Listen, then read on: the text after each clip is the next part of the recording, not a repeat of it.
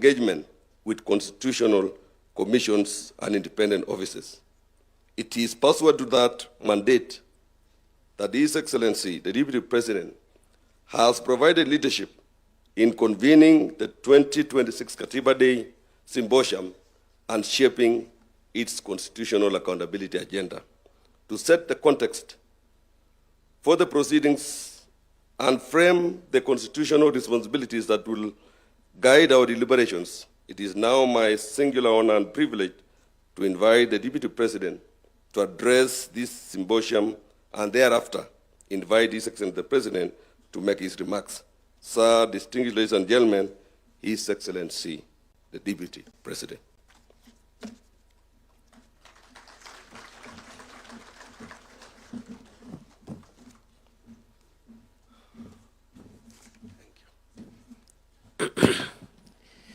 Your Excellency, sir, I ride on all the protocols that have been established already and would like to say the following before I invite you, Your Excellency.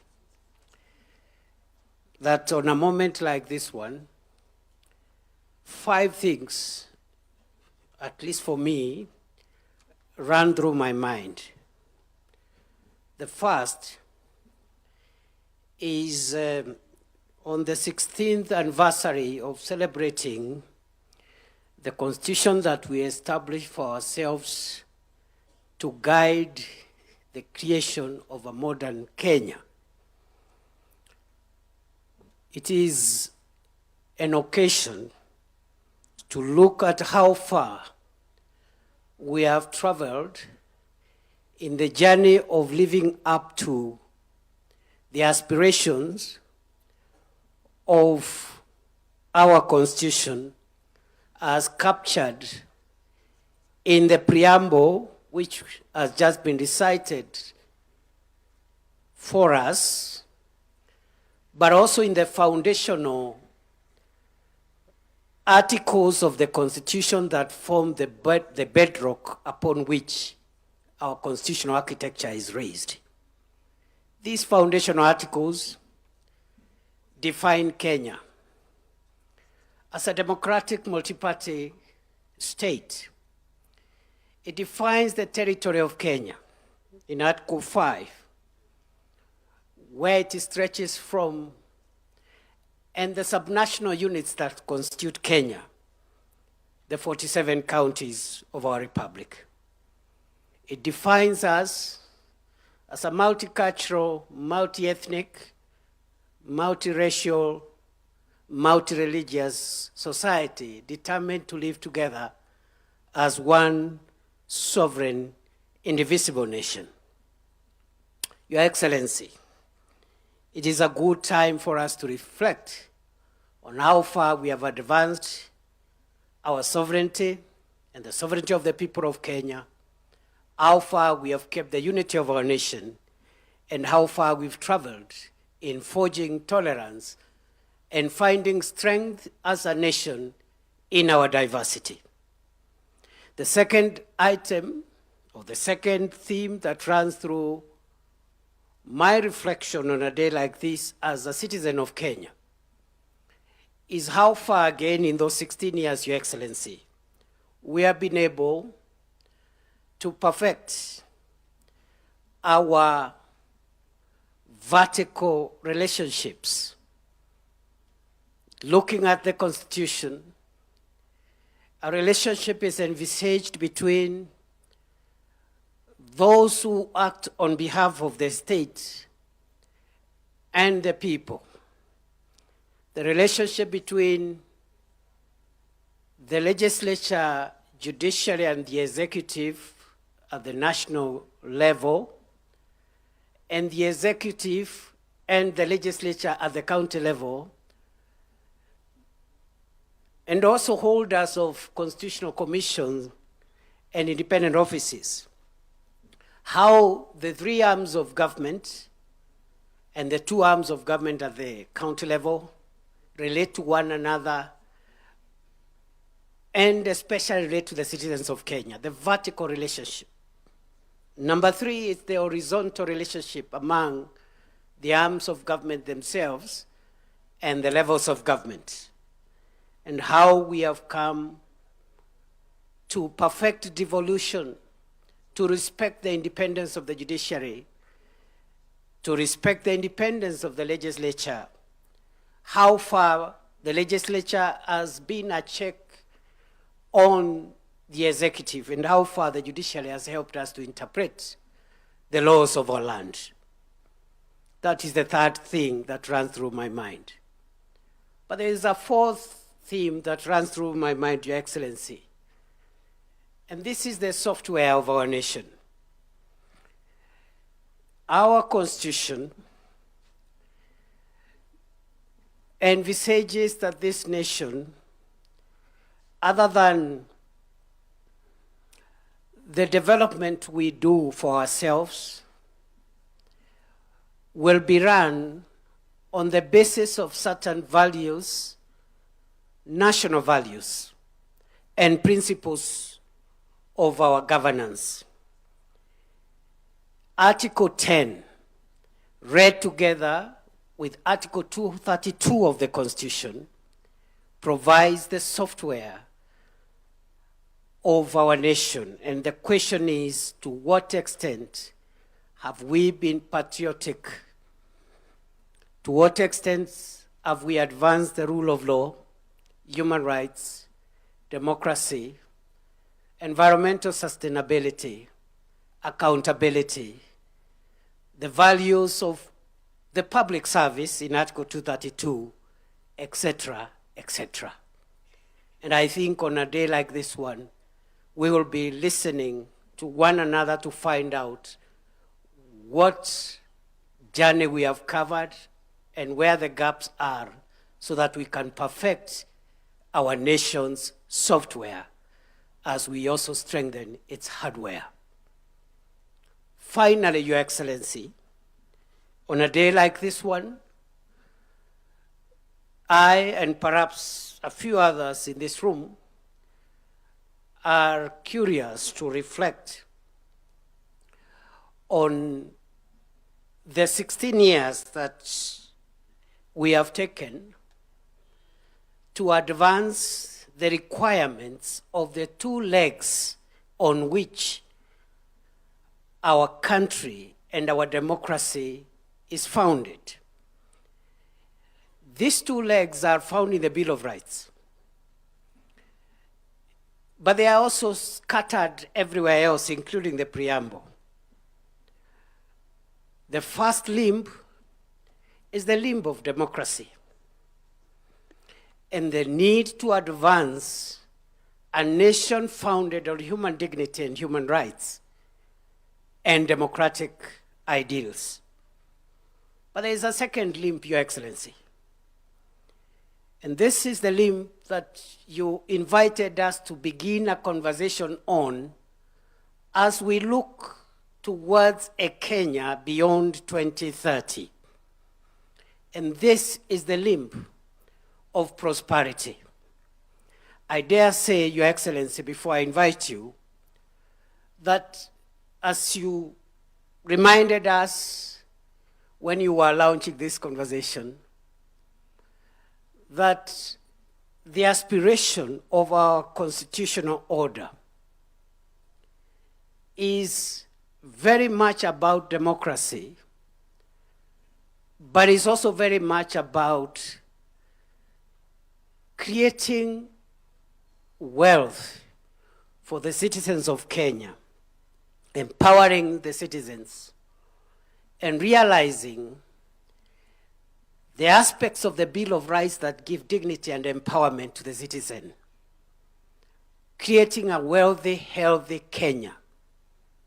Rights that have been ignored for some time now around decent housing, their right to health, the right to access the things that make life convenient and comfortable.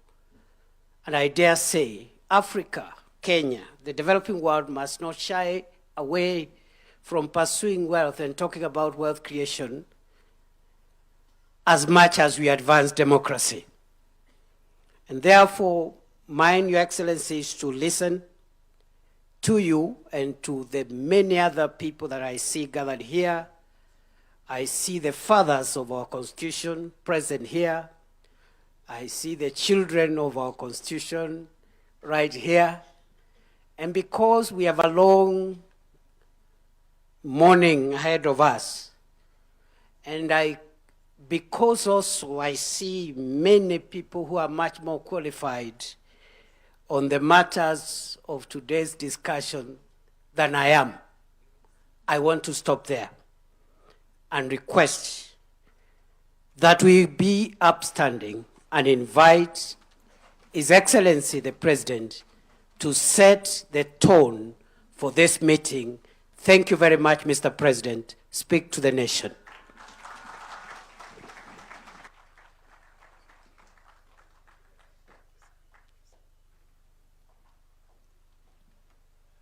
Thank you very much. Please, let's take our seats. Asante sana.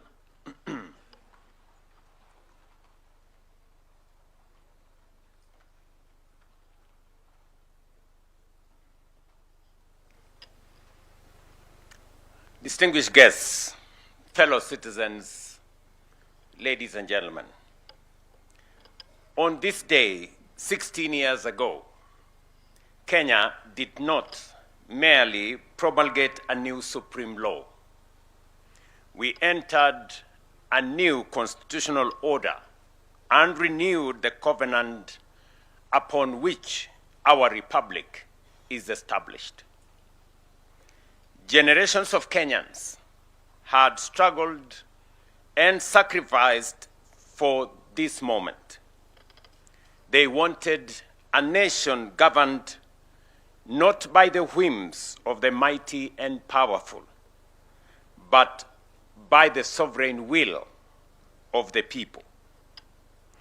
A nation in which authority would be restrained by law, public office exercised as a trust, and every institution held accountable to the citizens it serves. With that in mind, Katiba Day, 16 years later, must be more than an annual anniversary. It must be a day of national accounting. We must take a collective pause and reflect on a few critical questions. Have we faithfully implemented the Constitution? Have we exercised the authority it confers upon us responsibly? Have we effectively delivered the rights that the Constitution guarantees? And have our institutions fully honored the purposes for which they were established?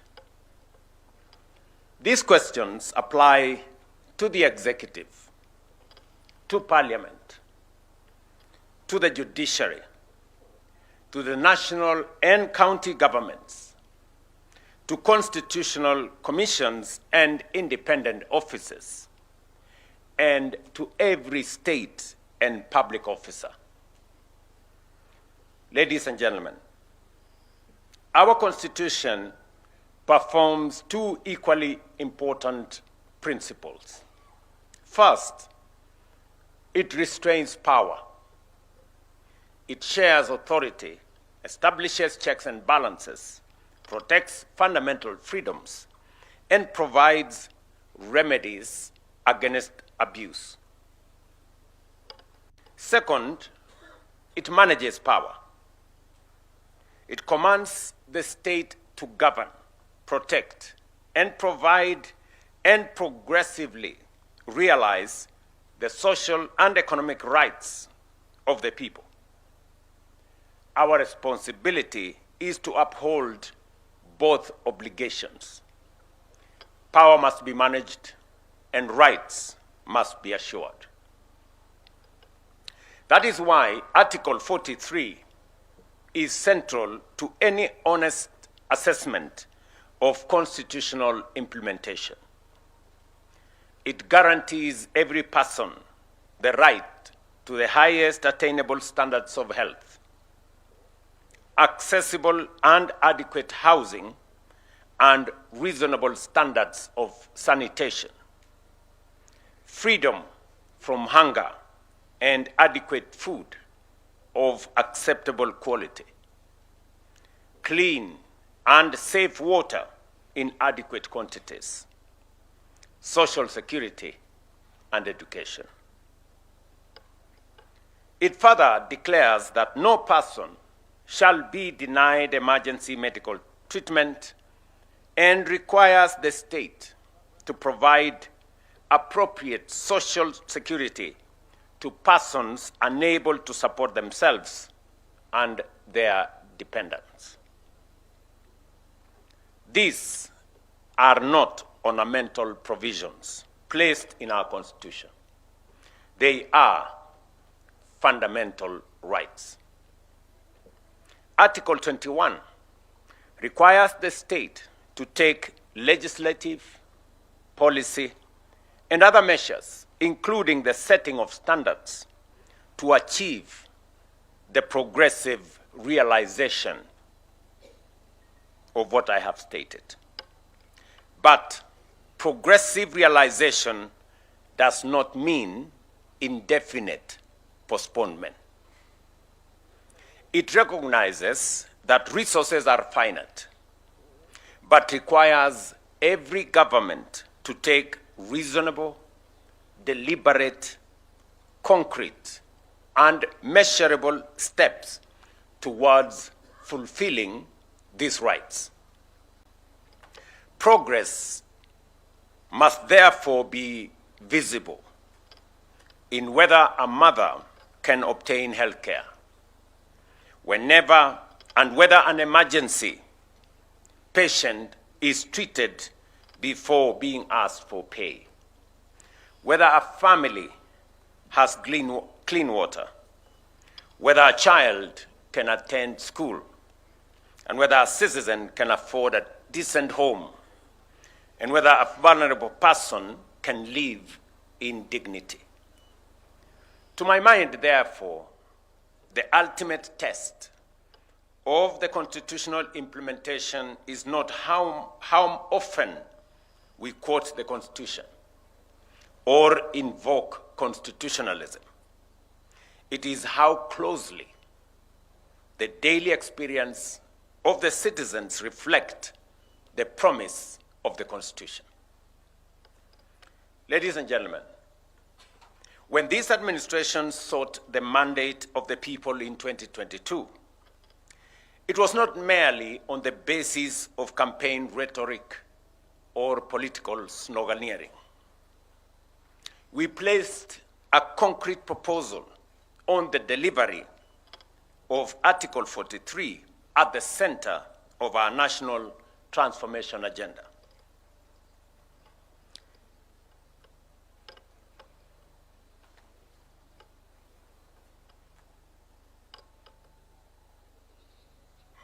Universal health care, affordable housing, food security, education, and social protection became central pillars of our national transformation plan.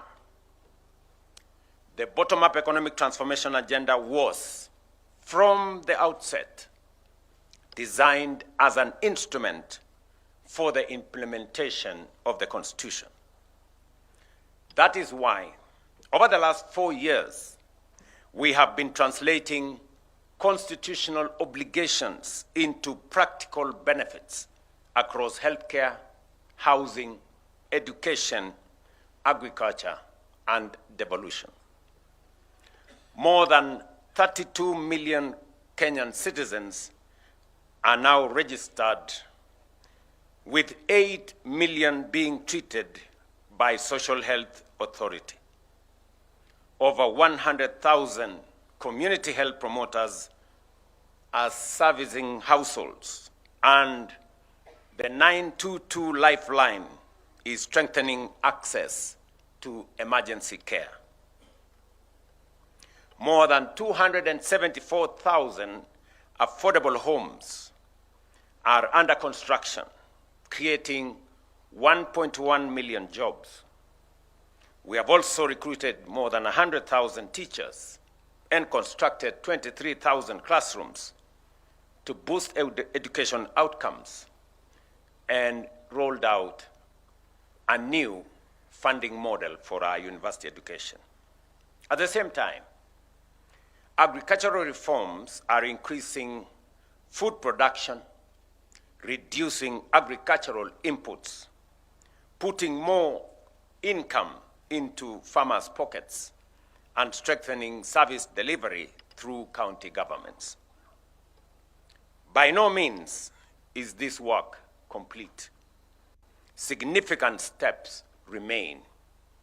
Nevertheless, these interventions demonstrate that the promise of our new constitution is steadily becoming the lived experience of more Kenyans today than was the case before. This same constitutional obligation must now guide the national conversation on Kenya beyond 2030. As we consider the country we want to build beyond the present development horizon, we must not begin, and we will not be beginning, from a barren place.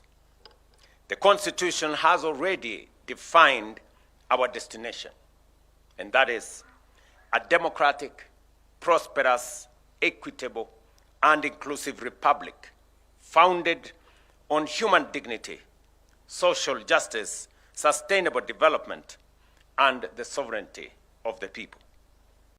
The task before us is to translate that constitutional destination into a coherent national development charter. We must determine how the next generation of growth will deliver the rights guaranteed in the Constitution, how devolution will unlock the potential of every part of Kenya, how innovation, technology, and enterprise will expand opportunity, how economic progress will be reconciled with environmental stewardship, and how Kenya's choices will protect rather than mortgage the future of generations yet to come. Kenya beyond 2030 must therefore be more than a new economic blueprint or a catalogue of projects. It must be a compact between the state and the citizen, between the present and the future, and between our national ambition and our collective responsibility. Let me repeat that. Kenya beyond 2030 must therefore be more than a new economic blueprint or a catalogue of projects. It must be a compact between the state and the citizens, between the present and the future, and between our national ambition and our collective responsibility. Its success will not only be measured by the size of our economy, the height of our buildings, or the reach of our infrastructure. It will be measured by the dignity, opportunity, security, and quality of life enjoyed by every citizen.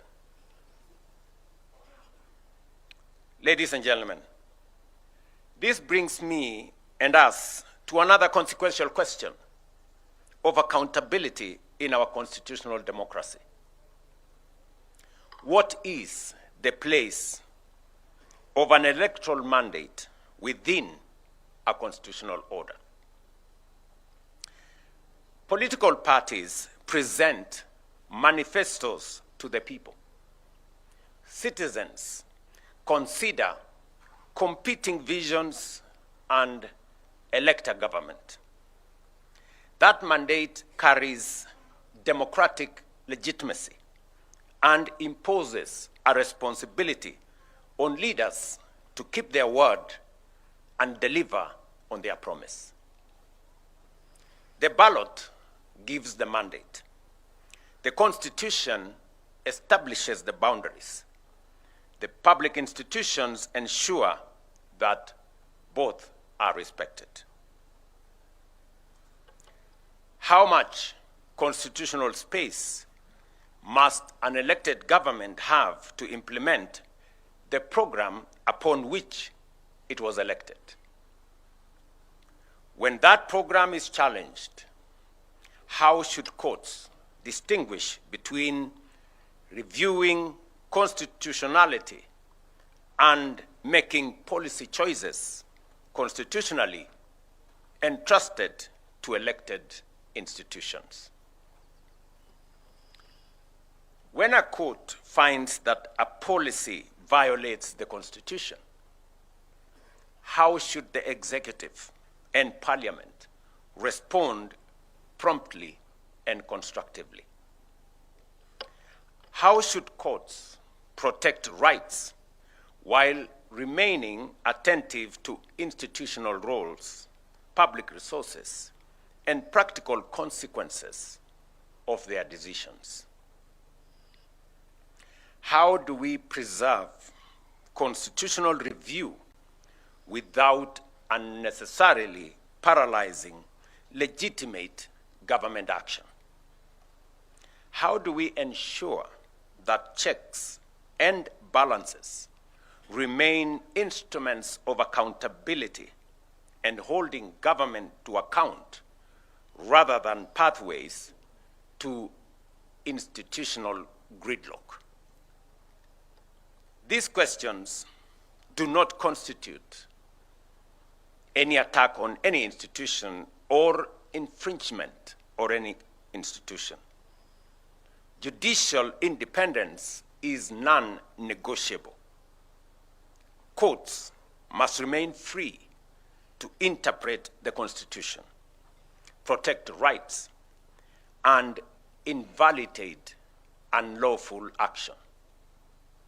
Equally, executive, legislative, and judicial authority all derive legitimacy from the people and must be exercised in their service. Where a government acts unlawfully, it must obey the courts and correct its course. Where lawful policy choices fall within the constitutional authority of elected institutions, that democratic space must also be respected. Ladies and gentlemen, accountability also requires us to confront difficult moments in our recent national life. During the protests of 2024 and those that followed, young Kenyans and other citizens exercised their constitutional freedoms to speak, assemble, demonstrate, picket, and petition public authorities. Their message was clear. They wanted to be heard. They demanded greater accountability, better government, and a meaningful place in shaping the future of their nation. Those demands were not an assault on democracy. Peaceful protest, criticism, and dissent are essential to democracy. Yet, those protests also presented our republic with a profound constitutional question. How do we protect the citizens' right to protest while at the same time fulfilling the state's obligation to preserve constitutional order? The Constitution itself provides the starting point. Article 37 protects the right of every person peaceably and unarmed to assemble, demonstrate, picket, and present petitions to public authorities. That protection must be real. No Kenyan should lose their life, liberty, or dignity merely for criticizing government, expressing an unpopular opinion, or participating in peaceful demonstration. I recognize the pain that remains from the events of that period. Some families lost loved ones. Serious allegations were made concerning unlawful arrests, enforced disappearances, and the excessive use of lethal force. We cannot honor the Constitution by looking away from such allegations. Every credible allegation of a human rights violation must be investigated independently, thoroughly, and transparently. Where wrongdoing is established, those responsible must be held accountable in accordance with the law. At the same time, defending the rights of peaceful protesters does not require us to excuse crime committed under the cover of protest. The Constitution protects peaceful and unarmed assembly.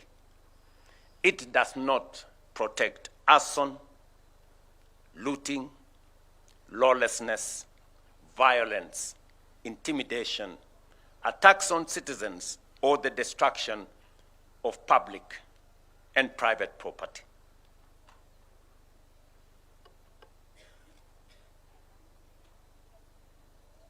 Sorry.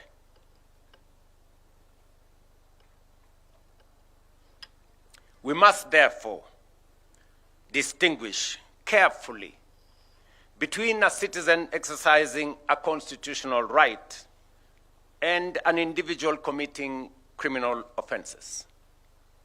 We must neither criminalize protest because of the actions of a few, nor legitimize criminal conduct merely because it occurs in the course of a protest.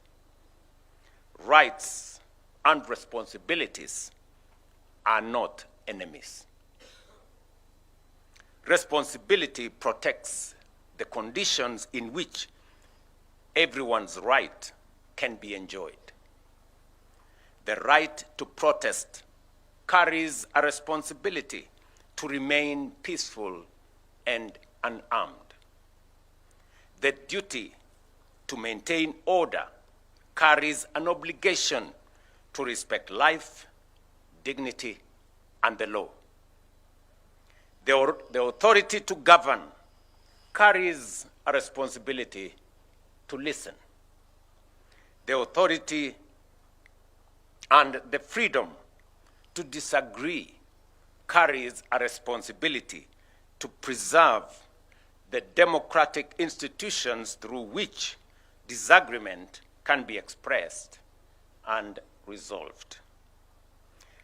Government belongs to the people. Parliament belongs to the people. The courts belong to the people.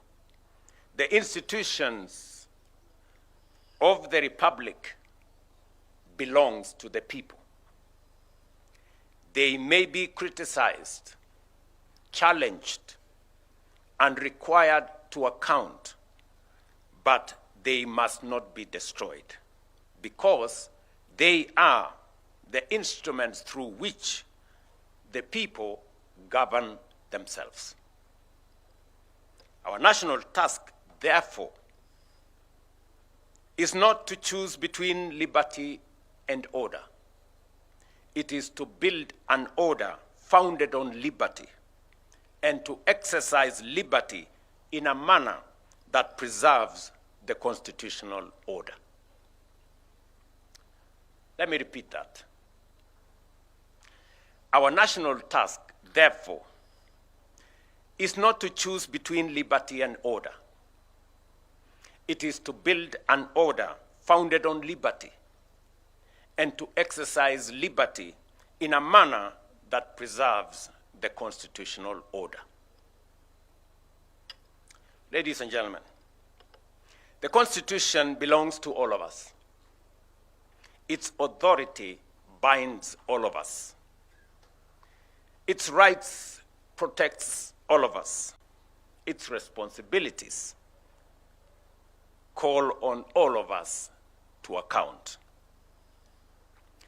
Accountability cannot end with defending institutional territory, observing procedures, or publishing reports. Ultimately, we must account for outcomes, whether we have protected the sovereignty of the people, upheld human dignity, preserved constitutional order, used public resources responsibly, and brought the rights guaranteed by our Constitution within the reach of more citizens.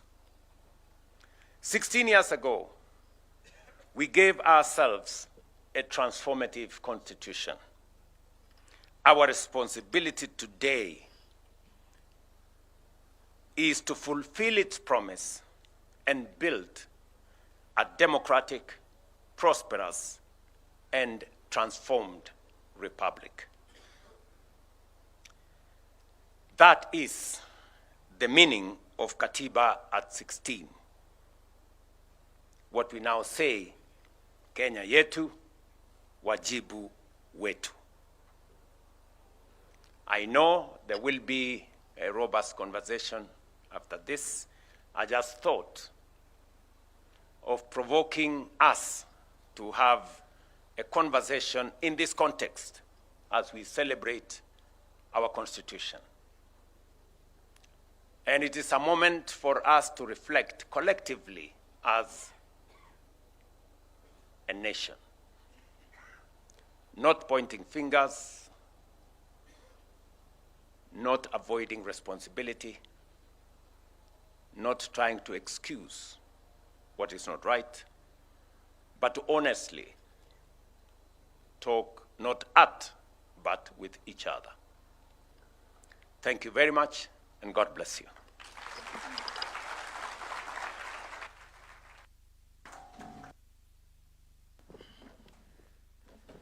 Another round of applause for His Excellency as we take our seats. Thank you, Your Excellency. As mentioned by His Excellency, we are going to have a number of discussions. Our first panel discussion is going to be on the state of accountability. And I'll request that the choir, you take your position as we now set up the stage for that discussion. It is going to be discussion basically on the state of accountability by constitutional commissions and independent offices. But while we set up the stage for that particular discussion, we'll have the All Saints Cathedral Choir together with the Presidential Escort Band that will sing a song. And this particular song is I Vow to Thee, My Country, featuring a specially newly commissioned second and third verse honoring Kenya's Katiba. And if you look up, you'll see we have 16 flags that are flying up there and behind on the backstage, which is just a reminder of the 16 years of our Katiba 2010. So the choir, together with the Presidential Escort Band, are going to give us a wonderful song, I Vow to Thee, My Country, featuring a special newly commissioned second and third verse honoring Kenya's Katiba. Choir, over to you.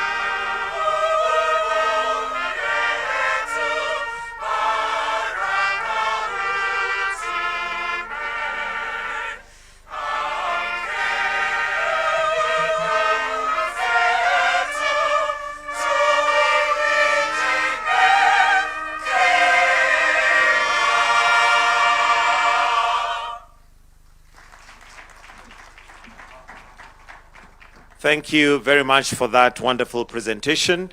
And before we get to the panel discussion, allow me, Your Excellency, to invite Honorable Dorcas Agei-Kodwor, the Attorney General in the state law, to make some submissions before we then have the panel discussion, which will be looking at the state of accountability. Welcome.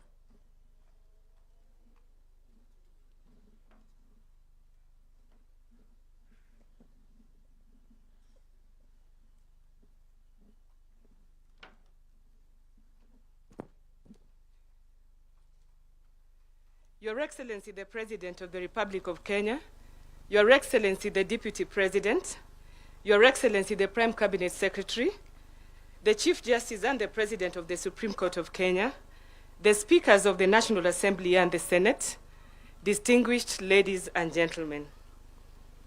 It is my privilege to introduce this important conversation on the state of accountability by constitutional commissions and independent offices.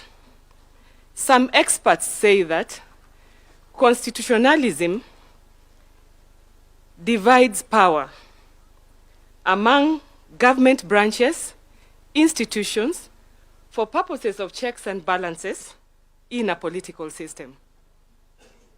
As evidence of that division, Your Excellency, on behalf of the women in leadership, I wish to express our gratitude because out of the 12, chapter 15, institutions that are the subject of today's symposium, 6 of them are led by women.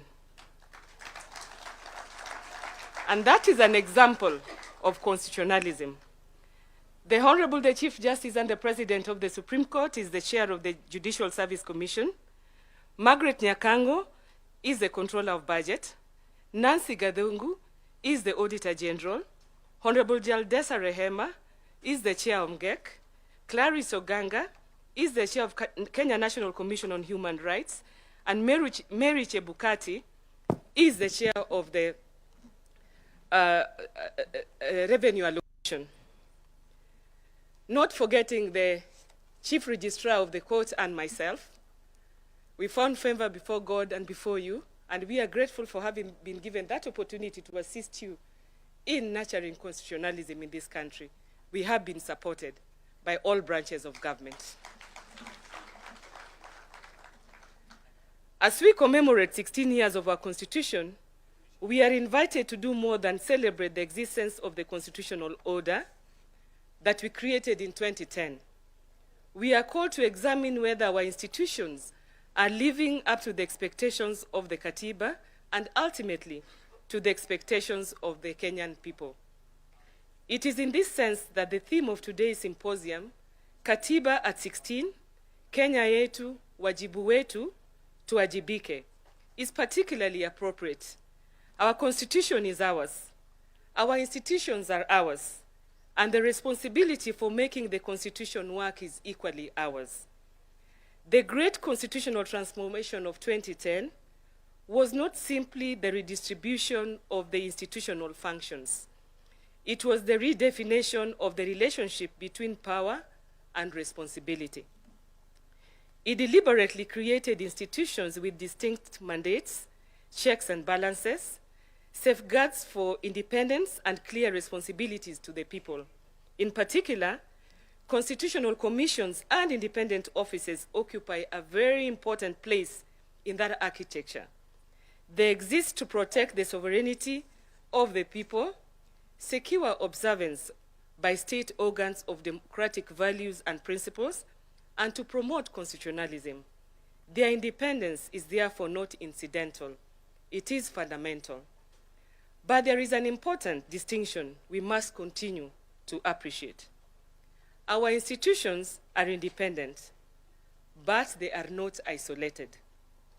Indeed, one of the enduring lessons of 16 years of constitutional implementation is that independence and interdependence must coexist. The Constitution does not contemplate institutions operating as a separate island or separate islands.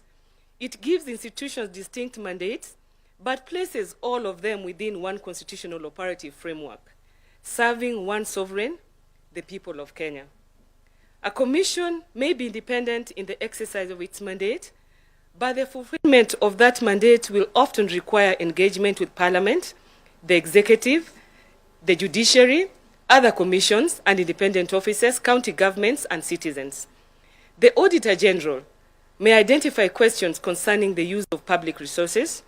The Ethics and Anti-Corruption Commission may confront questions of integrity and corruption. The Commission Administrative of Justice may address maladministration. The Kenya National Commission on Human Rights may raise questions touching on the protection of rights and freedoms. The Salaries and Remuneration Commission has its own constitutional responsibilities within the management of public resources. In fact, sometimes Kenyans wonder that if all these things are well spelled in the Constitution, how come some institutions are still going to the judiciary to interpret their mandate? How come some independent officers and constitutional commissions still think that their powers are not properly being exercised when the Constitution has given them the power and the legislations that create them give them the operative atmosphere? These mandates are distinct, but the constitutional objectives they serve are interconnected. The challenge, therefore, is not to weaken institutional independence in the name of cooperation, neither should we use independence as a reason for institutional isolation. We must always endeavor to build a culture in which institutions are sufficiently independent to dispense and discharge their mandates fearlessly, while being sufficiently interconnected to make the constitutional system work effectively. That requires mutual respect, it requires consultation, it requires information sharing where the law permits, it requires coordination action where mandates intersect, and importantly, it requires each institution to recognize that constitutional effectiveness measures constitutional visibility.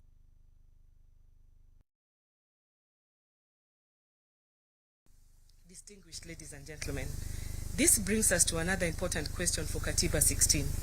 Are our institutions as strong as the Constitution requires them to be? Institution building is not an event.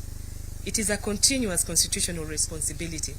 16 years after promulgation, we must continue to strengthen the institutions entrusted with safeguarding our democracy.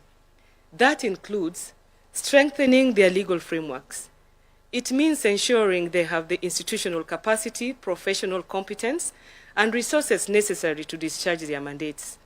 It means safeguarding their independence. It also means strengthening their internal systems of governance, accountability, transparency, and performance. Strong institutions are not simply institutions that possess power. Strong institutions are institutions that exercise their power lawfully, consistently, fairly, and effectively. They must be capable of resisting improper pressure, but they must equally be capable of accepting legitimate scrutiny. They must demand accountability from others while demonstrating accountability. Because independence without accountability can undermine public confidence, just as surely as interference can undermine institutional independence. As we reflect on 16 years of implementation, the deeper question is accountability for constitutional purpose. We should therefore be willing to ask ourselves difficult questions, and I want to add on to the questions that His Excellency the President added. Are our constitutional commissions and independent offices fulfilling the purposes for which they were created? Are they accessible to ordinary citizens? Are they sufficiently responsive? Are their recommendations and decisions translated into meaningful action? Do our institutions collaborate effectively when mandates intersect?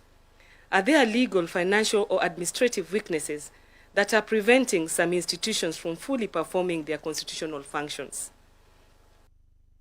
Most importantly, can the ordinary Kenyan see the difference that the Constitution has made in his or her life?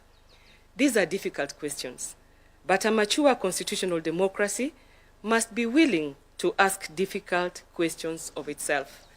Just like at the beginning, the provost gave us an example of the donkey dung and the difficulty of taking care of it and the shame of acknowledging that it's there and dealing with it. And I think that is a reflection, or we can juxtapose the questions that we are asking today to that. Because constitutionalism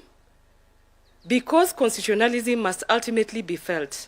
It must be felt by a citizen who seeks accountability for the misuse of public resources. It must be felt by a Kenyan who encounters maladministration.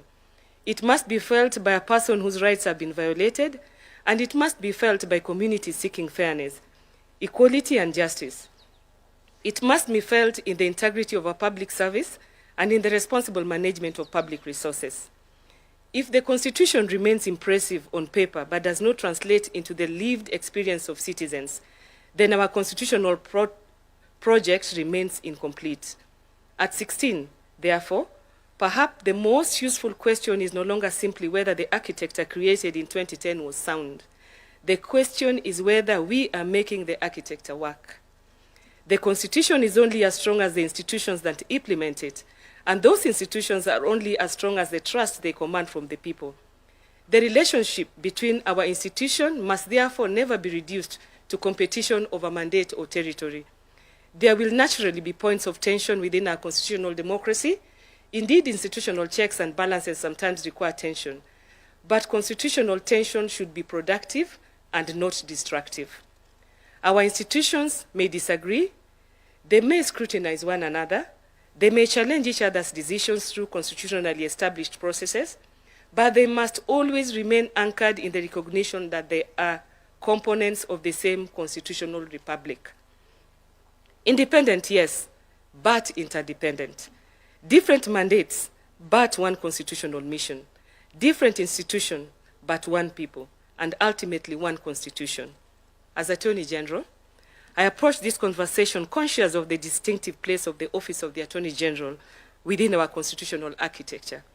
My role includes advising the government, defending the public interest, supporting the rule of law, and contributing to the continual strengthening of Kenya's legal and institutional framework. That responsibility demands that we protect the space necessary for constitutional institutions to perform their mandates, while also encouraging cooperation, accountability, and fidelity to the Constitution across government. It requires us to recognize a principle that is fundamental to the 2010 Constitution. No institution is above the Constitution, but no constitutional institution should be subjected to the improper control of another. This is the principle of constitutional comity.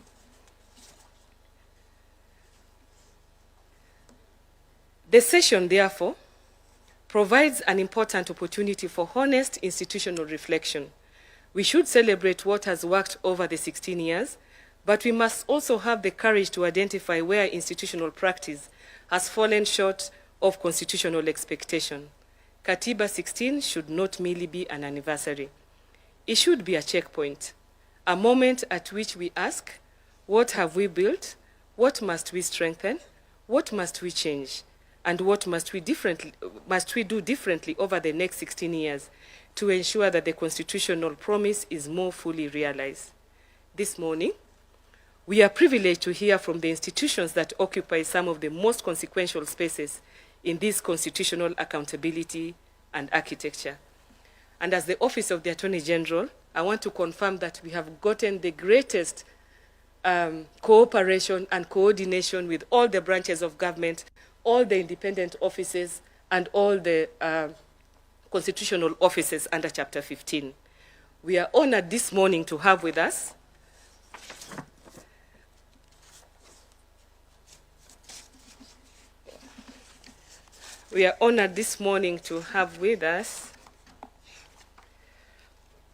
the Auditor General, Nancy Gadungu,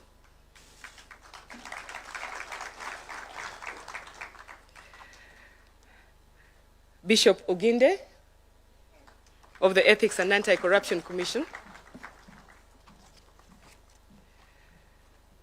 Charles Orinda, Commissioner on Administrative of Justice, Clarissa Woro Ganga of the Kenya National Commission on Human Rights,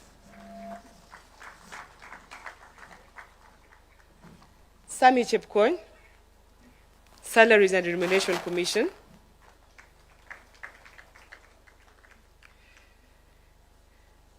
These gentlemen and ladies represent different mandates, but beneath those mandates lies one common constitutional responsibility: to protect the public interest and to ensure that public power remains faithful to the people. I therefore invite them to speak candidly, tell us what is working, tell us where the gaps remain, tell us what threatens institutional effectiveness, tell us where greater interagency cooperation is required, tell us how we can strengthen our institutions without compromising their independence, and tell us what must be done to ensure that 16 years after promulgation, Kenya continues moving closer to the constitutional republic envisioned by its people in 2010. I would therefore invite the panelists to reflect candidly on the progress made over the last 16 years, the lessons learned that have emerged, the challenges that remain, and the opportunities for strengthening accountability and institutional effectiveness going forward. Because ultimately, the test of our Constitution will not simply be the beauty of its text, it will be the strength of the institutions it created, the integrity of those entrusted with public power, the accountability of those institutions to the people, and the extent to which every Kenyan can say that promise of the Constitution is becoming a lived reality. With those few remarks, it is now my pleasure to invite our moderator, Eric Latif, to lead us into this discussion.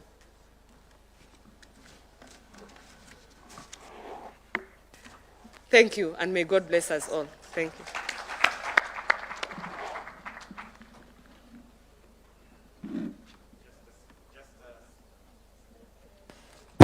A slight change on the moderator. We'll have Ibrahim Karanja, who's a senior reporter from Nation Media Group, who's going to moderate this session. So Ibrahim, karibu. Please, let's go straight to the Q&A and do that.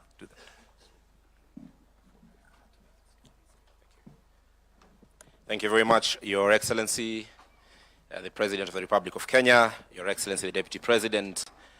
Allow me to ride on the protocol that has already been established. And in this particular session, ladies and gentlemen, we're going to honestly have a conversation about your role, the role of constitutional commissions and independent officers, not only limited to the 5 that are represented here, but all the commissions and independent officers in the country. The President has invited us to reflect about questions, important questions, pertinent questions, and so has the Attorney General. And just to set this, ladies and gentlemen, thank you very much. When you hear about where we are as a country, when, as the Auditor General, year on year, you keep pointing out to the same audit issues from institutions, when, as the EACC, the concern about Kenya, or the concern from Kenyans remain about corruption, when, from the Commission on Administrative Justice, when the concern is about access to information from Kenyans, when your own report states that 72% of complaints that have been raised by Kenyans from the year 2025 is not addressed, when we hear from the Kenya National Commission on Human Rights and talk about a section of Kenyans feeling that the rule of law, constitutionalism, is not being met, and when we go beyond these institutions that are here and speak about things that have come to the public fore, even in recent days,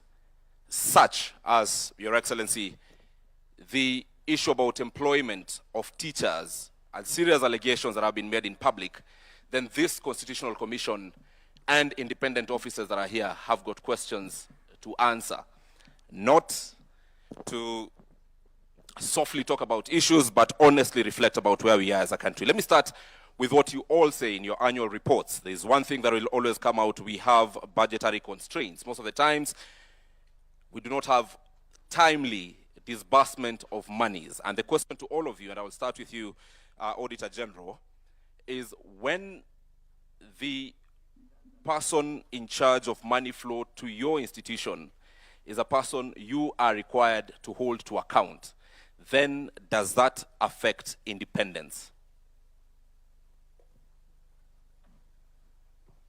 Thank you very much, Your Excellency, distinguished ladies and gentlemen. A very good morning to you. To answer that question, or series of questions, Moderator, it is important first to put into context the role and responsibilities of the Constitutional Commissions, which have been articulated very well by His Excellency the President and the Honorable the Attorney General. And that is to protect the sovereignty of the people, to secure the observance of democratic values and principles by all state organs, and to promote constitutionalism. It would be remiss of us to go straight into the challenges. It is important first to give a report card to the citizens on what have we achieved, how have we worked well with government, what remains to be done, and how do we agree on the way forward collectively. And there are various achievements that have been made across the board. We have looked at our assessment against 7 key pillars under Article 10 of the Constitution on the national values and principles of governance. Very, very key in constitutionalism. One is anchoring constitutionalism and the rule of law, strengthening public finance and fiscal discipline, advancing democratic electoral and security sector governance, combating corruption and enforcing integrity, promoting equity, cohesion and land justice, and equitable access to essential public services. And these have been addressed by His Excellency the President. They've also been addressed as the roles and responsibilities of constitutional commissions and independent offices. And there are achievements that have been made in this country. And we must, of course, recognize that achievements have been made. 16 years down the line, we are not at the same place that we were 16 years in 2010 when Kenyans made the decision that we needed another roadmap in terms of constitutionalism. Now, to the questions you've asked, what affects us in terms of delivery? Despite the progress that we've made, despite the outcomes on citizens, because under those pillars, there are real felt outcomes on citizens. And citizens measure performance and productivity, because now we've moved from performance to productivity. They measure it on their own living, felt experiences, not on what they hear has happened in other areas or for other people or in other towns. They ask themselves, yes, we have had these statistics, we have had these issues being raised at national level. How has it translated into an outcome, into a result in my life? So we've seen issues when we raise audit reports in terms of improvements. We've seen changes in policies. We've seen amendments to laws. We've seen directives even from the National Treasury on accountability. And that is progress, because it means whereas previously funds may have been misused or misallocated or there was outright theft, then the Constitutional Commissions, based on their mandate, whether to audit, whether to control the budget, whether to go after the criminal elements who are, where there is corruption or who are stealing, or whether to adjudicate cases of mismanagement of public resources. We have seen results. You have seen results. Nancy, my question to you is, when the person controlling the purse is a person you are required or have mandate over constitutionally, leave alone the allocation of monies by Parliament, there is the disbursement of funds which you keep citing in your reports is delayed. When this happens, how does it affect your independence? Indeed, that is one of the key issues that constitutional commissions are facing, lack of adequate resourcing. But for the Auditor General, the Constitution says that Parliament has the responsibility to allocate adequate funds for all constitutional commissions and independent offices under Article 249. But that's not always the case. And of course, we are alive to the fact that we are still growing as an economy, that we cannot always get the resources that we need, that cash flow is affected by revenue collections, and this affects entities across the board. All right. But we must ask ourselves, which entities need to actually do the work on the ground so that they provide the advice on how we can grow have economic growth, economic empowerment, and ensure that cash flows are predictable and the targets are met. Thank That you. is the Constitution Commission's. Bishop Oginde, and thank you, Nancy, because you're also speaking as the chairperson of the caucus of chairpersons of independent officers and holders of independent officers and constitution commissions.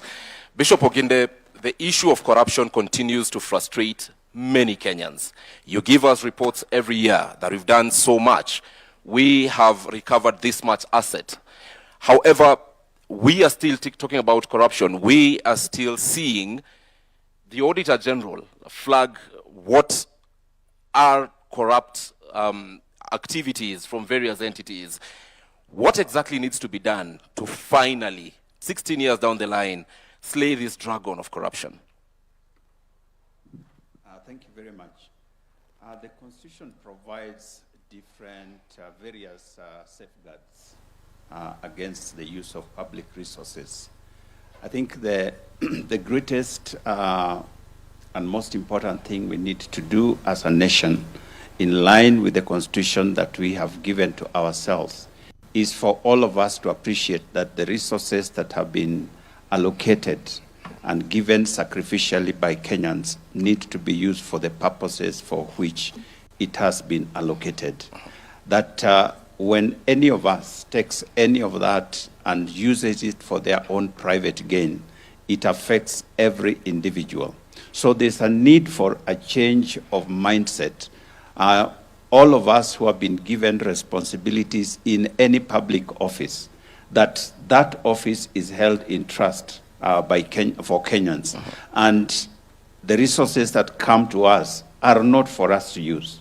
Unless and until we have that change of mind, we will continue to talk about corruption, and I can say authoritatively, laws alone will not give us the results that we are looking for. It will take our personal responsibility as individuals in every office where we find ourselves to recognize that the money that I have is not for me to use for myself. It is for the public good. When that is done, then our work will be more of a monitor. You know, a few people who may be making noise in class, we will try and help them not to make that noise. But when that responsibility is not there, then we'll continue chasing each other around the compound. We always talk about the ideal situation, Bishop Oginde. Today, it's 16 years after the 2010 Constitution. Let us be real. Yes. Let me ask you a very uncomfortable question. Yes. Which category of leaders do you find easy as EACC to investigate, and which category of leaders do you find very difficult to investigate? I don't think there is any category that is easy or difficult, because corruption is a very personal thing. Now, to answer your question more directly, any person who is in office and is being investigated within the same office where they are leaders, it becomes very difficult, because those people can interfere with the evidence that we need. Those people can make sure that we don't get the documents that we need.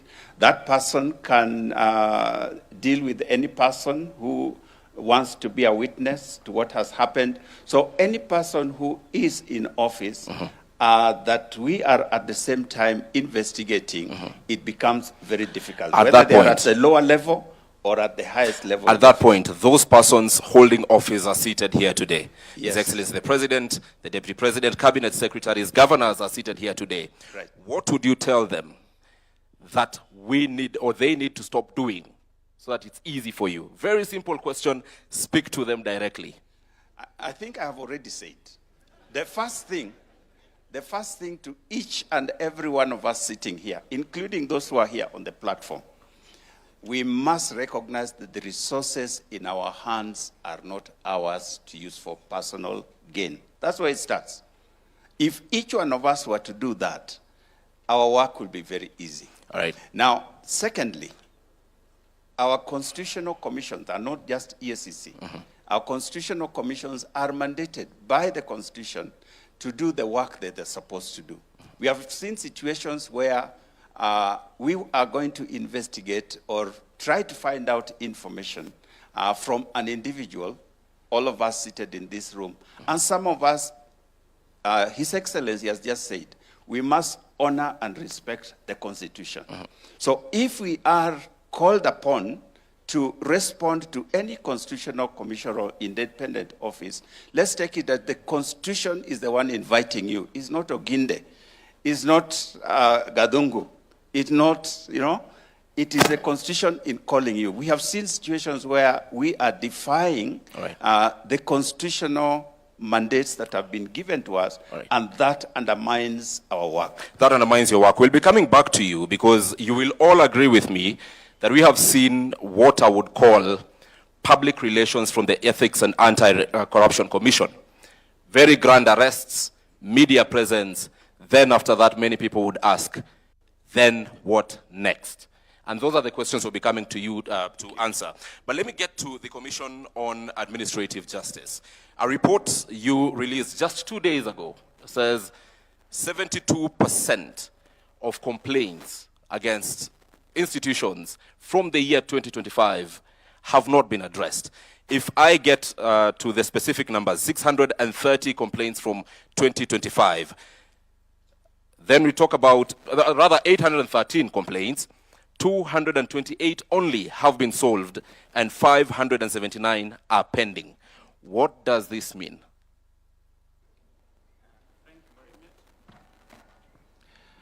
Thank you very much for that question.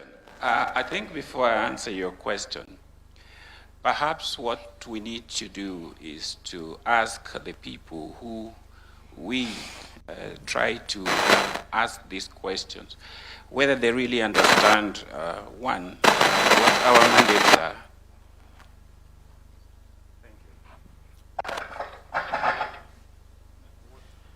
We will change the mic for you.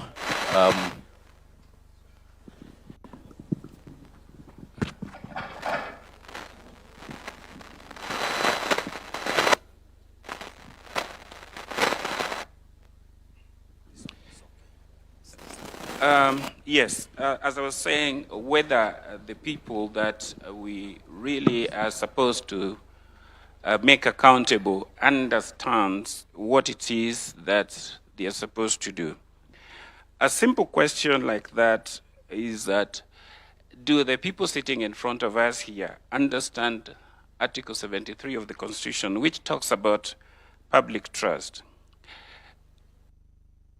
Here is it. I deal mainly with government officials, and there are certain things that are there in these constitutions called public values of public service, and this is captured in Article 232.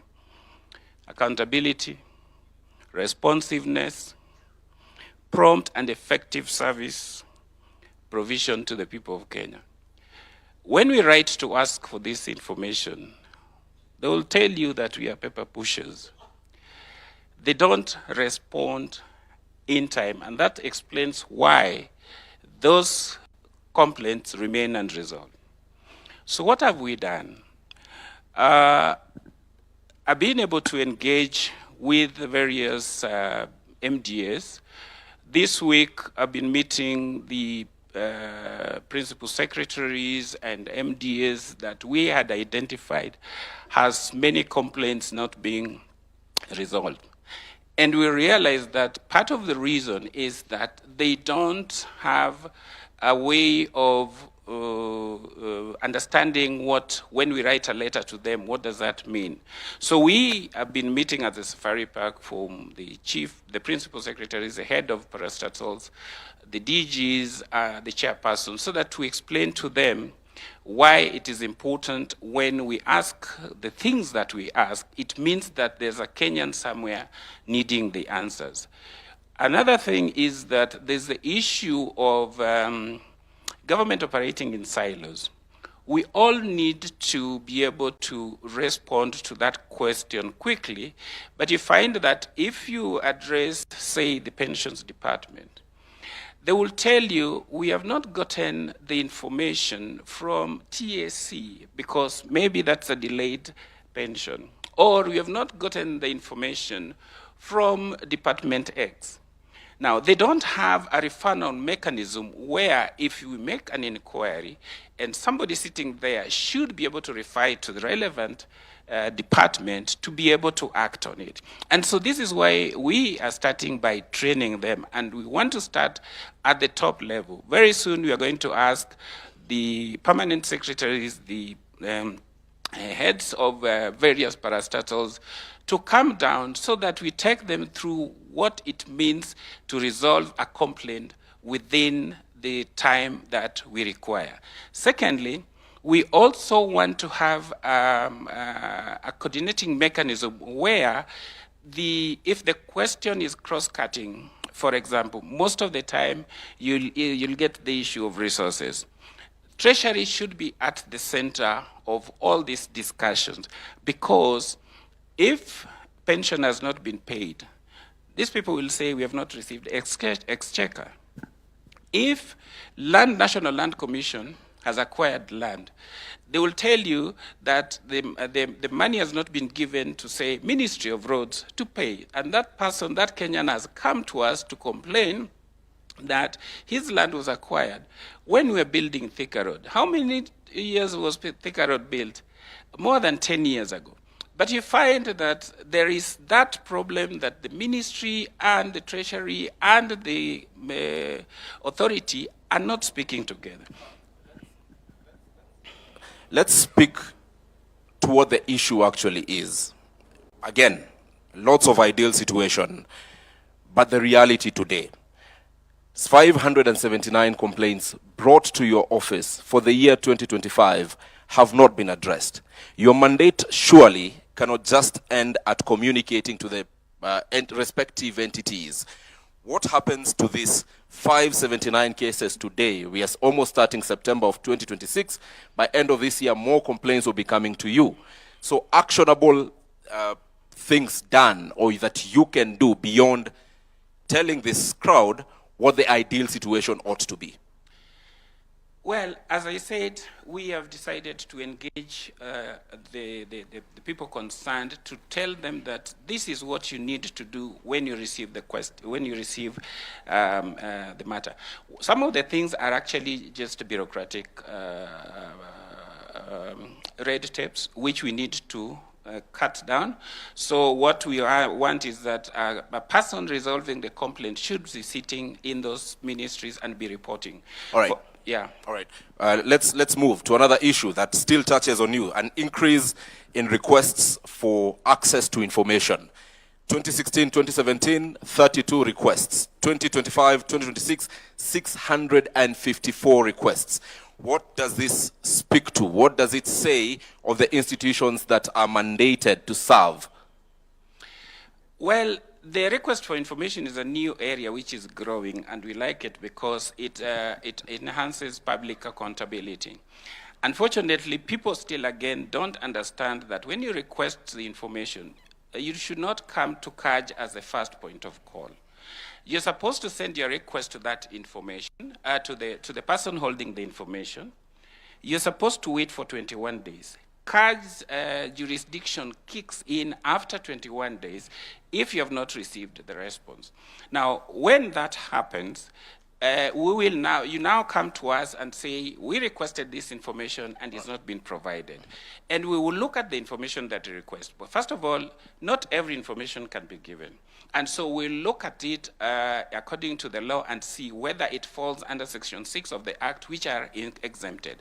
If it is information that should be given, then we will ask the institution why they're not giving that information and that they should be able to provide that information. All right. Yeah. Clarice, where are we 16 years later in terms of human rights and the rule of law? Let's speak to human rights. Let's speak about the very basic right to life.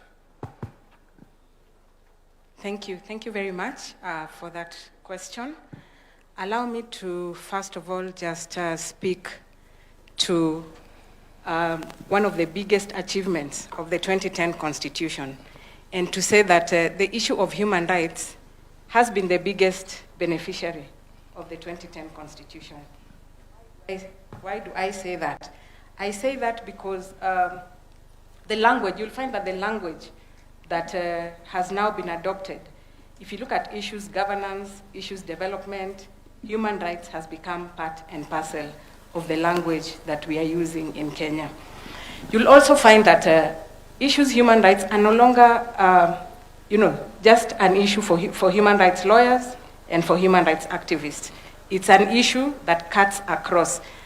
And I'll just take you as an example. If you listened carefully to the speech by His Excellency, I think 90% of it spoke to issues human rights. And that has been the transformation of the new constitution. If there's any language that Kenyans now understand fully, is the issue of human rights. Everything is viewed from the lens of human rights. So we must give it to the 2010 Constitution that it has transformed even the relationship between citizens and the state, where now the state is required to look at everything that they do from a human rights perspective. Now, on to your question about the issues around right to life. You'll find that that's one of the rights that has been protected by the 2010 Constitution and provides that everyone has the right to life. And the right to life is not just about health issues, but it's also about who has the right to take away a life. And that's one of the issues that I think we've been grappling with here in Kenya. And I think it was acknowledged in the previous speeches that has been given, that sometimes life has been taken extrajudicially when it was not, legally taken away. So it's one of the biggest challenges that the Kenya National Commission continues to record. And unfortunately, the complaints that the Commission receives on this particular right has to do with complaints against the government, taking away life, illegally. And that's one of the rights that is really protected by the Constitution, and that as a country, we must ensure that we deal with that particular right, because the right to life is really fundamental. That once a life, as was stated by the President, once it's taken away, it's taken. You cannot bring it back. And yet, as a country, as a government, we are working towards improving the lives of citizens. It is true that the right to life is the most important, I must say. However, the question, and you have pointed out, that most of the times when KNCHR receives complaints about violation of this particular right, the blame falls squarely on the government. And we have seen actions by the government, for instance, on those people who were injured and those who died from previous protests. Compensation is currently ongoing. However, there is a question about not just compensation, but justice. If it touches on police officers, there is an officer who pulled the trigger. When families, when civil societies are following up on these issues, the investigative agencies, such as IPOA, would say, there are no people here who have recorded statements and such responses as you've had. Then the question by many Kenyans becomes, beyond compensation, what is the KNCHR doing to ensure that we walk towards justice? Because the many killings that we've seen, a very negligible number is currently being prosecuted in court. Very many people are free out there. So what is the KNCHR doing? Thank you very much. I think back to your question about accountability and issues around redress for human rights violations. It's important to note that compensation and reparations is just one facet of accountability and redress. And mainly, if you look at issues around reparations and compensation, they look at cases where the threshold for prosecution is quite low, and hence that direction of compensation and reparations. If you look at the cases that go to court, our courts require a very high threshold to prove a case. And you'll find that sometimes that's where our cases fail. You can only take a case to court that has evidence, that has witnesses, that meets a certain threshold. And that's where many of the cases fail. And that calls for reflection. Let me take this conversation to the Salaries and Remuneration Commission. Today, I'll give you very live examples that many Kenyans perhaps expected during the promulgation of the Constitution are issues we would not be dealing with 16 years later. Some counties are having healthcare workers on strike. Why? Because of remuneration and because of related issues. These are issues that many Kenyans thought with the establishment of the Salaries and Remuneration Commission, which advises on remuneration for public officers and actually sets remuneration for state officers, you would see this happening. Where is the gap between the governments, be it the national government or the 47 county governments, in terms of implementing what you as SRC is recommending in terms of salaries, so that we do not see the very many industrial actions that we are seeing in the country? Thank you for that question. First of all, I think I want to clarify that all levels and arms of government have been very, very cooperative with the SRC, at least during my time, in implementing the policy advisories that SRC have issued, both at national, county levels, judiciary, parliament, and the executive. So they have been compliant. The small gap you see that is still causing a bit of industrial issues is there are some policy and legislative gaps around remuneration, especially around collective bargaining. And we think, arising from the resolutions of the productivity conference that was concluded in June, we are accelerating those policy and legislative issues so that we close that gap. For example, let me give you an example. The way we negotiate CBS right now does not take into account the element of productivity. It assumes that the government always has all this money to pay people. But sometimes the fiscal space is tight. But we have already promised people that we are going to pay you like this, and like the industrial action that you are seeing now in the nurses, dates way back to 2017. You see?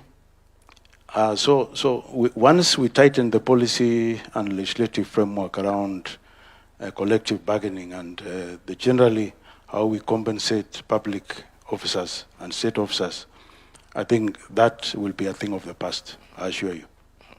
All right, let me take this to the Attorney General, Dorcas Oduor, before I do another round of questions. Then I'll come to you for very few questions, perhaps 4 of them maximum, from any of you, touching on constitutional commissions and independent offices. But, AG, let me talk to you about encroachment.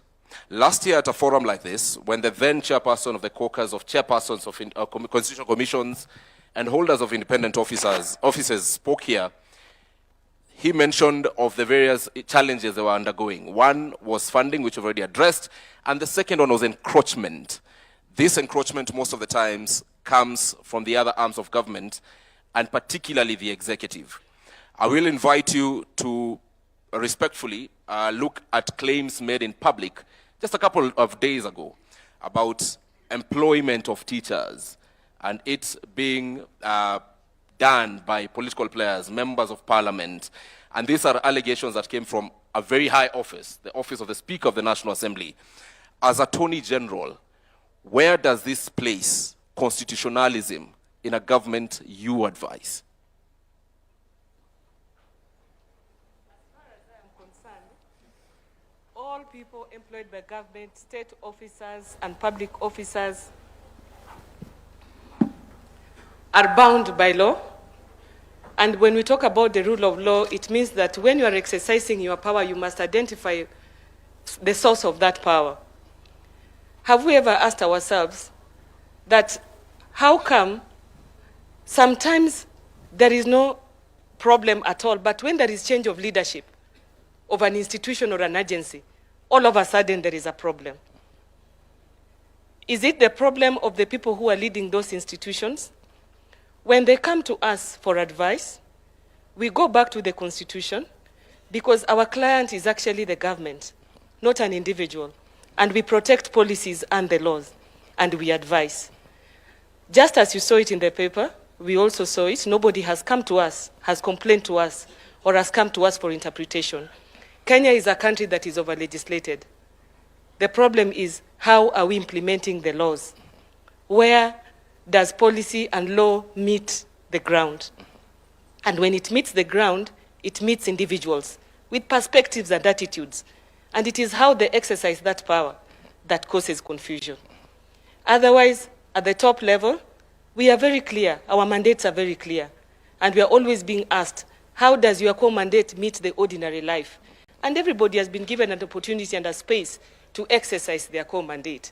So when individuals have their perspective and they want to be a bottleneck, that is a different story. So we wait for them when they come officially, and then we advise. All right, Nancy, as chair of this... And let me tell you, you will wonder that at the Office of the Attorney General, we are registering almost 60 churches a month.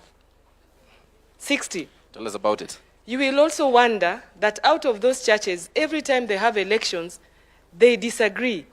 And elections in churches are more brutal, sometimes fatal. They are very violent, and they still come to us to advise. And these are the same people you meet in offices.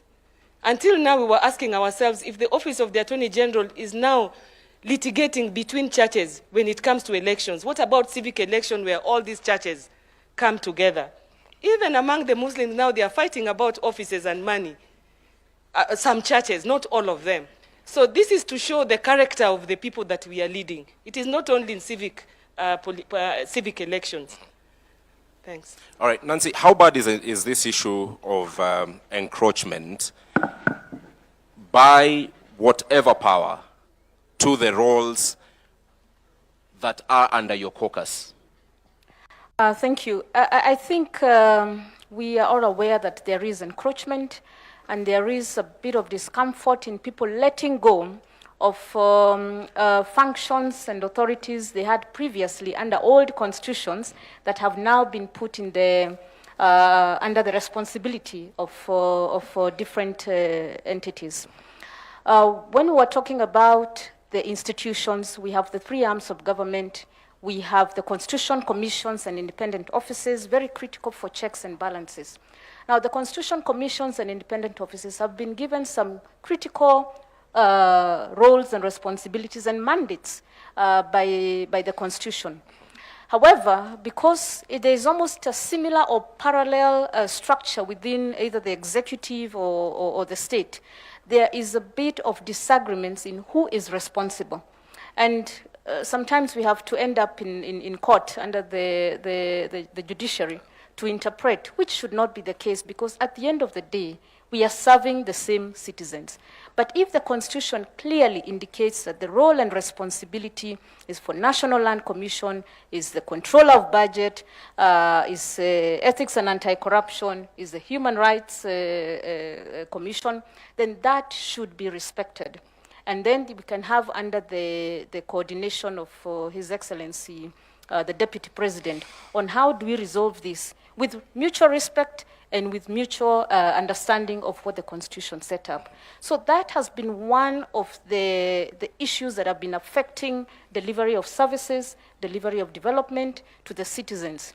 Again, there's a competition on who is accountable or who takes the credit.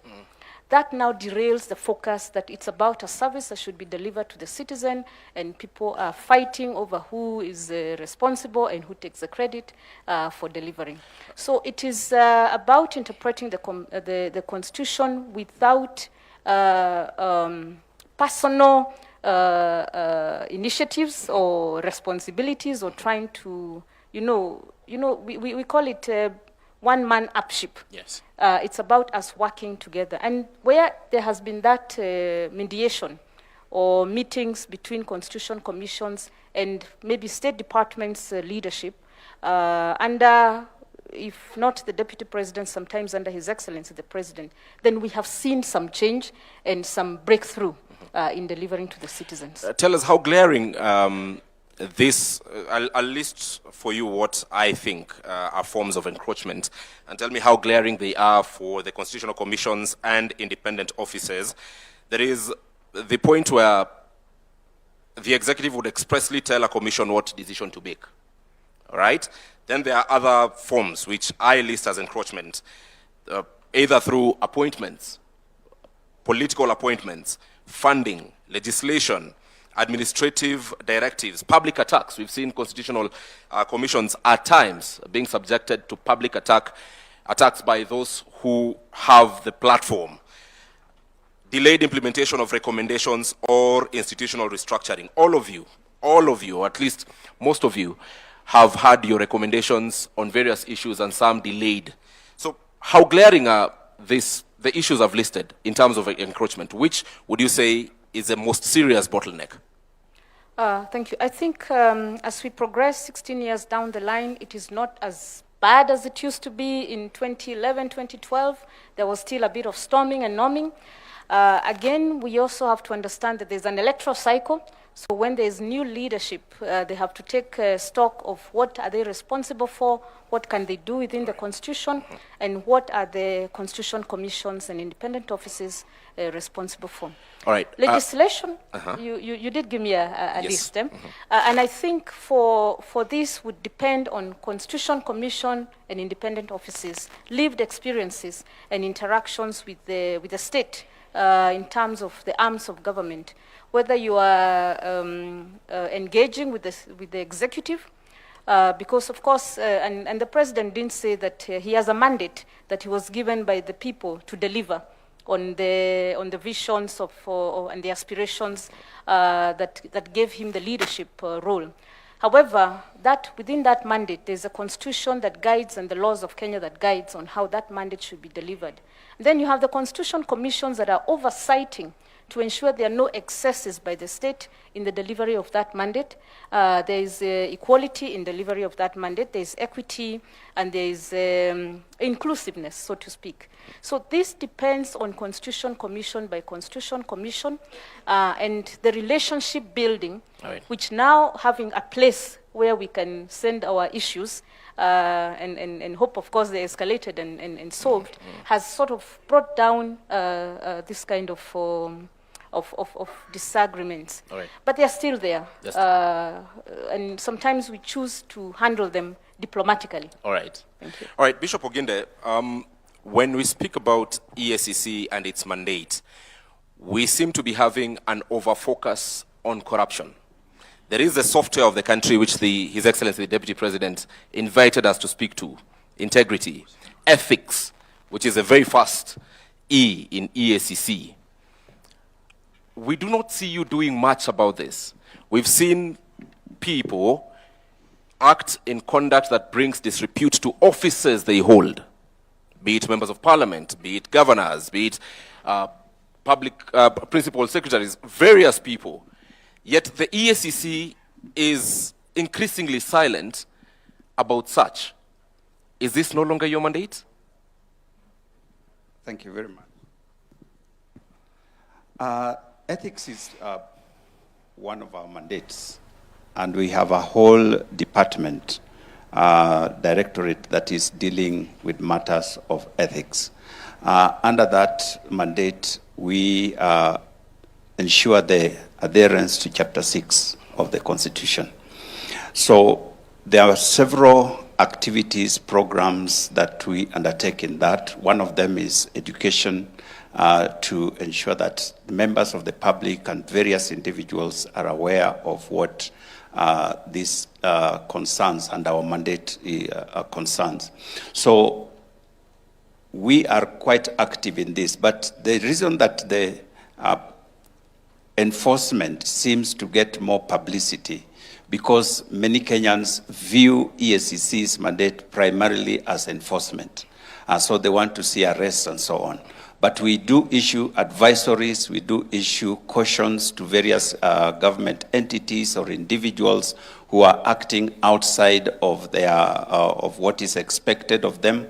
And many times this sometimes does not get into the news. And so it may appear like this is an area that we are not quite engaged in. The other thing that we do in that particular area, we help various institutions in terms of helping them to adhere to the ethical practices within the institution themselves. We carry out systems reviews of different entities to find out if there are areas that are potentially liable to breaches of ethics or even corruption. This again would come out in our reports, but as you know, the media picks more on the other side of enforcement. So if you look at the work that we do, especially in the area of prevention, in the area of ethics, we are acting in helping particularly the younger people. We are focused now in helping the younger people in schools, in colleges, in various institutions to instill this issue of ethical conduct and behavior. Now, when it comes to leaders, there's, you talked about, I wouldn't call it encroachment, but sometimes there are overlapping mandates. Say, for example, a leader conducts themselves or says something that we consider that is unethical. There's NCIC that is supposed to deal with that situation, but on the other hand, EACC also has that mandate. So we work collaboratively to see where does this really fall, and we allow the relevant institution to pursue that. But we have several times invited individuals who we feel have breached the ethical codes, especially on Chapter 6, so that they could answer to the practices or the things that they have done. The other thing that we also are mandated under that is the whole issue of declaration of wealth and so on. And we pursue this if there is a breach again in that particular area. And if there are any undeclared or unexplained wealth, we go after them because we believe that this is a way in which they may have crossed the bar. And so these are things that do happen, but many times they don't come to the front, as I said, because of the people expecting us more to arrest people than to enforce ethical conduct. But it surely must go beyond what media picks. It must be what really happens. Forget about what media picks. Yes. Because your mandate is not for the media, it is for the Republic of Kenya. But let me move to the SRC. And when I come back to all of you, because for closing comments, in the interest of time, you'll tell me about when your recommendations are not implemented. The EACC has previously written to the IEBC and given a list of shame of some sorts, but of people who the EACC thought ought not to be on the ballot. Yes. That was never followed. However, let me go to the SRC. You have spoken about the fiscal realities of the country and the always ever-rising demand by the various workers, especially employees of government, be it public officers, mostly public officers, to be fairly remunerated, at times not aligning with the fiscal realities the country is in. Then at that particular point, how do we make Kenyans appreciate that, look, this is the situation we are in, these are the fiscal realities that we are in currently, and not to dismiss the demands that you're having or the requests that you're having, but we have to strike a balance? First of all, I wanted to clarify one thing. I don't know whether the mic is working. Wanted to clarify that, you know, that first question you asked me, Kenyans might think SRC just helps public sector employers to resolve strikes. We do more than that. Actually, under Article 230 of the Constitution, that gives us the mandate to do what we do.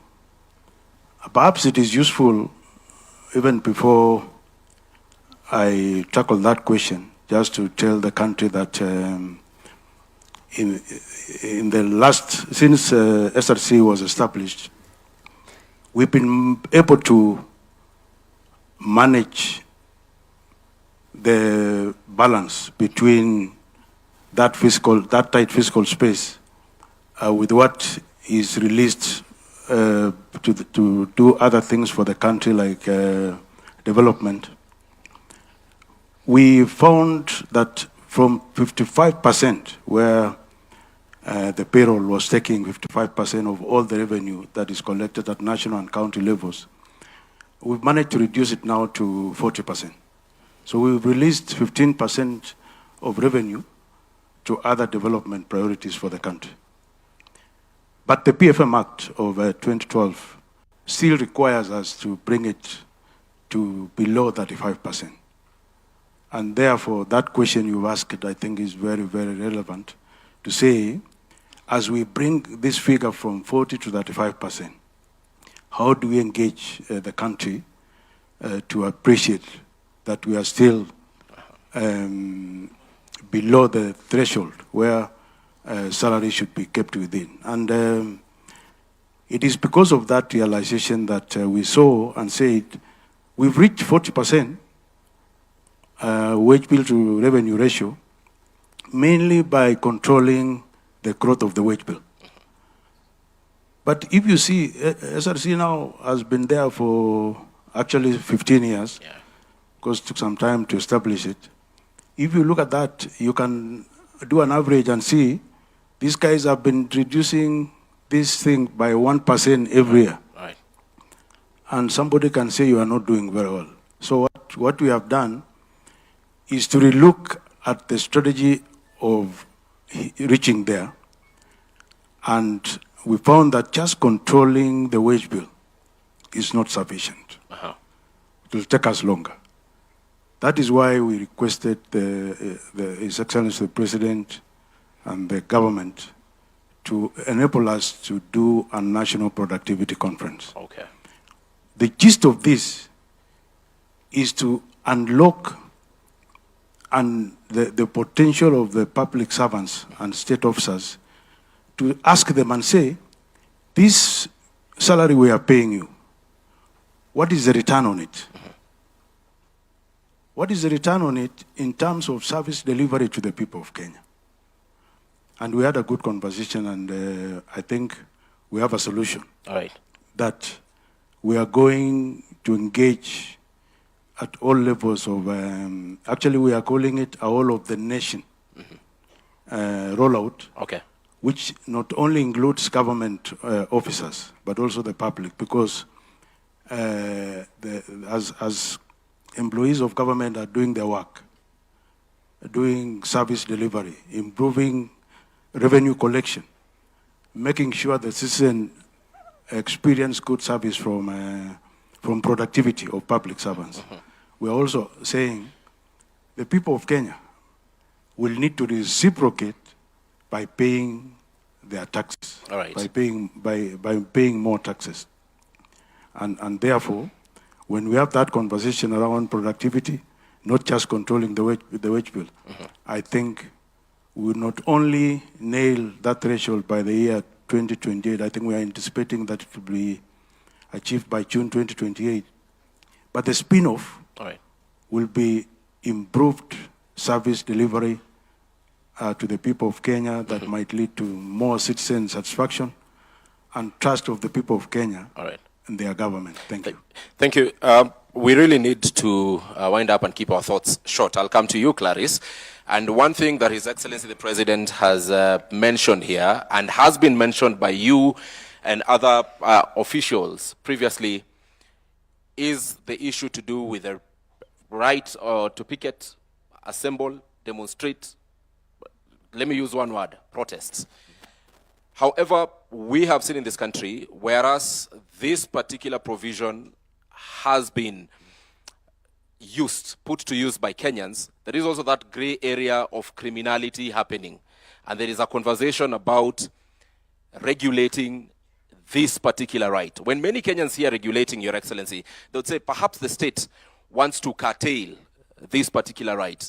we need a better understanding of what do you mean, so that we are sure we are simply separating criminals from Kenyans exercising their right. Speak of June 2024. Genuine Kenyans were in the streets. We saw Parliament being torched. That was not genuine Kenyans. Anyone who touched Parliament, as anyone would say, was a criminal. So how do you separate this? How do we not read malice from that motive of regularizing the right to picket? Thank you very much for that question.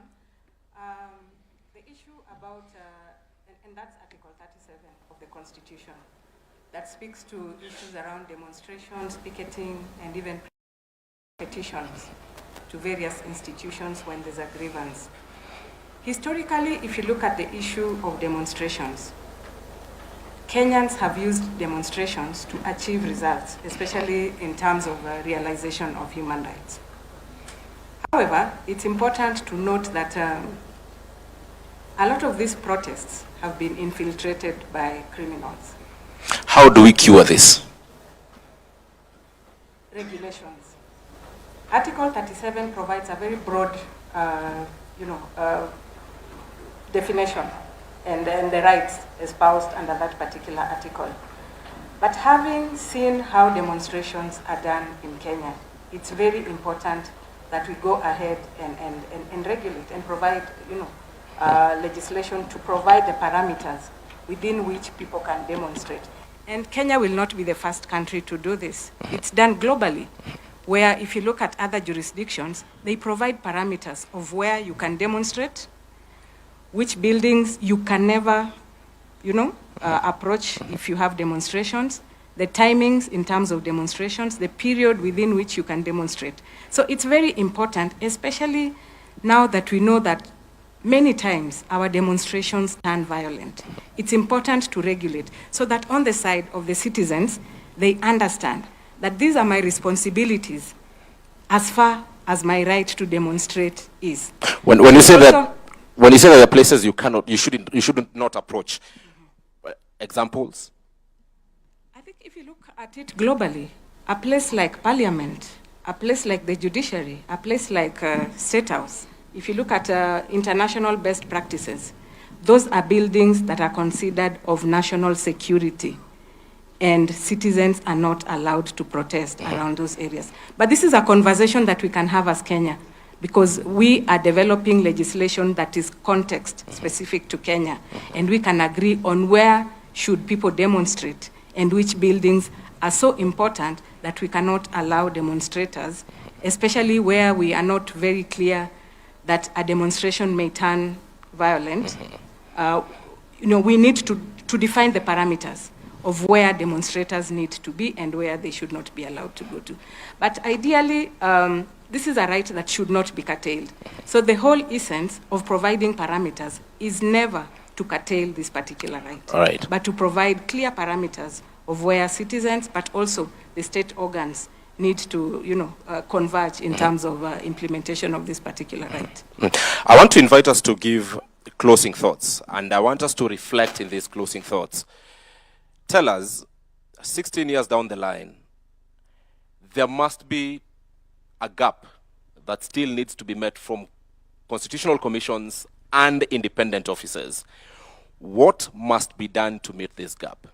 I look at the glass 3/4 full, 75%. However, 25% must be met. What is it that must be done? And if it's someone who's here who needs to be told you need to stop this for us to meet the 25%, let us do so openly, respectfully, and honestly. Let me start with the Commission on Administrative Justice. Thank you very much. First of all, in terms of clawing back, I think we need to understand that nature hates a vacuum. So as a constitutional commissioner, you must occupy that space so that you don't allow anybody to come and take that space. That's the first starting point. The gap we are talking about here is in terms of funding. There can never be independence if we don't have enough money to do this. And if we are able to give a certain percentage of the revenue to the counties, I think it is important that we also give a certain percentage of that revenue to constitutional commissions. And we have CRA here who will now distribute that percentage to various constitutional commissions based on their mandate. As I wind up, and this is what I undertake to the public, CAJ under our watch is simple. We say what we mean, and we mean what we say. Okay. And that is what we will give to the people of Kenya. All right. If there's anything that we need to investigate, we will investigate it. If there's something that we need to do to improve the lived experience for the people of Kenya, we will be able to do it firmly, fairly, and without fear. Again, we will also give you your right of Article 47, which means we will hear you before we take any action. We will make sure that we use the diplomatic means that are provided for in our Act, like mediation, arbitration, but where you are obstinate and you're not doing what you need to do, then if it calls for summoning and fining, we will not be afraid to do so. All right. Thank you. All right, let's go to the SRC. Any gap that needs to be filled, what needs to be done for that gap to be filled, and if there is any party, be it here or watching us from home, that needs to act on something for these gaps to be filled, please name them, respectfully so. I think we are all agreed, I think in my view, that there are actually two gaps. One is we need to exercise this issue of independence very responsibly. Because you cannot be independent there as CCIOs, and the people you serve are on this side. I think we need to manage that better so that we provide better service to the country. That's my honest opinion. Without the country feeling that now your independence has been compromised. The second... Do you want to cite any CCIO that you are describing this particular situation? We are being honest with each other. In the interest of time, let me go to the second one. Which is for CCIOs to function effectively, I think we need to find a way of resourcing them better than we are doing at the moment. All right. All right, Bishop Oginde. Thank you very much. One is the enforcement of Chapter 6 issues. You did mention, for example, EACC gives this list to IEBC. It's not that IEBC ignores.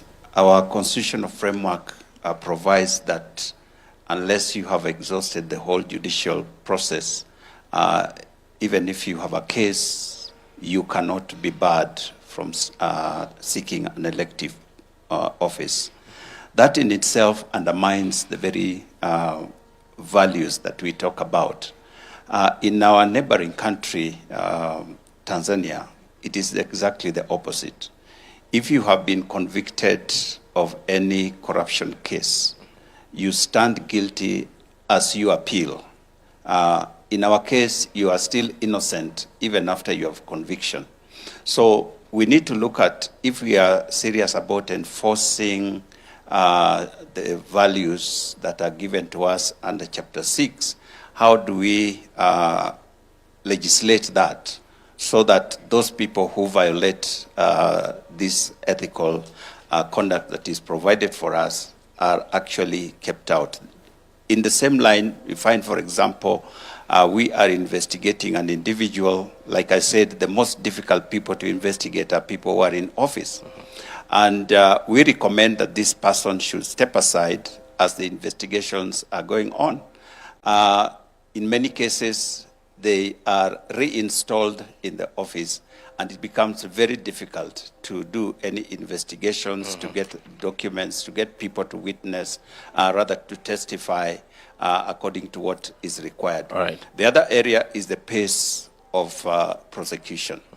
The process from investigation all the way to conviction, if there is, can take a very long period of time. That is because of the many stages that this has to go through. It is important that we look at that whole process. There are areas that we could reduce the amount of time that is required, or the number of steps that one needs to go through before a prosecution takes place. All right, at that particular point, allow me to interject, because it reminds me, and very briefly, of this incessant complaint that has been coming from the EACC about prosecution. In fact, you are on record asking members of parliament here to grant the EACC, and I think it also goes by extension to also the police, prosecutorial powers. You have done that, because we have seen blame being shifted from EACC to DPP and eventually to the judiciary. Now that today we are here with the political goodwill of the country, is this something that the EACC is still actively pursuing? And what are the possibilities of this happening? Thank you very much. The Constitution provides that Parliament can provide legislation that gives prosecutorial powers to other entity other than the Office of the Director of Public Prosecution. And so it is not something that we are asking outside of the law. But this would shorten that process, because, for example, the civic cases that we investigate, we take them directly to court. And we find that, like, for example, asset recovery, EACC right now is recognized globally as very successful in matters of asset recovery. In Africa, there are many nations that are coming to benchmark with us because of that. So it is a matter of efficiency that would help us to get these cases out of the way faster. But I hasten to add that in recent past, in fact, just a few weeks ago, we have had a very robust conversation with the Office of the Director of Public Prosecution, and we have come up with a framework through which we hope we can work together towards ensuring that things move faster. But ultimately, I believe that would be a very helpful move. Asante sana. Clarice, less than 30 seconds, closing remarks, gap, and what needs to be done. For me, three things. Number one, if you look at the current context in Kenya, we've over-focused on rights without looking at corresponding responsibilities. So for me, that's one message that I would want to pass. That Article 3.1 of the Constitution emphasizes that we have rights, but we also have responsibilities. And I think when we start recognizing that rights come with responsibilities, I think we may be able to achieve, get to at least 80% of implementation of the Constitution. I think the second thing for me, and was alluded to by the Ombudsman, is about funding to constitutional commissions. Probably it's about time we thought about ring-fencing funding to constitutional commissions, similar to what we have with other arms of government. Then lastly, just to mention that constitutional commissions are the bridge between the citizenry and the government and the state. And we should not be seen as enemies of either of the two. We must be seen as that bridge that brings the two together towards finding sustainable solutions to the issues that affect us as a country. Thank you very much. Last but not least, Nancy, the reason I've given you the last opportunity is because, one, you're the chair of the caucus for chairpersons of constitutional commissions and independent officers, but I also want you to turn the mirror inwards and tell us, what have these commissions done or failed to do that have led us to where we are today? It surely cannot be all external pressure. Internally, what needs to be done? Thank you. And I'll respond to that in the context of the gaps. The thread of your questioning has been on what needs to be done, what is remaining, and this speaks directly to the citizens. It is important that we really do self-reflection because the Constitution established an accountability architecture that is designed as an ecosystem, that whether you are this arm of government, whether it's the executive, whether it's the judiciary, whether it's parliament, whether it's the two arms of government at county level, the county assemblies and the county executives, and the constitution commissions and independent offices, we all have a role to play in the accountability architecture. And we must look at 16 years down the line, because we are saying Katiba at 16, what remains to be done? Because there were expectations. What promises are pending? Real promises that speak to human lives and livelihoods in this country. What has been eroded and what has been outrightly denied of the citizens in terms of development or in terms of service delivery. And every player in that architecture has a role to play, because Kenya stands to lose if we don't close the gap or significantly ensure that the promises in the Constitution are met. And speaking to each one of them, the executive must implement accountability recommendations. I have had conversations that these Constitution commissions only report. But the Constitution established the constitutional commissions as the key advisors and consultants to the other arms of government. So the reports that they do are the advisories that the other arms of government and other players in the ecosystem need to take note of and need to implement, so that the promises in the Constitution are delivered to the people and the gaps are closed systematically. It is a journey, but it's a journey that must be taken. All right. The executive must implement accountability recommendations, strengthen financial controls, accelerate digitization, and that is one thing we are all very, very proud of. Your Excellency, you took the bull by the horns. You said we digitize. Of course, we have to digitize by ensuring that there is also security of the systems and security of the data, and that the services are enhanced through the digitization. Thank you. And Parliament, every player has a role to play.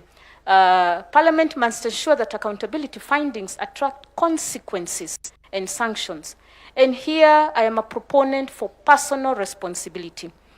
Some time back we had a conversation with the head of public service. And the question I asked is, the CS Treasury is the one who appoints the accounting officers. Accounting officers are PSs or CEOs of state corporations. But before they are appointed as accounting officer, they have been appointed by the presidency to play a role in delivering for the people of Kenya. So the ultimate responsibility, first and foremost, is on the authority that appointed them. Right. And hence we move to the zero fault audit. Everyone has a role. Judiciary must guarantee timely and predictable justice. County governments must strengthen budgeting and planning. Constitutional commissions must deepen. And this is now, the onus is on us. Collaboration, strengthen follow-up mechanisms, push accountability scorecards based on citizens' personal experiences. It's not about us. It's not about the three arms of government. It's how does the citizen on the ground perceive the services they're receiving and the trajectory of development in terms of their future livelihoods. All right. And of course, the citizens have a very role. briefly, 10 seconds. The citizens must continue to demand accountability, and from all public institutions. Thank you very much, Nancy Gathungu, Auditor General. Asante sana. Dorcas, 10 seconds maximum. We are living in a country where people like going to court. The government has this project. Person A has gone to court. The president wants to do affordable housing. Someone goes to court to stop it.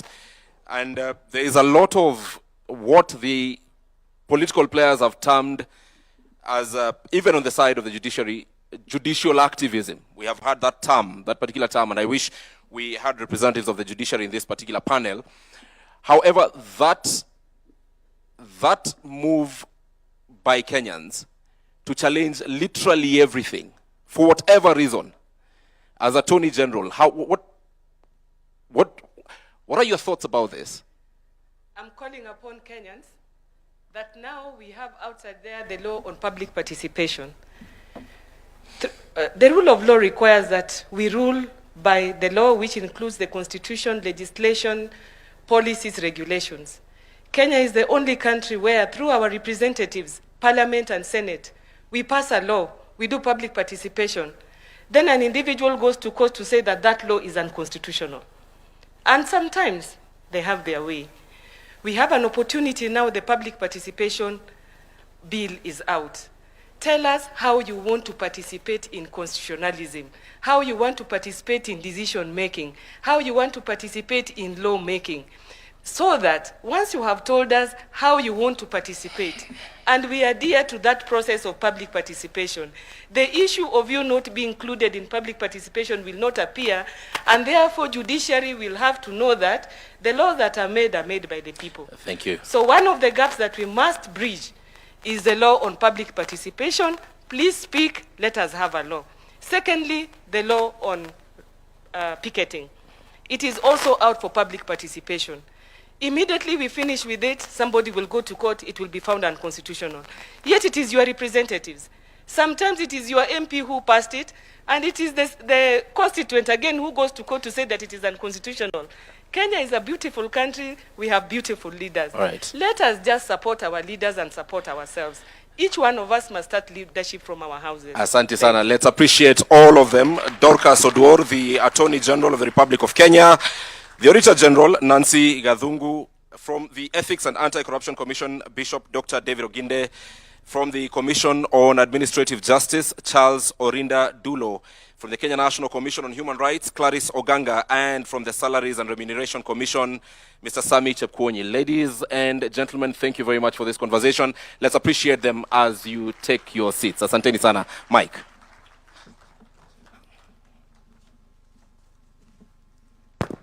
Another round of applause for the panel. Thank you very much for your submissions. We'd now like to progress to another panel.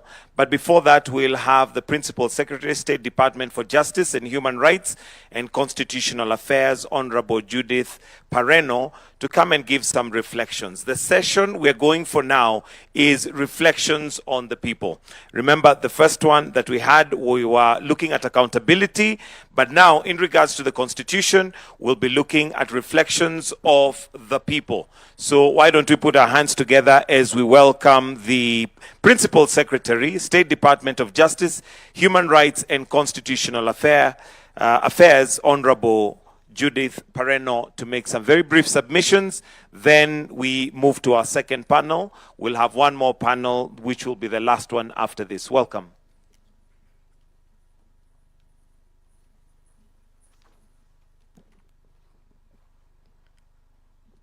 Your Excellency, the President of the Republic of Kenya, Your Excellency, the Deputy President, all protocols observed. This session is about reflection of the people of Kenya. Our people, the Kenyan people, in our ethnic, religious, and cultural diversity. I am greatly honored to join you this morning to commemorate the 16 years since the promulgation of the Constitution of 2010. The occasion is not merely a celebration of our constitutional journey. It is a moment to reflect on the milestone we have achieved, acknowledge the unfinished business of implementation, and renew our collective commitment to the Constitution and the people of Kenya.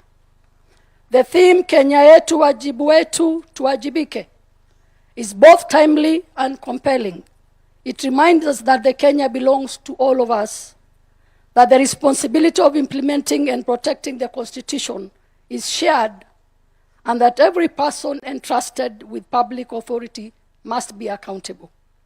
Your Excellency, ladies and gentlemen, 16 years ago, Kenyans overwhelmingly endorsed a transformative constitutional vision founded on human dignity, democracy, the rule of law, human rights, equality, inclusion, equity, accountability, and good governance. Since its promulgation, Kenya has made significant strides in giving effect to this vision. Among the most notable milestones in the establishment of devolved is the establishment of devolved governments, strengthening of the Bill of Rights, strengthening independence of the judiciary, strengthening electoral and political governance framework, established public participation, advanced gender equality, inclusion and affirmative action, improved access to legal aid, alternative dispute resolution, human rights, protection, and people-centered justice. These milestones demonstrate that the Constitution has not remained merely a legal document. It has progressively shaped our institution, governance systems, and relationship with the people. Distinguished guests, as you celebrate this milestone, allow me to express our sincere appreciation to the Excellency the President for finding it fit to restore and strengthen the office of the Attorney General by introducing a new State Department, the State Department for Justice, Human Rights, and Constitutional Affairs. This is an important step to provide a stronger platform through which government can coordinate constitutional implementation, promote human rights, strengthen access to justice, advance government reforms, and uphold the rule of law. On behalf of His Excellency the President, we shall continue to discharge this mandate with fidelity, the Constitution, professionalism, accountability, and unwavering commitment to the public service. Your Excellency, ladies and gentlemen, the Constitution has translated into tangible benefits for Kenyans. Through the government is closer to the people, through devolution and improved local services. We have greater access to justice through legal aid and alternative dispute resolutions. We also have stronger protection of rights, including for children, women, persons with disability and victims, minority and marginalized, and the vulnerable people. We have greater citizen participation in governance and public decision, more accountability in the exercise of public power and use of public resources. We also have greater equality, inclusion, and dignity, the access to opportunities and public service. Ultimately, the Constitution must be felt in the daily lives of every Kenyan, in access to justice, quality public service, protection of rights, participation, and accountable governance. While we celebrate the progress made, we must also acknowledge that the constitutional implementation remains a continuing journey. For many Kenyans, the full promise of the Constitution is yet to be lived. Challenges remains. Our task, therefore, is to bridge the gap between constitutional promise and the lived realities. The true measure of constitutional implementation is not just in the number of laws enacted or institutions established. It is whether a victim can access justice, whether a child is protected, whether a person with disability can access public services, whether public resources are used responsibly, whether citizens can participate meaningfully in the decisions affecting them, and whether those entrusted with public power can be accountable. As we begin the next chapter of our constitutional journey, our focus must be deepening implementation.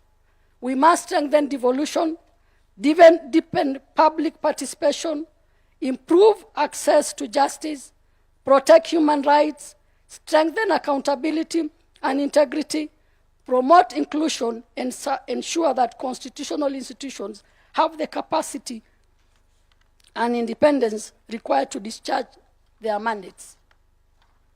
We must also ensure that emerging challenges, including digital governance, artificial intelligence, data protection, and digital rights, are addressed within the framework of our constitutional values.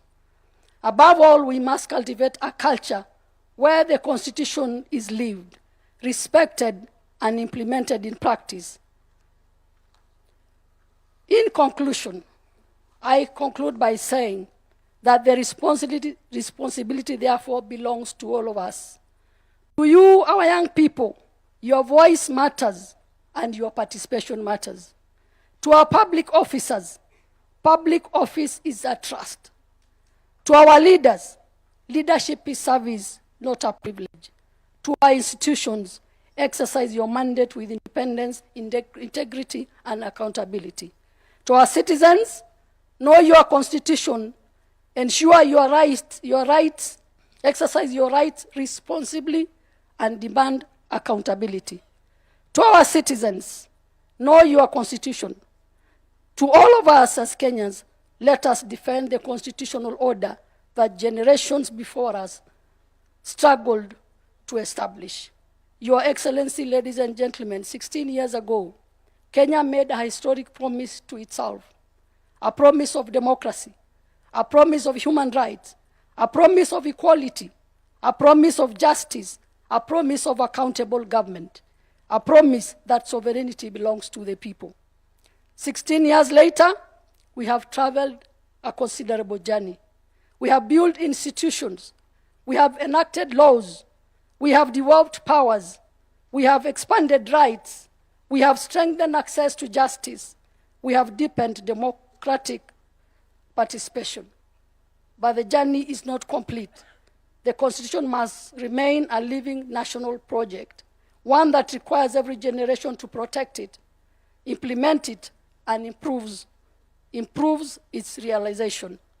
As we commemorate Katiba Day, let us therefore renew our collective commitment to Constitution. Let us make constitutionalism the culture of our institutions. Let us make accountability the standards of public service. Let us make justice accessible to every Kenyan. Let us make human rights real in the every lives of our people. And let us remember that the Kenya we desire cannot be built by government alone, by parliament alone, by the judiciary alone, or by the constitutional commissions alone. It must be built by us. Kenya yetu ni wajibu wetu, tuwajibike. May God bless our constitution, may God bless the people of Kenya, and may God bless our great Republic of Kenya. Happy 16th Katiba Day. Thank you.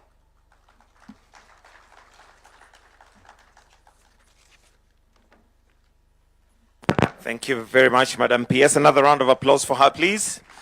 The next panel we have, Your Excellency, is on reflections of the people.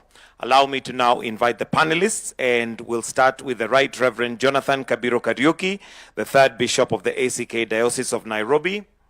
We also have Professor Githu Muigai, Honorable Abdikadir Mohammed, and Honorable Mutava Musimi, and Christine Kongo, CEO FIDA, to kindly take their seats where they are going to be the panelists reflecting on the people. Let me also invite Ibrahim Karanja, who is going to be moderating this segment. Tuwapigie makofi tafadhali wakija as they come to make their submissions and to also reflect. Karibuni.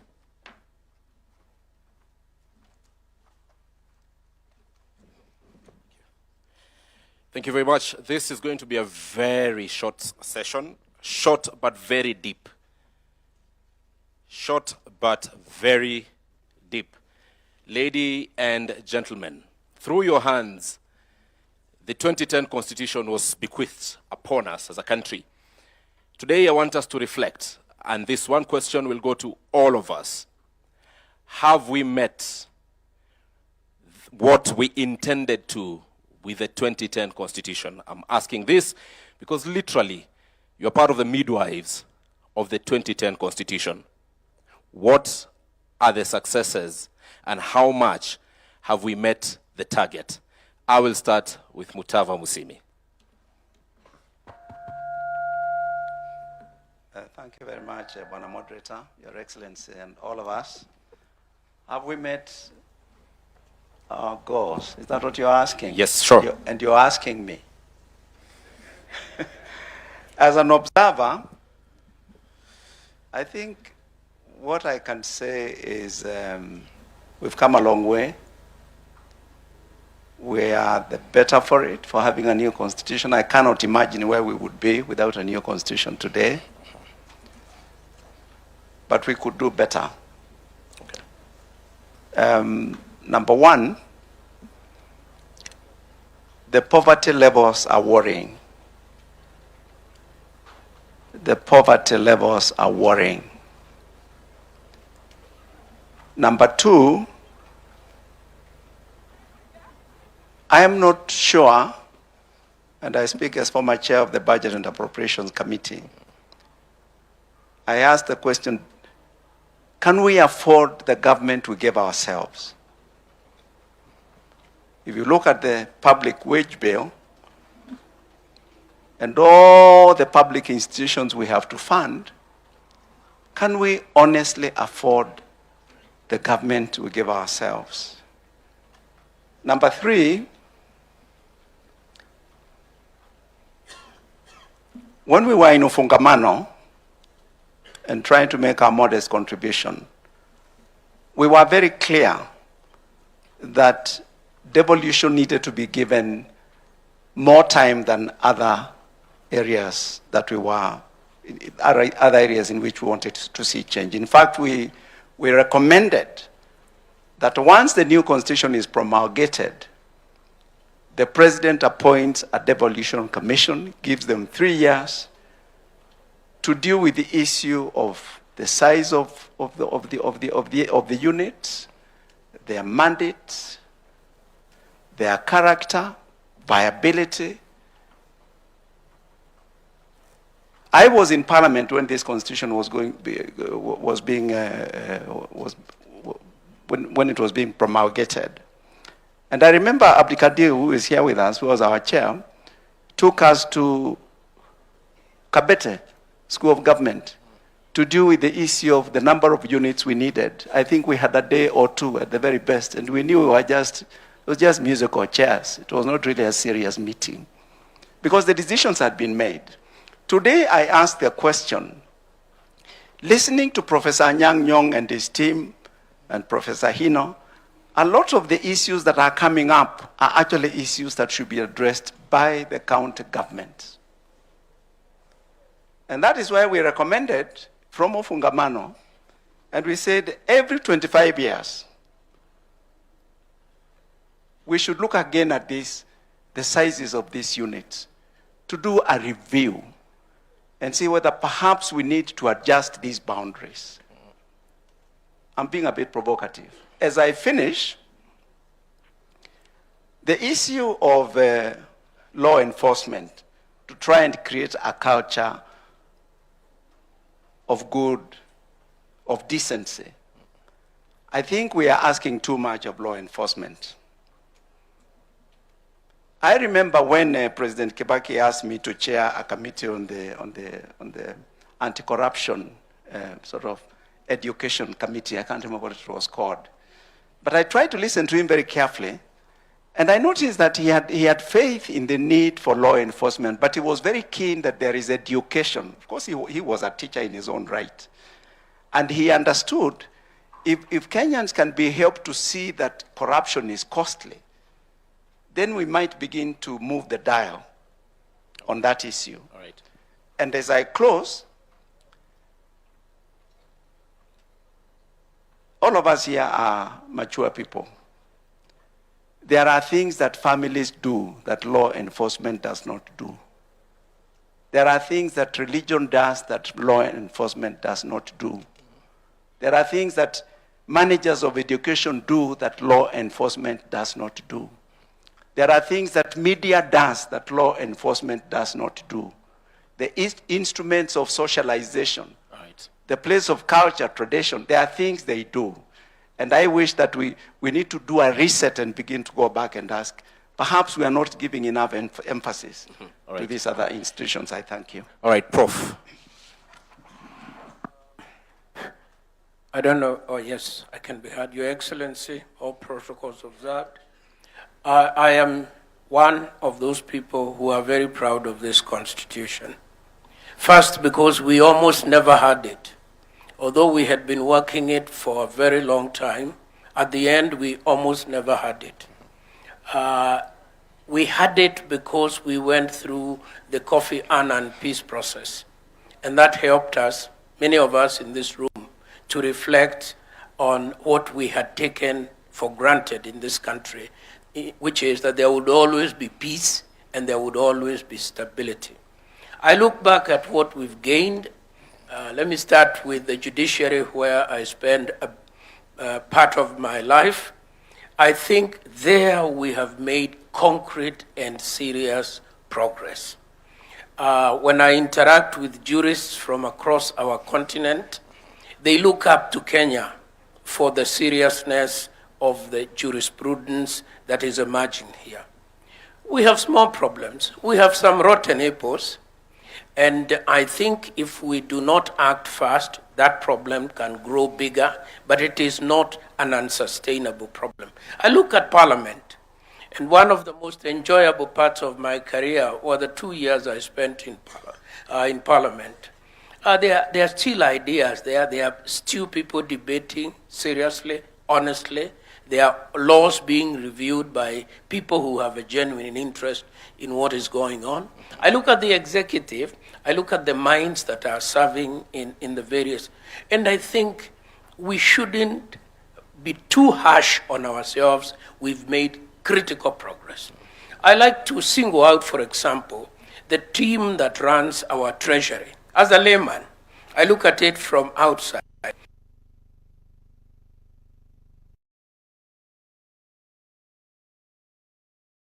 Very close to defaulting on our foreign debt. And the team is able to pull us out in good time. So we have a capacity issue that this constitution has helped to bring that we should be proud of. I want to remind you, as a historian of that old one and the new one, by this time, by the 17th anniversary of the old one, we had amended it 17 times. So this is a more stable constitution in many ways, and I do hope, every so often I hear people open up a healthy discussion. Should we extend the presidential term limit to, or should we remove the term limit? Should we reduce the counties? Should we decrease the number of seats in parliament? And the debate goes on, and it is a healthy debate. But the form of mechanism we put for amendment means that we are unable to amend this constitution in the foreseeable future. I think that's a problem. I think that is a real problem, because all of us recognize that some things are not working. BBI, we were not all united on it, but BBI was an expression of anxiety as to what all of us recognize was wrong, but we didn't have the political traction to move it forward. So to my own mind, as one man who made a very small contribution to this process, I think I can look my grandchildren in the eye and say, I'm proud of my work. All right. Thank you very much. Thank you very much to my old teacher and my padre. Your Excellency, thank you very much for holding this the second time. Last year is when you held it for the first time, and you promulgated it should be held annually. Thank you so much. Baba is not with us, but he requested you to hold it from the morning, not just afternoon. I think you have accepted also that request. Asante sana. If I am a private citizen now, I can comment without any issues. If you look around, Mzee Moi used to say we were an island of peace. But if you look around constitutionally, last week or this week, a very senior officer in one of the neighboring countries resigned because, actually a vice president, because he asked for constitutional reforms and his president was not too happy. I don't think Professor will resign for making any comments in this country. Another neighboring country is in the midst of a constitutional crisis right now. The term for the government is over. They don't know what to do. They're struggling. In another one, they're trying to move from a federal to a unitary and a presidential. To the west, if you say so-so must go, they'll ask you go where? They have been there for 50 years almost right now. The first set of rights the first set of rights are called first generation rights, political rights. In this country, we have no issue with political rights. We have a lot of political rights. That is something we have banked we are moving to second generation rights, which the president was talking about earlier, which is economic and socio-economic rights essentially. The rights to health, the rights to housing, the rights that make, the first rights are about keeping the government away, keeping the state away. The second rights are asking the state to do what it's supposed to do. That's where we are. The fact that we have moved from the first to the second, where those of us who are alive when Mzee Moi was there, or when these other rights were not there, it was a completely different environment. And so things that many people take for granted right now, it took a lot of effort. If you listened, and I agree with the chair of the Human Rights Commission, if you listen to the president's speech today, I don't think Mwalimu can imagine Mzee Kenyatta one giving that speech, or Mzee Moi giving that speech, or many, many places that speech being given by a head of state. The language of that speech is the language of human rights. That is not possible in many, many places. And those are things we should not take for granted. And as we move to the second generation rights, I think we should be very proud as a country of what we have achieved and where we're heading to. Okay. In terms of the challenges, we have very many challenges. The Constitution has accountability devices that were put there to hold high state officials accountable. Impeachment was one of them. We did the impeachment of a deputy president, and we had a lot of problems with the judiciary because the judiciary failed to understand that that's not their role. That's a political accountability function where the judiciary has no role, in my opinion. And they injected themselves into that process and messed things, if you ask me.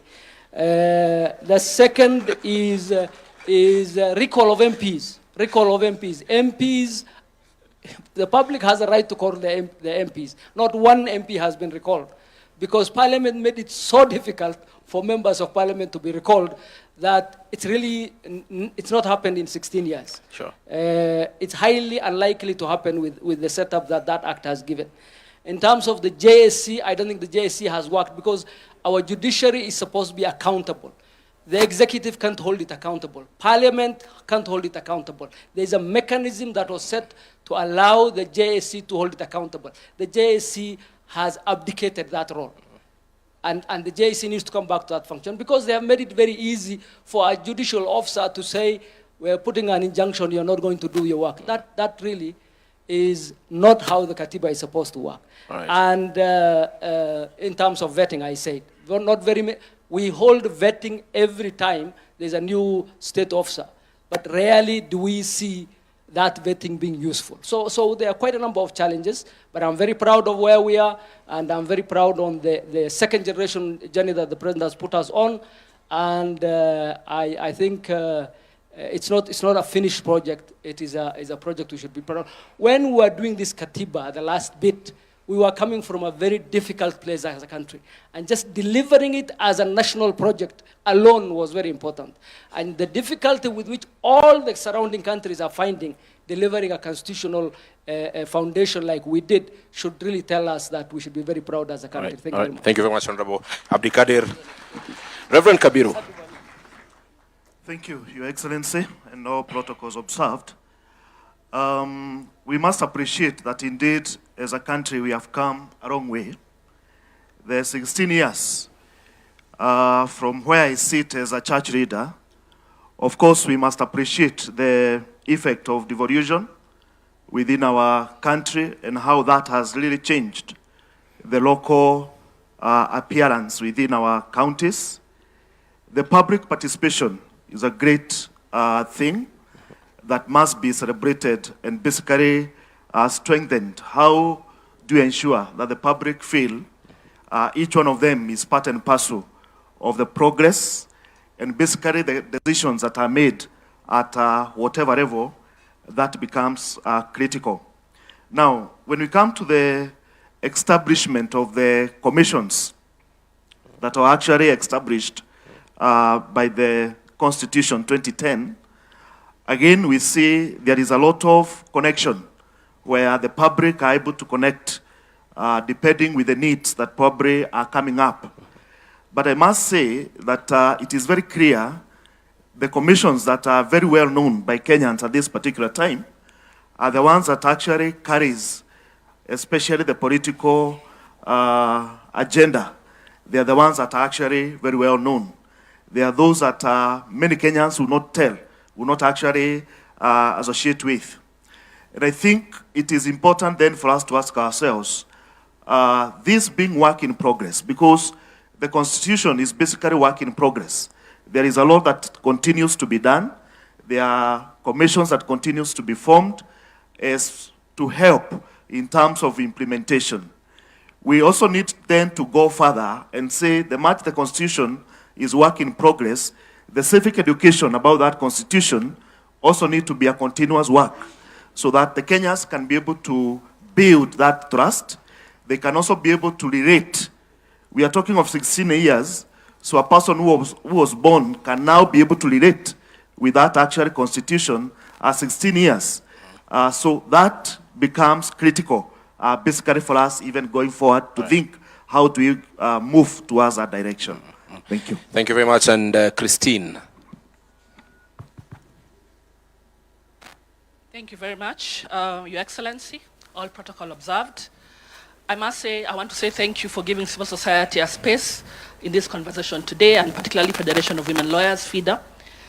Speaking as an advocate, I want to say this constitution, for me, I can describe it in 3 ways. It's progressive, it's transformative, and it's pro-people.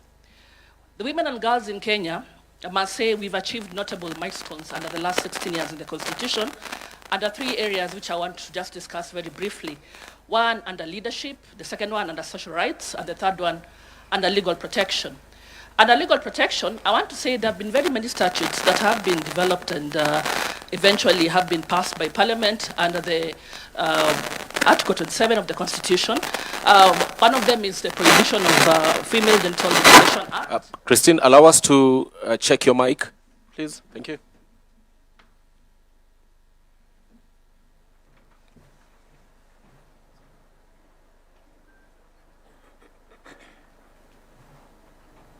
Still not functioning.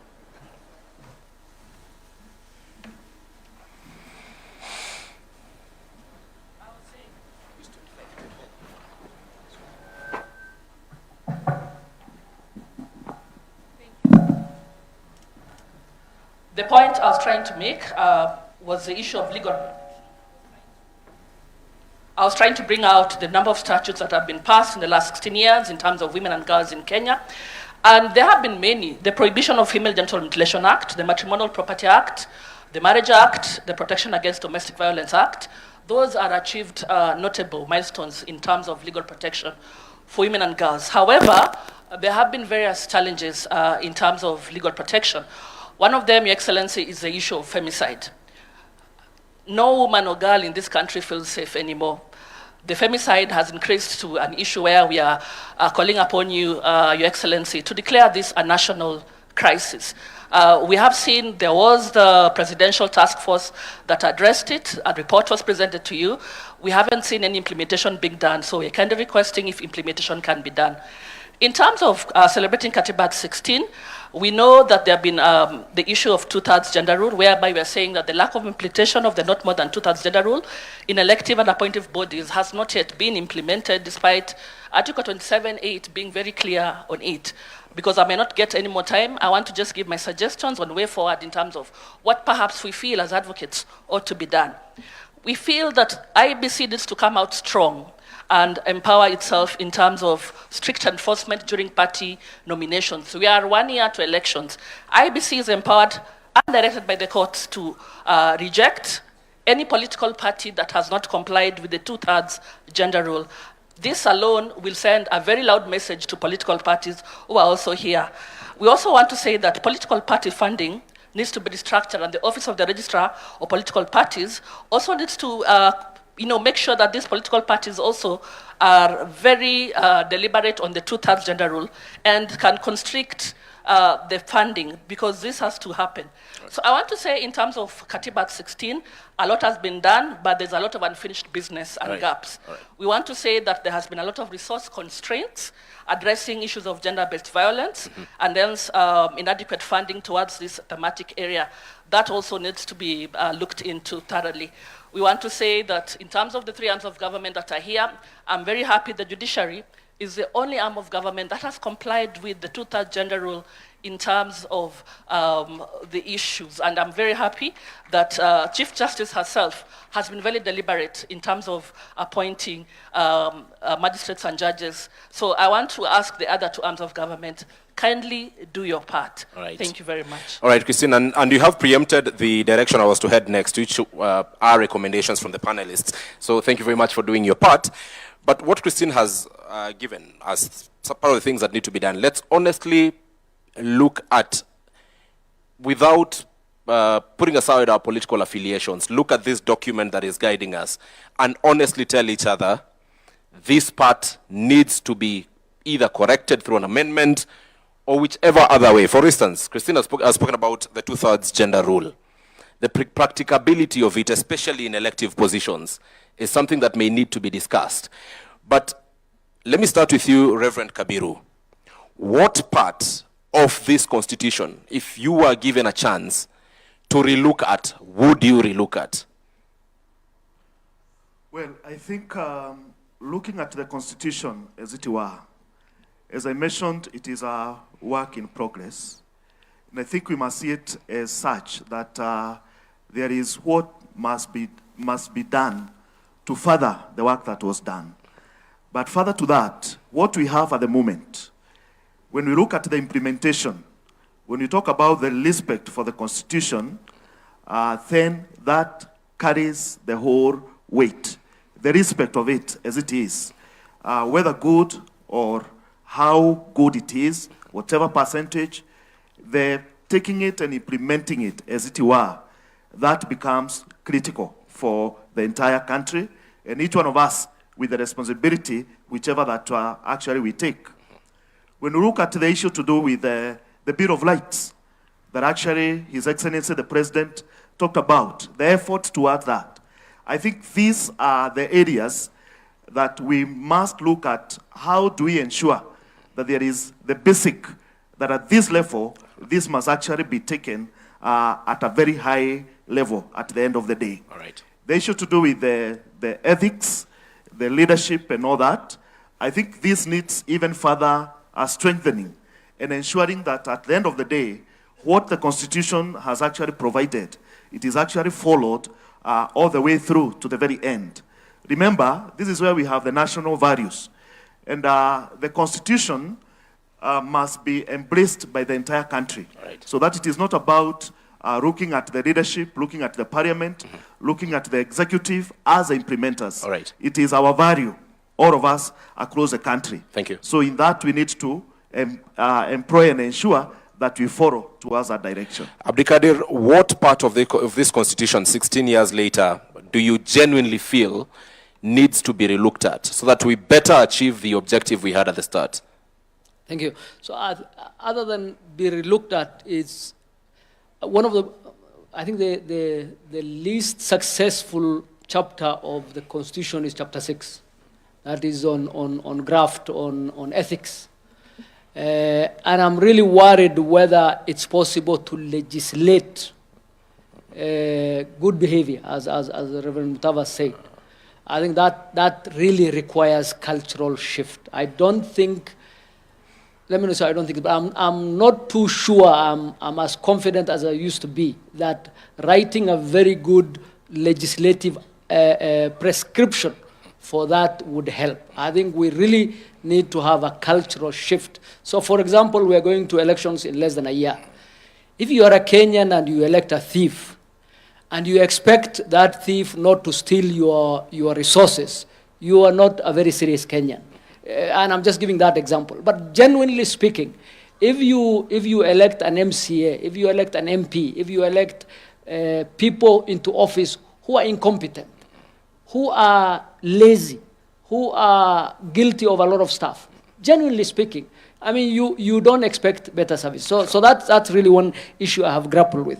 The other is, so for example, the gender issue, I just want to say, the gender issue is only in the National Assembly. The gender quota issue is only in the National Assembly. In the county assemblies, we resolve it by constitution. In the Senate, we did. In the National Assembly, we already had a National Assembly that was made up of geographical seats.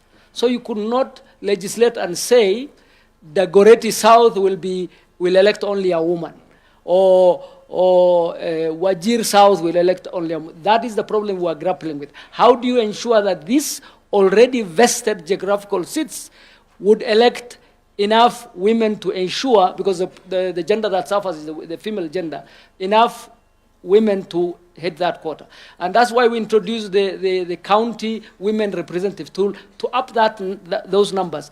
And then hopefully get, and those incentives, by the way, don't work across the world. If you look at many parliaments, rarely, other than Rwanda that is by fiat, many parliaments don't hit 20% of female gender. At least ours, I think the National Assembly hovers around there. The Senate and the county assemblies have no such problem because you must, by law, nominate the extras. So I would really push for, our biggest problem is graft. I would really push for cultural change. I would push for education on that side. All right. Just to, on a lighter note, it is the female gender that is currently suffering, but from how things are going, perhaps men will also suffer. So that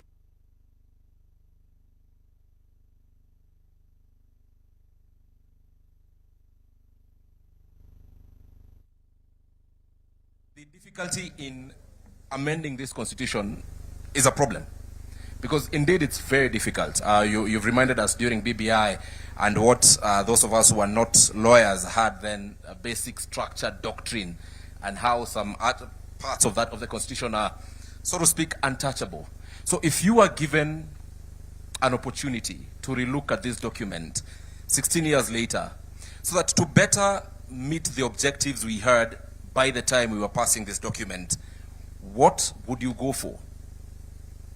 Well, first, I think that we need a national consensus, and I think that debate has already started. The president kicked it off the other day, not only about where do we go as an economy, but where do we go as a society. And I think that therein we will be able to return to this question. Is this document still serving us correctly? And I think the answer is no. It has its own internal inconsistencies that does not allow our full energies to flow. For example, I personally, as a student of the Constitution, I studied the old one and I'm now studying this new one. We work best as a country, believe it or not, whether you call it nusumkate or you call it handshake. It is the model that works in our constitutional formation. And we need to confront that reality and write it into the Constitution, which is exactly what we did in Bomas. Then the politicians came in, including my own distinguished student here, and removed it. The Bomas Constitution was a power-sharing constitution. It had a prime minister, it had deputy prime ministers, and it had other perks to keep the nation together. We need to recheck that model. There is nothing wrong with it. Number two, we need to look at the House. The House is too large. The House is too large. I don't know how my friend John Bundy is ever able to pay those wages. The House is too large. We need to look at it. We need to rethink something else. Again, we had thought through it very well in Bomas. Then the politicians interfered with it. The Senate is the upper chamber, providing elderly supervision over the National Assembly. That's how we wanted it. That's how we structured it. The politicians removed that, and now the Senate literally spends all its time looking for work to do. And the people who have suffered are the governors as a result. I think we need to look at that. And finally, On this women question, I have agonized on it myself over and over and over. Duale and I did a bill that almost got us over the finishing line, then we lost it. I think we should revisit it. I think when we talk in absolute numbers, we lose the meaning. The meaning is that we don't want equality, because equality is another business. We want equity. And we need ways of reaching equity. And there are many tools in the toolbox that we can have. Finally, I would say that we need to keep this conversation civil, because it's a very important conversation. And when we are having it like we are having it today, it is very useful. When it is hijacked by radical elements on both sides of the divide, then we lose it. We lose the conversation. The name calling begins, and so on. And that's not good for our country. Thank you very much, Prof. And finally, the Honorable Mutava Musimi, please speak it from where Prof has left, that we need to have a very sober conversation. We live in a country where everything is politicized.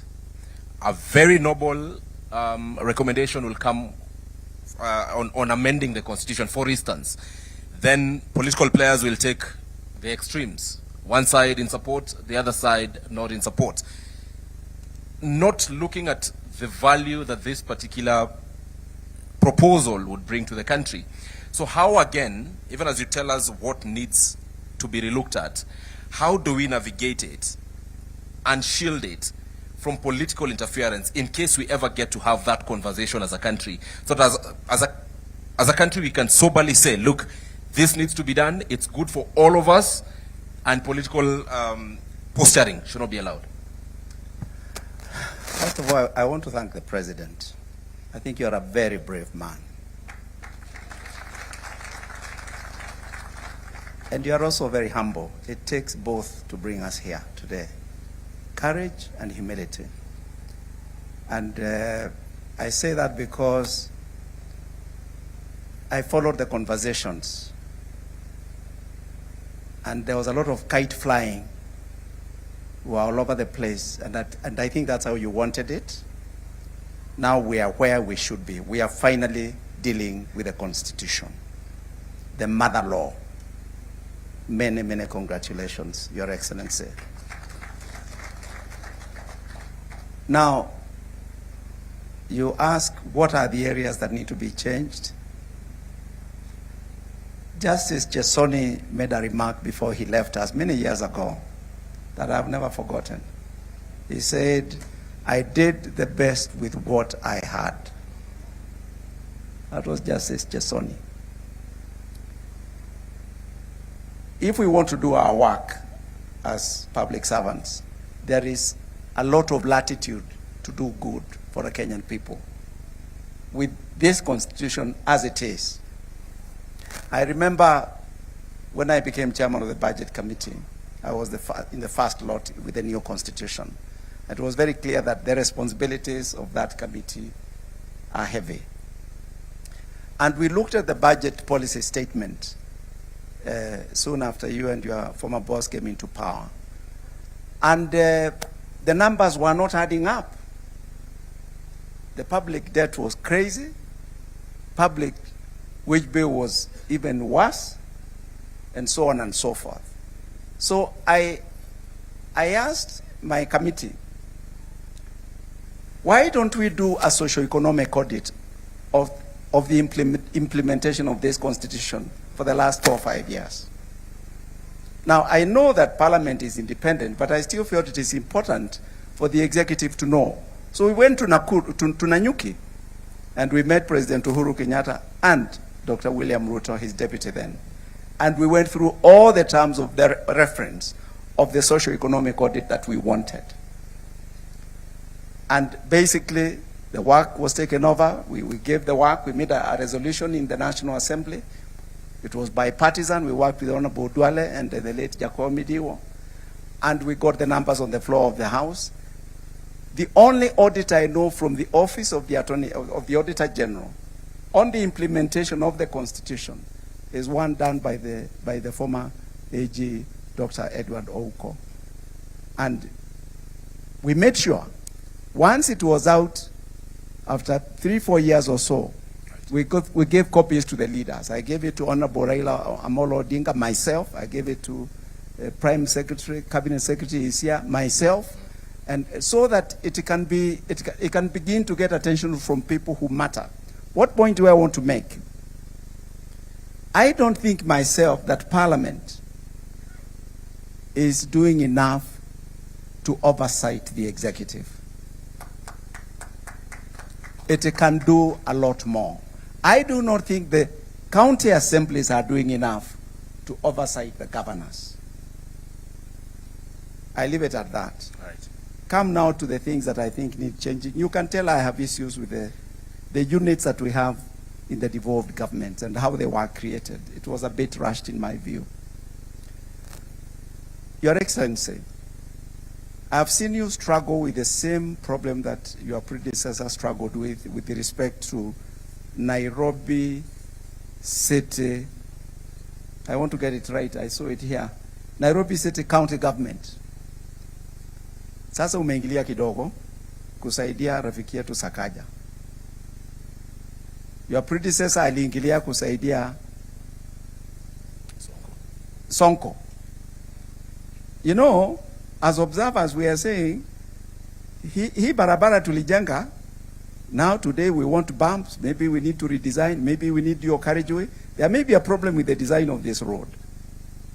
Nairobi, and I would add Mombasa, probably need to be looked at differently from other counties. With respect to the other county governments, I think I've said enough. Right. 30 seconds, sir. Hiyo nitakurudishia. What were you asking me? What was that other question? How do we shield? Because you've identified what needs to be done. How do we shield it from political posturing? Shield what? Shield, in case we decide to have a conversation about relooking at the Constitution, we are likely to see political players take both extremes for political reasons, not looking at the bigger picture of whatever recommendations would come or would need to be done. So how do we shield this process? You know, I'm so glad I went into politics for 10 years. I'm glad to be out. But there are things I came to know about the Kenyan I didn't know.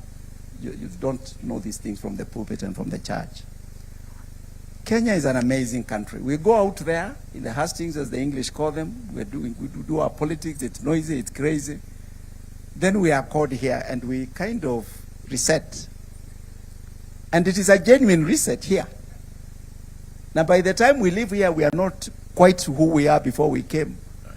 That ability for us to talk things out there and to still meet with our leaders here is what makes this Kenya unique. May God bless our country. Asante sana. Thank you very much. Let us appreciate our panelists this afternoon. The Right Reverend Jonathan Kabiru Karaoke, Professor Yedhu Muigai, the Honorable Abdikadir Mohammed, the Honorable Mutava Musimi, and last but not least, Christine Kungu. Thank you very much for joining us and making this conversation a success. Asanteni sana. At this point, Your Excellency, I will return it to Mike Gitonga. It has been an honor to help you in going through this program. Asante sana.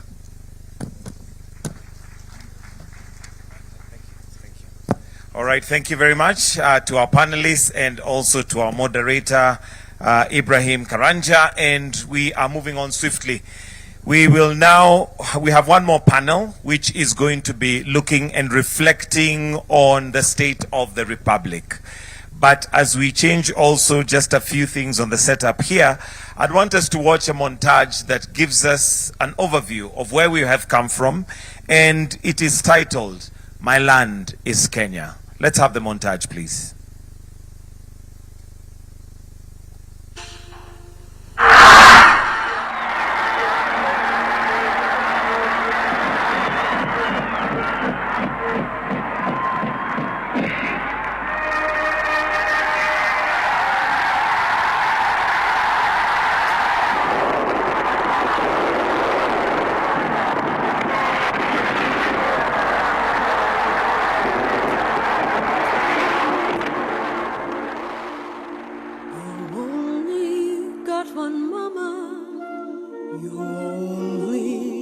one path. You only got one life to live, no matter who you are. You can go the whole world over, every city has its dawn. But everybody living has one place where he was born.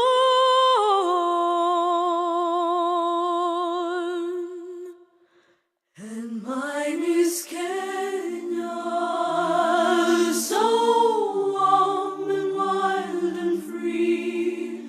You will always stay with me here in my heart. My land is Kenya, right from the highlands to the sea.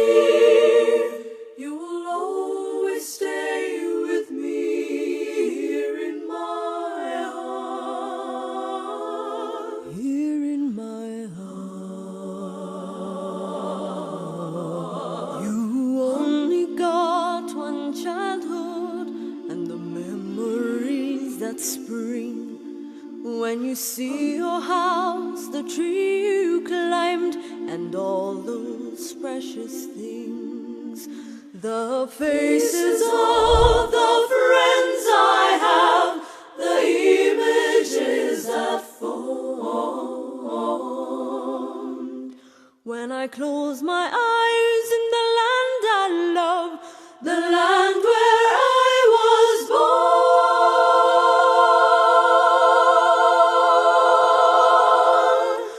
My land is Kenya, so warm and wild and free. You will always stay with me here in my heart. My land is Kenya, right from the highlands to the sea.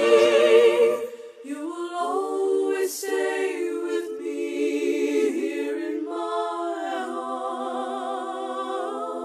Here in my heart.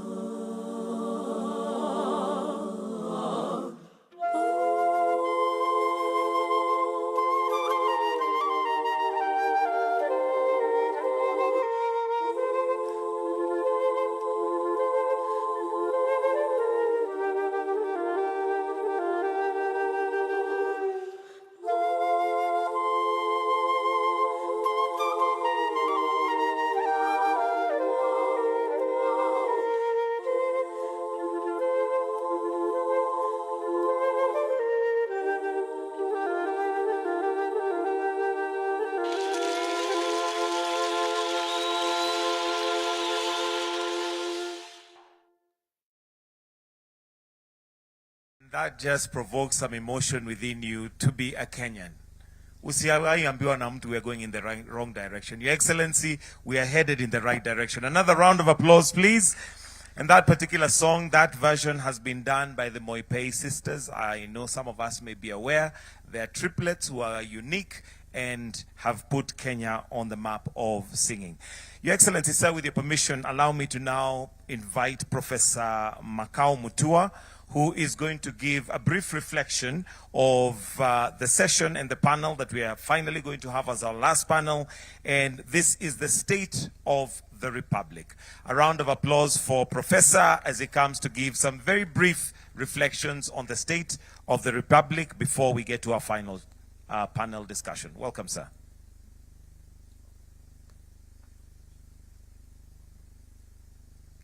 Thank you so much. Your Excellency, the President of the Republic of Kenya, Your Excellency, the Deputy President, all protocols observed. I just want to say, first of all, that this has been a very illuminating conversation. It's a reflection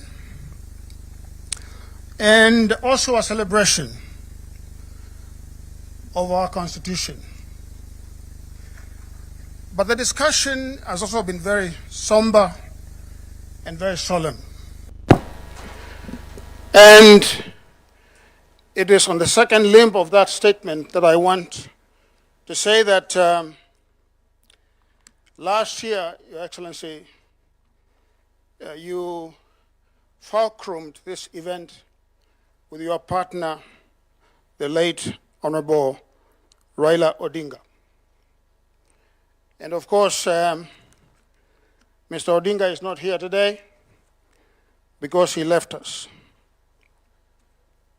But I want to say that before Mr. Odinga left us, Your Excellency, you and he worked extremely hard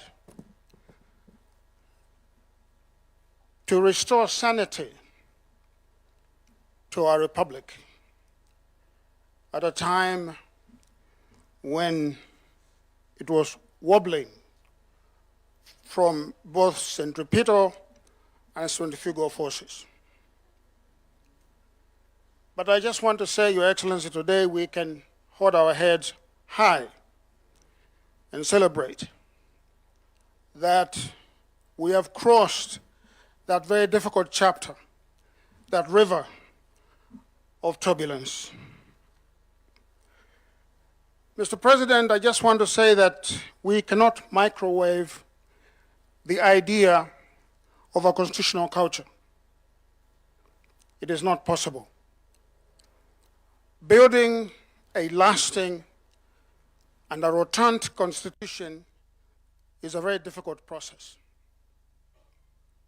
We're here now in 16 years, because before then, Kenya was not a democracy. Kenya was not a democracy. Our democratic journey, in reality, started in 2010. And so today, we gather here on this historic day to perform one of the most important rituals of an open society. And that ritual is the reconsecration of the temple of democracy. But it is not simply a ritual, Your Excellency. It's a remembrance that is replete with not only virtuous symbolism about what it means to be free men and free women. It's a call to the fidelity of the norms, the processes, and the institutions that require the Kenyan state to give the most happiness to the largest majority of its people. But we meet here today not to express naive optimism about human nature. We do so knowing that freedom and liberty are not possible where large demographics of the people who are necessitous and live in a penurious existence are not free. No. The basic command of the Republican state, the condition sine qua non of democracy, is to protect people and their property, and to lay the foundation for economic prosperity and social and cultural renaissance. Your Excellency, next year, we are going to perform another ritual of democracy, where every single eligible citizen will cast a ballot of conscience to elect those who will lead this great country. And let me remind Kenyans, especially the naysayers, that political competition among elites to determine who will govern Kenyans must never be a life and death or an existential contest. It must never. And I want to warn those who beat the drums of war because of an election that, and I think this may be true, Perhaps there were these students in their history classes. But I want to note that to be given an opportunity to lead a nation as great as Kenya is a solemn and sacred obligation. And citizens, for it is they who hold the highest office in the land, must be allowed, as our Constitution demands, to cast their ballots next August, next year, without calumny, without intimidation, and without mayhem. 16 years into our democratic experiment, we must return a verdict of maturity as a society next year. I have said before that democracy is an experiment in living together through thick and thin. It is like most marriages. And you know most marriages are imperfect. And in fact, very imperfect. But this is the only marriage possible in a political society. The experiment of democracy, of living together, no matter how diverse and different we are. But unfortunately, unlike in a real marriage, divorce is almost never allowed, if at all. If you look at countries that have been decoupled from one another in history, numbers are very few. The tendency is for the state to remain together.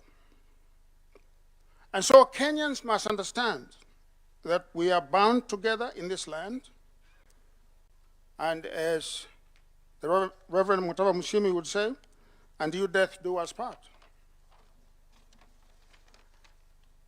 But finally, I want to beseech all of us to internalize what we are doing here with all the three arms of the state.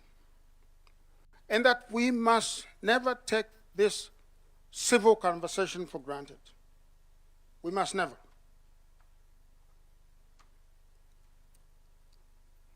And we must lower the political temperatures. Let me finish by lauding the presidency, the President, His Excellency the President, because, Mr. President, you took an economy that, as we all know, was in free fall, an economy that was expected to default, and a society that was at each other's throats. And you not only stabilized the economy, you sewed together the fibers of our republic. Today, if you travel as much as I do, both in Africa and outside Africa, you know that the star of Kenya is shining brightly again internationally.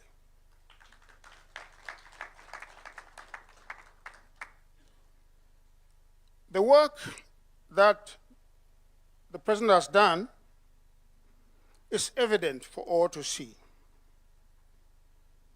And let those who have eyes see, and those who have ears hear. Your Excellency, you took the call of the people and you have delivered. Our country and our democracy today are stronger and better than they were 4 years ago.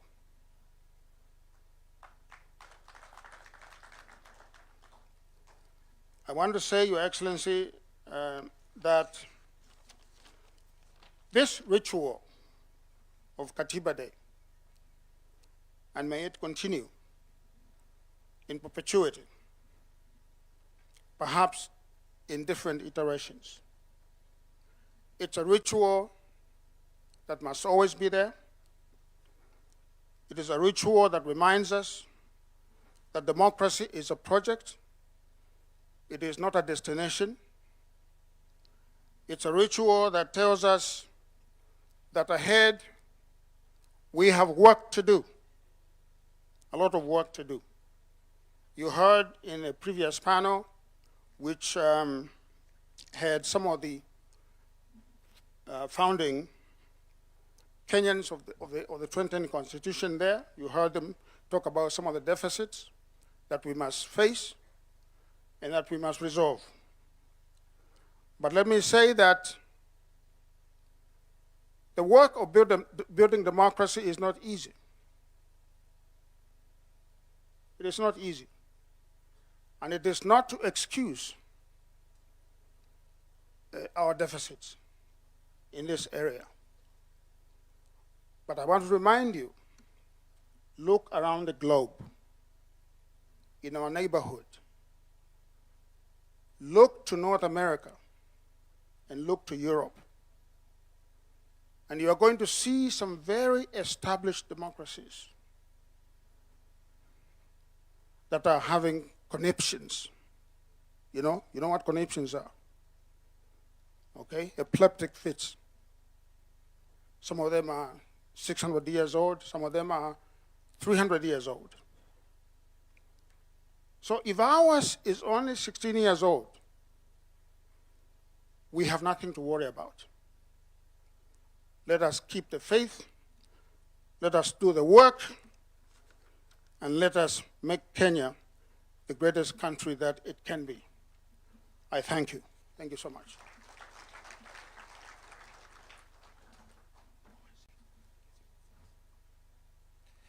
Thank you very much, Professor. Your Excellency, with your permission, allow me to now invite the Honorable Dr. Musalia Mudavadi, Prime Cabinet Secretary, and also Cabinet Secretary for Foreign and Diaspora Affairs, to make his submissions. Tumpatie makofi tafadhali akija.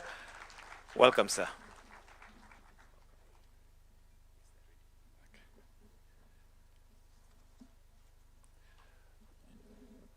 Your Excellency, the President of the Republic of Kenya, Dr. William Samoei Ruto, Your Excellency, the Deputy President, fellow Kenyans, members of the Diplomatic Corps. Your Excellency, with your permission, let me just take a minute to request the ambassadors and high commissioners and members of the Diplomatic Corps present to just rise so that we can give them an applause and acknowledgement.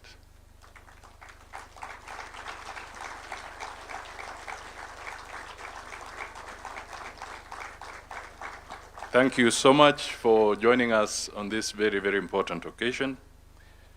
And as Professor Makau was speaking, he did mention that this was an item, a program that you sat with the late Raila Amolo Odinga so that you can actualize it. Let me, in that spirit, then acknowledge Mama Ida Odinga.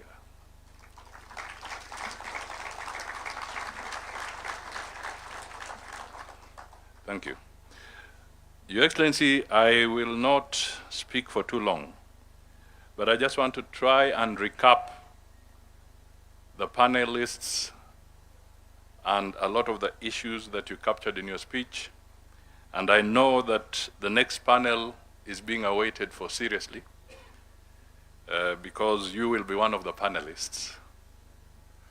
So I will seek the assistance of the technicians just to rush us through something which would summarize my remarks. Your Excellency, when I got the note from your office that there's this day, I just tried to work with our team so that we can quickly also capture the issues here. So on slide number 1, because I want to move away from too many speeches, and also enlist the support of visuals, we want to take stock of 16 years of the new constitution.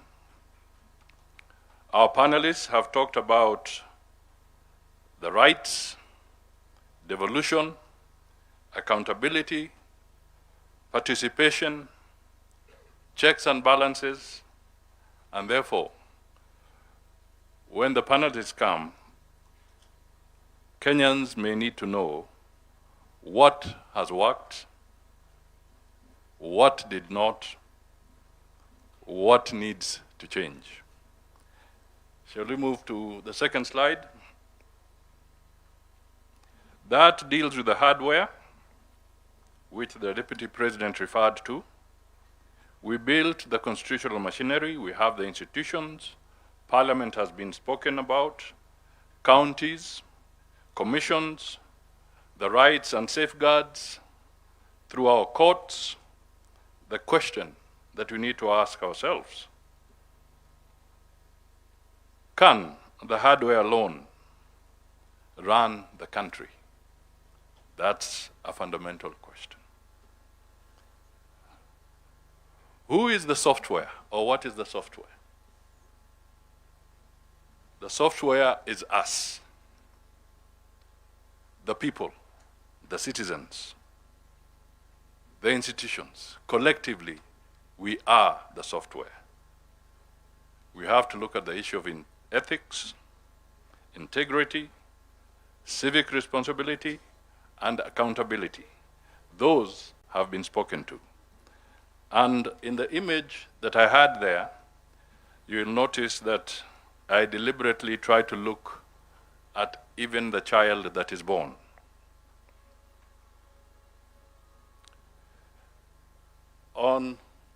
Now we can move to the next one. Values. Rules matter, but values make them work. What does the law require? What is the law trying to protect? What value is it trying to preserve?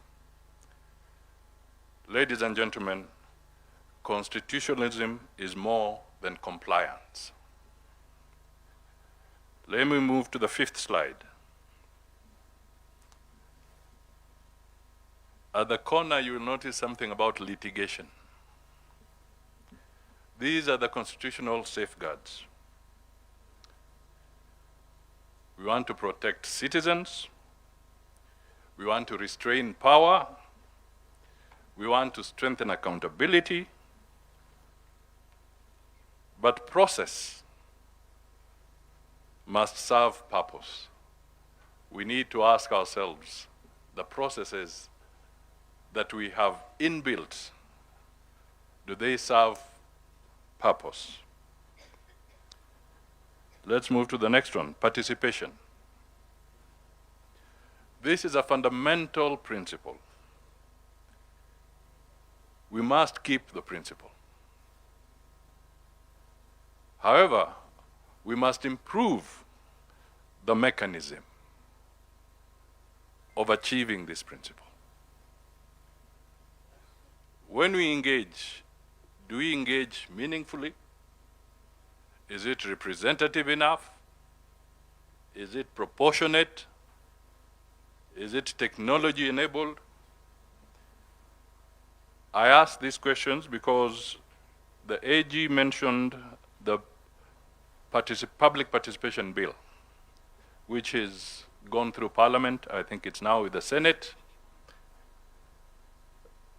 It may be of interest to note that we did cost what is outstanding for the government of Kenya during this 5-year period in terms of either legislation or policy.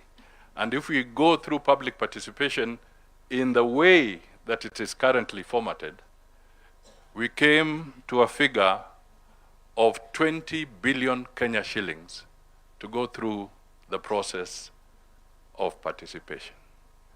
Is that proportionate when compared to the need to strengthen SHA, to the need to do affordable housing, to the need to improve our education? Is that proportionate? However, there's a rider there. Participation must not become a box-ticking exercise. It must be meaningful. Ownership. We have all talked about ownership. Our good friend, the late Kajwang, Honorable Kajwang, would always start his public rally by saying, "We the people." Can we stand here and say that this constitution belongs to us? Can citizens read it, understand it, debate it, apply it? A constitution should not belong only to the lawyers. Have we gone that extra mile to have this constitution in our vernacular languages, to make it easier for our people to read and understand? Those are questions that we need to ask ourselves. What are the gains? Some have been highlighted. Devolution. Power is closer to the people, to the citizens. Rights and dignity. Institutional checks. Active citizenship. These gains must be defended. What are the misses? What have we built or what have we not built? Below that question, I underline corruption. Have we dealt with it? Impunity. Has it diminished or has it scaled? Weak institutional culture. Procedure over public interest. Is it enough to say, is it legal? And is legal the issue that should be the only benchmark? Or should we ask ourselves, is it right for Kenya? Whatever we do, is it right for Kenya? Slide number 10. We are now talking 16 years later. Kenya has changed. 2010 to 2026. There's a new creature, AI. It is now with us. Technology, the economy, demographics, work, information, all now in this new environment of AI. Ladies and gentlemen, the Constitution must keep speaking to a changing Kenya.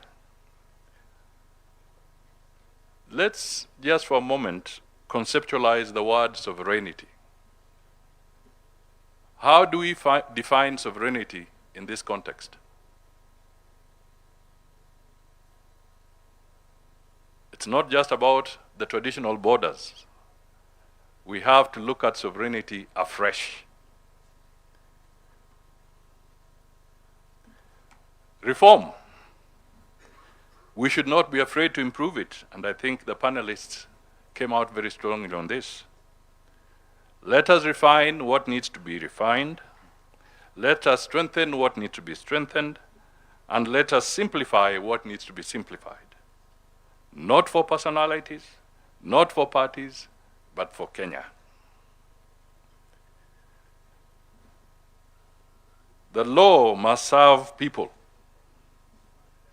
We make laws to create safer communities, fairer institutions, better government, more prosperous citizens.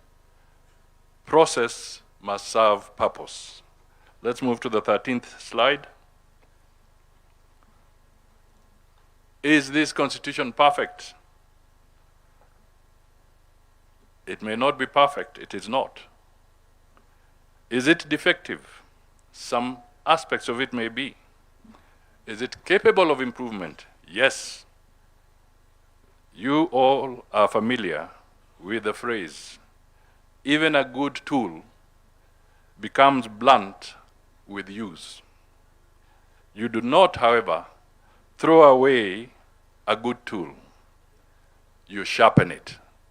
So we have an opportunity in this debate to sharpen our tool. The 14th slide. Have we built the hardware? The answer is yes. Have we built the software? That is work in progress and ahead of us.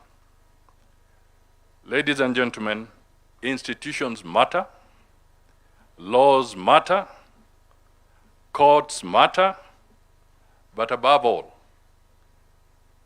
it is character that makes the system work. So, what is our national character? What defines us? Professor Hino, on the launch of the President's Day of Beyond Vision 2030, said that a study had revealed that Kenyan young are very robust, very optimistic. But scientifically, they have established there is one major challenge, the challenge of self-regulation. That comes with character. Ladies and gentlemen, my remarks end there because the people who are coming for this panel, I believe I should now invite them. It's not easy to invite a president on a panel. Mr. President, you are the first panelist.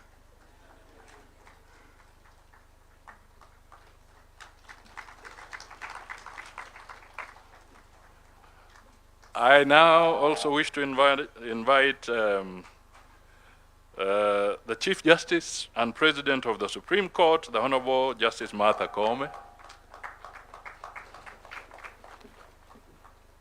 Let me invite the Speaker of the Senate, the Honorable Kingi. Let me invite the Chairperson of the Council of Governors, the Honorable Ahmed Abdullahi.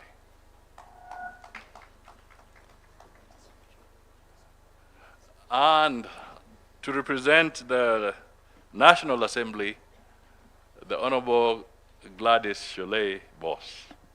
You're most welcome. I think my tour of duty ends there. I believe there is a, yeah, you can sit. I believe there's a, who was the person coming here to raise the questions?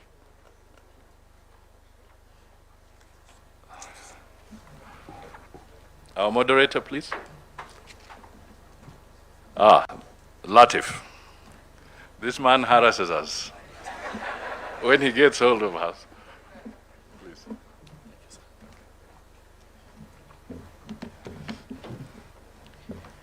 Your Excellency, the honorable panelists, ladies and gentlemen, good afternoon. Happy Katiba Day. I want to start on that note because it has to be a happy Katiba Day. On this day, 16 years ago, it was a bright morning when many people gathered at Uhuru Park. I was one of them. And there was renewed hope in this republic that we, the people, were giving ourselves a new constitution. And on that day, we witnessed the birth of the Second Republic. On that day, we hoisted a national flag at Uhuru Park. It's there to date. When you look at that flag, always remember that represents the Constitution that we're talking about today. Your Excellency, as we mark this 16th anniversary of our Katiba, we also ought to actually recognize that it is now a national day. And a national day means that we may do whatever else we want to do with ourselves throughout the year, but on one day, we shall anchor ourselves to the supreme law of the land and to the sovereignty of the people of Kenya. And that day is today. Please, let's clap for that. When we say we the people give ourselves a new constitution, many people may take that for granted. But actually this morning on our show, Fixing the Nation on NTV, we actually asked ourselves the question, if you went around many African countries and asked the people just ordinarily, ndugu jirani, hapa kwenu mna katiba? Some will actually not be able to answer and tell you whether they have a constitution or not. Go to any part of this republic today and mention the word katiba, and people know that we have a constitution. That anchors the fact that we, the people, are the owners of this constitution. We are the sovereign in this constitution. We delegate our sovereignty to institutions and to public offices. And for that reason, we had the various institutions speaking earlier today, and we also have the very top of our arms of government on this panel. Let's clap for them as we start this conversation. I want to start by just acknowledging some of the words that you said, Your Excellency, in your remarks to set the scene for today. You said accountability cannot end with defending institutional territory, observing procedure, or publishing reports. Ultimately, we must account for outcomes, whether we have protected the sovereignty of the people, upheld human dignity, preserved constitutional order, used public resources responsibly, and brought the rights guaranteed by our Constitution within the reach of more citizens. There's no greater responsibility than that's given to the people in our panel today. And I want to start with you, Your Excellency. When you took the oath of office, the first oath of office that you took was the oath of affirmation of allegiance, in which you said, I may remind you, and I'll use the names, please allow me to use your name. I, William Samoei Ruto, in full realization of the high calling I assume as President of the Republic of Kenya, do swear that I'll be faithful and bear true allegiance to the Republic of Kenya, that I'll obey, preserve, protect, and defend this Constitution of Kenya as by law established, and all other laws of the Republic, and that I'll protect and uphold the sovereignty, integrity, and dignity of the people of Kenya. Our conversation this afternoon, Your Excellency, with the permission with the honorable panelists, I just wanted to make it very short. It's not accountability. Accountability for these high offices. At the end of this, the program has you coming to make your closing remarks. So we'll not even do the closing remarks. We'll just do quick accountability for the person and the office that you hold. What have you done to uphold the Constitution? Your Excellency, you swore to obey, preserve, protect, and defend this Constitution of Kenya. Are you aware, sir, that your cabinet is unconstitutional?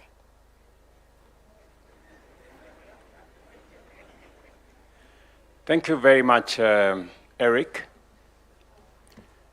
I am fully aware that the court has made a determination and given me time to realizing that that is work in progress to be able to do what I need to do. But in that context, let me speak to my oath of office in a broader context, and to speak to this day, Katiba Day. And as I have said in my earlier statement, this is not just a ritual. this is a time for us to reflect and account for what we have done in 16 years with respect to the tenets, the principles, the mandate, and the requirement of our Constitution. And putting that in the context of my oath of office and being accountable for that oath of office, and putting it in the context of what, again, I said earlier in terms of how do we account for the authority that we exercise and whether that is making impact on the people of Kenya, especially on what you said, whether more and more citizens are closer to the rights that the Constitution envisaged. And I will say the following, that by way of accountability, when we seek a mandate like the way I did, I made commitments to the people of Kenya. And those commitments were not just statements. They were not just slogans. They were commitments that ultimately I must be held account, because that is what the Constitution demands of me as president. And I would want to put it in this context. Number one, I made commitments about how to transform the nation and what I need to do. And I made proposals to the people of Kenya that this is how I intend to stabilize the economy. This is how I intend to make sure that we have access to health getting to the majority of citizens. This is how I intend to work on making sure that there is decent housing as it's required by the Constitution. This is how education that is provided for as an obligation to government in the Constitution, this is what we are going to do. This is how we are going to work on access to water and all the other requirements of the Constitution. And I can confidently tell the nation today that subsequent to my election and my commitment that I will be faithful to the Constitution, we have done whatever we needed to do, difficult as it may have been, to stabilize our economy. Today, our economy is the 6th largest economy in Africa. Our interest rates have come down. Our exchange rates have come down and stabilized. Our inflation has come down and stabilized. And our sovereign debt position is way different from what it was. We did not only,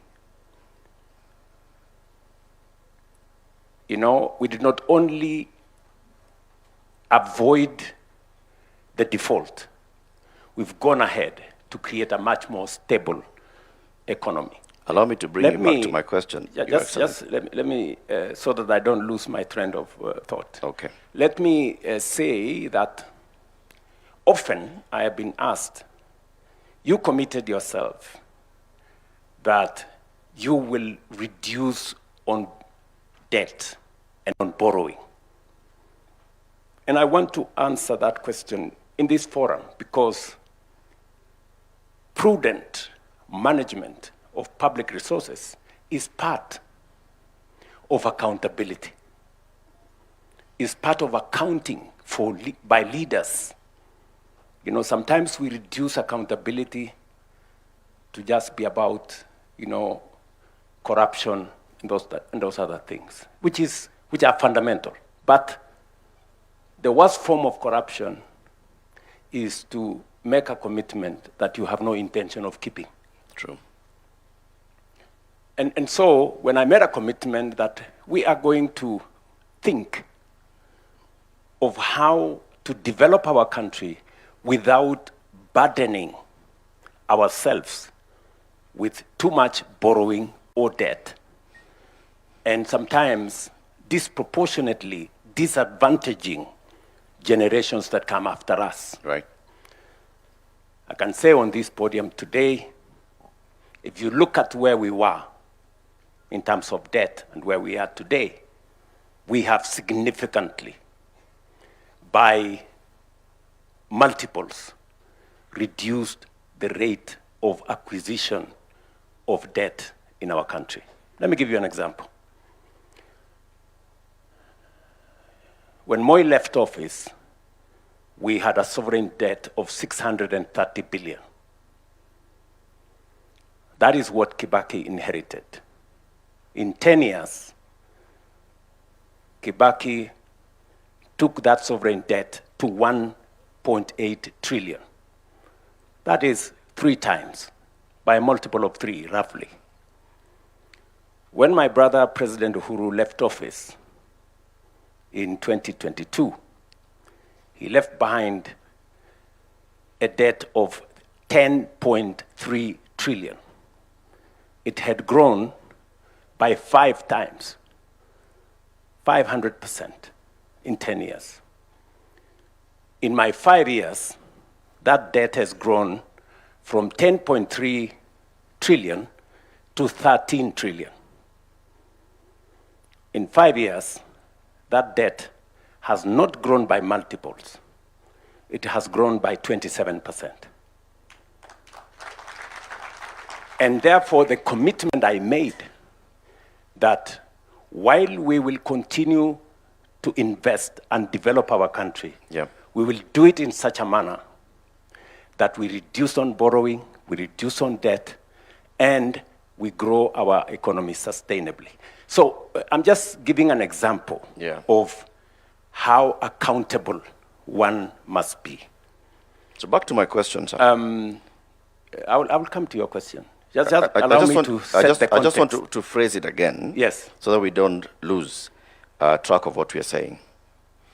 And you've used the words that I do not want to repeat, but let me just use them. Worst form of commitment, of corruption, is making commitments that you do not keep. Yes.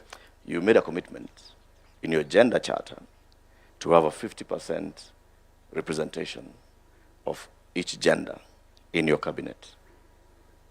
Today, your cabinet is unconstitutionally composed of the requirement not more than 2/3 of the same gender. I just want to seek, because the issue here is constitutional accountability, Your Excellency. Correct. So in that regard, because this sends a strong signal to the rest of the Republic, what is your answer to that? Why is the cabinet unconstitutional? What are you going to do about it? There is a court order that has not been vacated by any other court that has given you until the 28th of October to reconstitute your cabinet. Correct. Precisely what I'm telling you is, in the context of commitments that you make, you may not necessarily get 100%, but you can get 80%. In your estimation, have you passed that exam or did you not pass? If the commitments you made, you have achieved 80%, There are some commitments that are work in progress. But what I was trying to point to you is that of the commitments I made to the people of Kenya, commitments on the economy, commitments on education, commitments on agriculture, commitments on housing, commitments on making sure we control our debt, commitments on making sure that we have universal health coverage, I can confidently say we are at 80%. That does not mean we have discharged every commitment. There are commitments that are outstanding. Among them is that one on making sure that we respect the two-thirds gender principle. Will you reconstitute the cabinet? It is, that's a much more simpler thing to say. Okay, let me just... But let me just, you know, we are speaking in context. Yes. You know, don't make it simplistic. I am not, sir. Because, you know, there are many people who are telling me, for example, I heard from exactly what you are saying, you must get 100% for you to have passed. I don't think that is fair to say, for you to have passed, you must get 100%. I think what we are saying is, have we, in the collective assessment of the people of Kenya, yes, have we kept our part of the bargain substantively? You remember I used the words progressively in my statement several times. Yes. Have we made progress progressively? Yes, we have done. Have we done 100%? No, we have not got 100%. Some of it, as was said here by leaders, is work in progress. And its attainment may not happen today. Just the same way, the court has ruled that Parliament is unconstitutional because of the two-thirds gender rule. Yes. That determination was made by court, I think, almost 5 years ago, 6 years ago, to be exact. But it's work in progress, you know.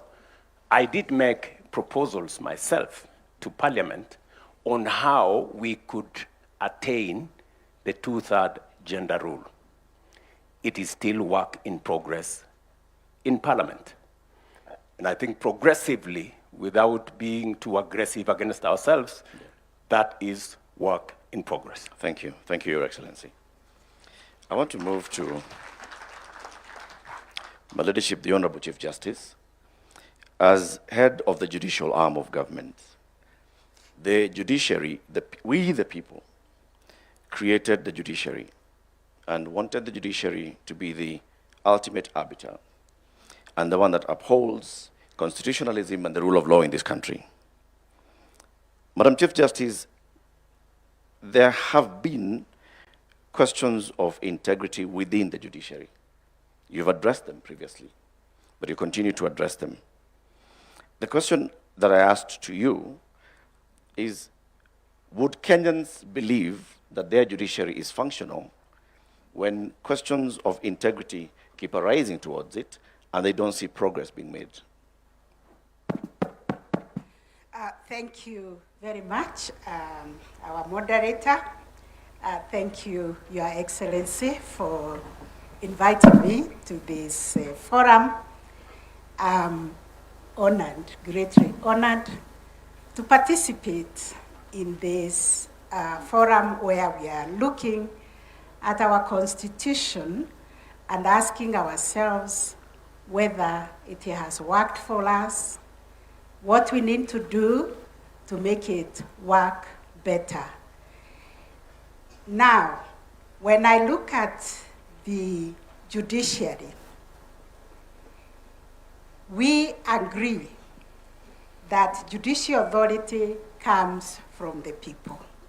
The people are sovereign, and therefore we are servants of the people.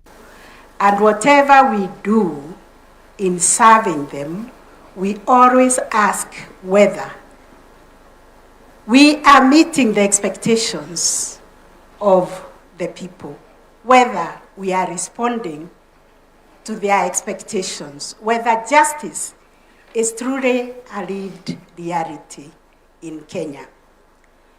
So this constitution has really strengthened the judiciary, because now judicial independence is constitutionally entrenched. But we take it that judicial independence goes hand in hand with accountability. We ask ourselves whether in the way we deliver justice, are we reaching out to every Kenyan? Can every Kenyan access justice? And that is where we begin, Latif, to tell ourselves that delivery of justice services is like any other service. And therefore, we have a duty to reach to the very last mile with judicial services. And when we looked around, the number of Kenyans who can access formal justice services are a paltry 17%. The rest of Kenyans look for justice elsewhere through other means.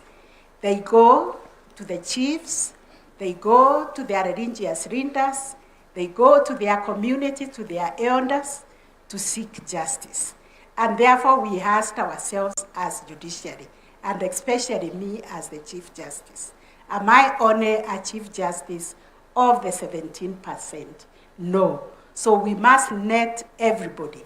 And this is why we are working with communities to expand the multi-door approach to justice to reach the alternative justice system, which is also a command of the Constitution, that we should promote NDR, alternative justice system, mediation, negotiation, reconciliation, and all that, so that every Kenyan can have a choice. Do I want to go to the formal court? Do I want to go to the alternative? And Latif, we are being celebrated even by the Commonwealth for having been able to link the informal justice system with the formal justice system. We have ukumbis or tribunals or community sessions where people are resolving disputes, and thanks be to this constitution, they are able now to come with those agreements. We have trained them on fair trial methods so that when they agree, we only ask ourselves whether this agreement meets the constitutional thresholds. We've been, and we have established ourselves in 16 counties where we have NJS. We have court-annexed mediation now in over 120 court stations where people can opt for mediation, negotiations, to agree on their disputes, and we are adopting those disputes as the orders of the court. You talked about corruption, and I think the priest who did the introductory remarks was very apt, that the manure that is eating Kenya is corruption, is issues of integrity. And I think all the speakers have spoken to it. For us in the judiciary, it's very, very serious. We have no other currency to trade in. The executive has the power of the sword, they have the power of the purse. We only have public trust to trade in. And therefore, Kenyans must have confidence in the judiciary, in the independence of the judiciary. And this independence cuts both ways. It's both independence for us to be able to make decisions without any interference from anybody or from any institution, but also it's an independence that ensures that the citizenry can have confidence in the judiciary. Yeah. So it's both way, and we are required to be accountable. We have done everything as a country to enact laws, beginning with the Constitution and other laws. What I would like to say is that corruption, in all its facets, is a criminal offense. And we have taken the front row in the judiciary to tell Kenyans that we operate a zero tolerance policy to corruption. We even do a daily briefing in our courts to tell Kenyans, when you come to court, you will not be asked for a bribe. You will not be asked for any facilitation. Please do not bring a bribe to the court. Right. We have worked with the NCAJ, the National Council on the Administration of Justice, to develop guidelines that will help us implement these laws against corruption. And we are implementing them in the judiciary. But it is a societal problem, Ratif, that requires Kenyans to say no to corruption. It requires a national conversation, because as much as we try to insulate ourselves in the judiciary, we are within this ecosystem where people believe in giving a bribe, or even believing somebody who has no connection with the judge or the magistrate, that I know the magistrate, I know the judge, I will fix your case, I collect money to go and take to the judge. The judge or the magistrate may not even know, but sometimes they know. Yeah. And therefore I've been saying it is wrong. We as judges and magistrates and judicial staff cannot be dispensing justice with one hand and committing a crime with the other. Any citizen who comes across a judge or a magistrate or a judicial staff asking for a bribe, we ask for cooperation. Thank you, Madam CJ. Just a quick follow-up on that. Citizens told the Ethics and Anti-Corruption Commission in their EACC 2025 survey that court magistrates attract the highest average bribe, apparently 164,000 shillings. Now, the one question I want to ask you, now that we are now introspecting 16 years in, can the judiciary really police and weed itself of corruption? Yes and no, by everybody who has taken a hold of office to defend the Constitution, to defend the rule of law, to say no to corruption. But out there are many people posing as agents of the judges. They are the ones collecting money to bring to the judiciary. And Kenyans themselves, why are they giving money to come and bring to the judiciary? So we alone cannot, because like me as the Chief Justice, with my 2 eyes, corruption, I was told, is like, is it sodomy, or is it, what offense takes place, adultery, which takes place in the dark places. So with my 2 eyes, how can I know who is negotiating a bribe in their houses, in their chambers, in the hidden places where they do those things? So it's a societal problem, Ratif, that we all need to embrace and say no to corruption. Say the manure that is eating Kenya, like it happened in New York, is corruption. Thank you, Madam CJ. And therefore, we need to say no to it. Asante. Thank you very much, Madam CJ. I want to move to the National Assembly, represented by the Deputy Speaker, the Honorable Gladys Boss. When we, the people, created the legislative arms of government, and Parliament in particular, we created a Parliament that would represent us, that would create laws that we'd follow, and that would oversight the executive. Many complaints have been made in the public about the Parliament's role of oversighting the executive. Not just the 13th Parliament, the 12th Parliament, the 11th Parliament under the 2010 Constitution. Is Parliament, as constituted, maybe politically or otherwise, able to properly oversight the executive. Thank you, Latif. And before I answer what your statement comes from, I first want to say we are here to discuss Katiba at 16 and what we have done as the National Assembly to implement the Constitution. So let me start with that because that's our business today. If you look at Article 43, which the President has spoken about very passionately, on the issues of health, if you look at the Social Health Authority Act, Parliament, National Assembly passed it. If you look at the Primary Health Act, it was the National Assembly that passed it. If you look at the Emergency, Chronic and Critical Illness Fund, that is the National Assembly. If you look at the Digital Health Act, that's the National Assembly. So on the issue of health, under Article 43, we have made our part. On education, currently we have several laws. We have already, just yesterday, we were debating the an amendment to the Basic Education Act, because again, that's a right. It's a socioeconomic right under Article 43, and further to that, there's more amendments that are going to the Higher Education Loans Board, the Tertiary Institutions Act, the Education Assessment Act, and so on. All those are ongoing. If you look at the right to water, again, we passed the National Water and Storage Authority Act, and that is already in place.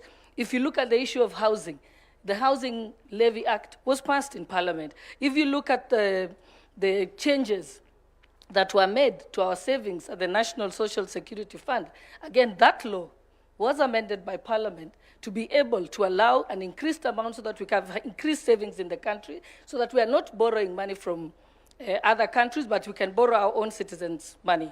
If you look at Social Security, on the money that is given to senior citizens by government, again, that took an act of Parliament. So we can categorically say that as the National Assembly, on the manifesto of the Ruto administration, we have been able to do our part. On the issue of the right to food, again, when you see some of the programs and some of the laws that we are passing, is to ensure that we are able to attain the issue of food security. The courts, on many cases, has castigated Parliament over public participation, and that's why the Public Participation Act is currently before the House and has gone to the Senate. Again, the National Infrastructure Fund, that's an act of Parliament. The National Sovereign Fund Act, that's from the National Assembly. The government-owned enterprises, that's also that. And just to tell you that Parliament is sensitive to the people, because we represent the people, and that's what the spirit of our Constitution says. When we had the crisis in the Strait of Hormuz, and the prices of fuel was going to go very high, immediately, in exactly 1 day, we sat until midnight and amended the Value-Added Tax Act to be able to bring the price of fuel to at least an acceptable level.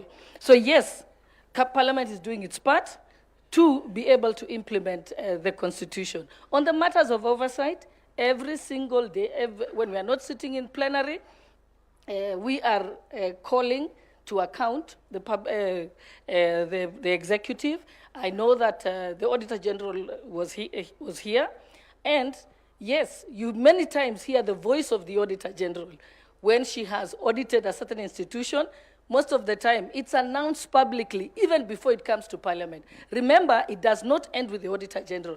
That report, the Auditor General must bring to the National Assembly, then the relevant committees review them, and then are able to give sanctions where required or give recommendations where required. In the past, Parliament was behind in about 6 or 7 years. But today I can confirm to you as chairperson of the Liaison Committee, the chairpersons have confirmed that Public Accounts Committee is now at 2024-2025 financial year. PIC, the same thing. So we have managed to review the reports. And the challenge had been before that there was only one committee dealing with it. After that, the PIC committee was split into thematic areas so that they can be able to work faster.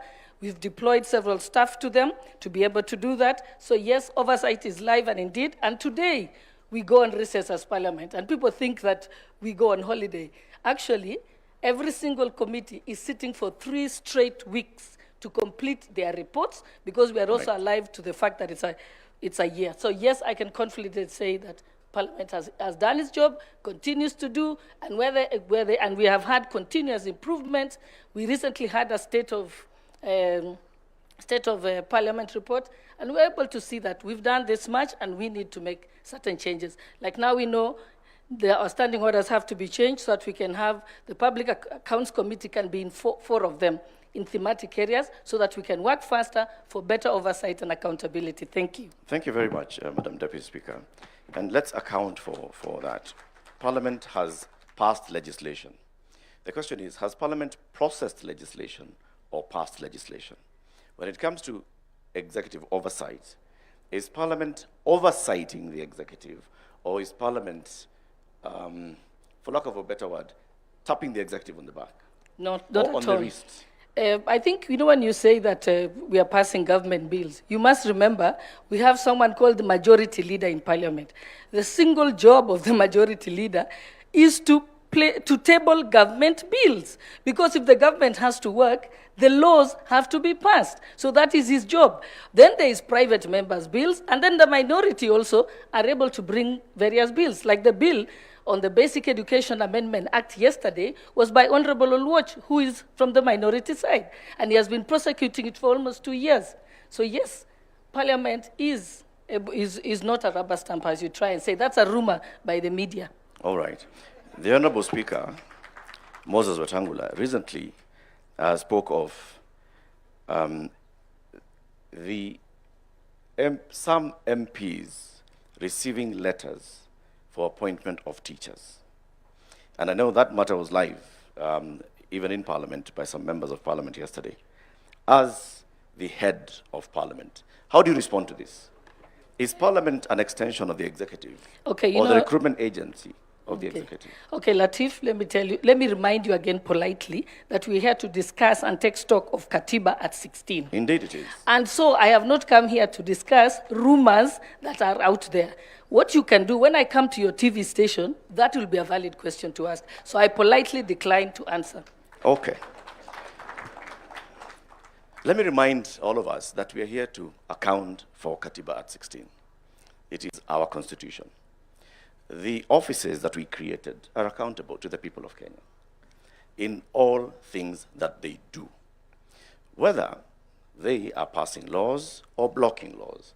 So, the Honorable Deputy Speaker, respectfully, I tell you that the question I'm asking is about accountability. No, it's a valid question, Parliament. and as you said, and as I've told you, that for today's session, there's no answer to that. But I can confirm to you that yesterday, the Education Committee was waiting to summon the Teacher Service Commission, because that is the independent commission that is charged to do with the recruitment of teachers. If they are doing it in a different manner other than provided by the law, then they are the ones to be called to account. And that's why I'm saying that's a conversation for another time, not today.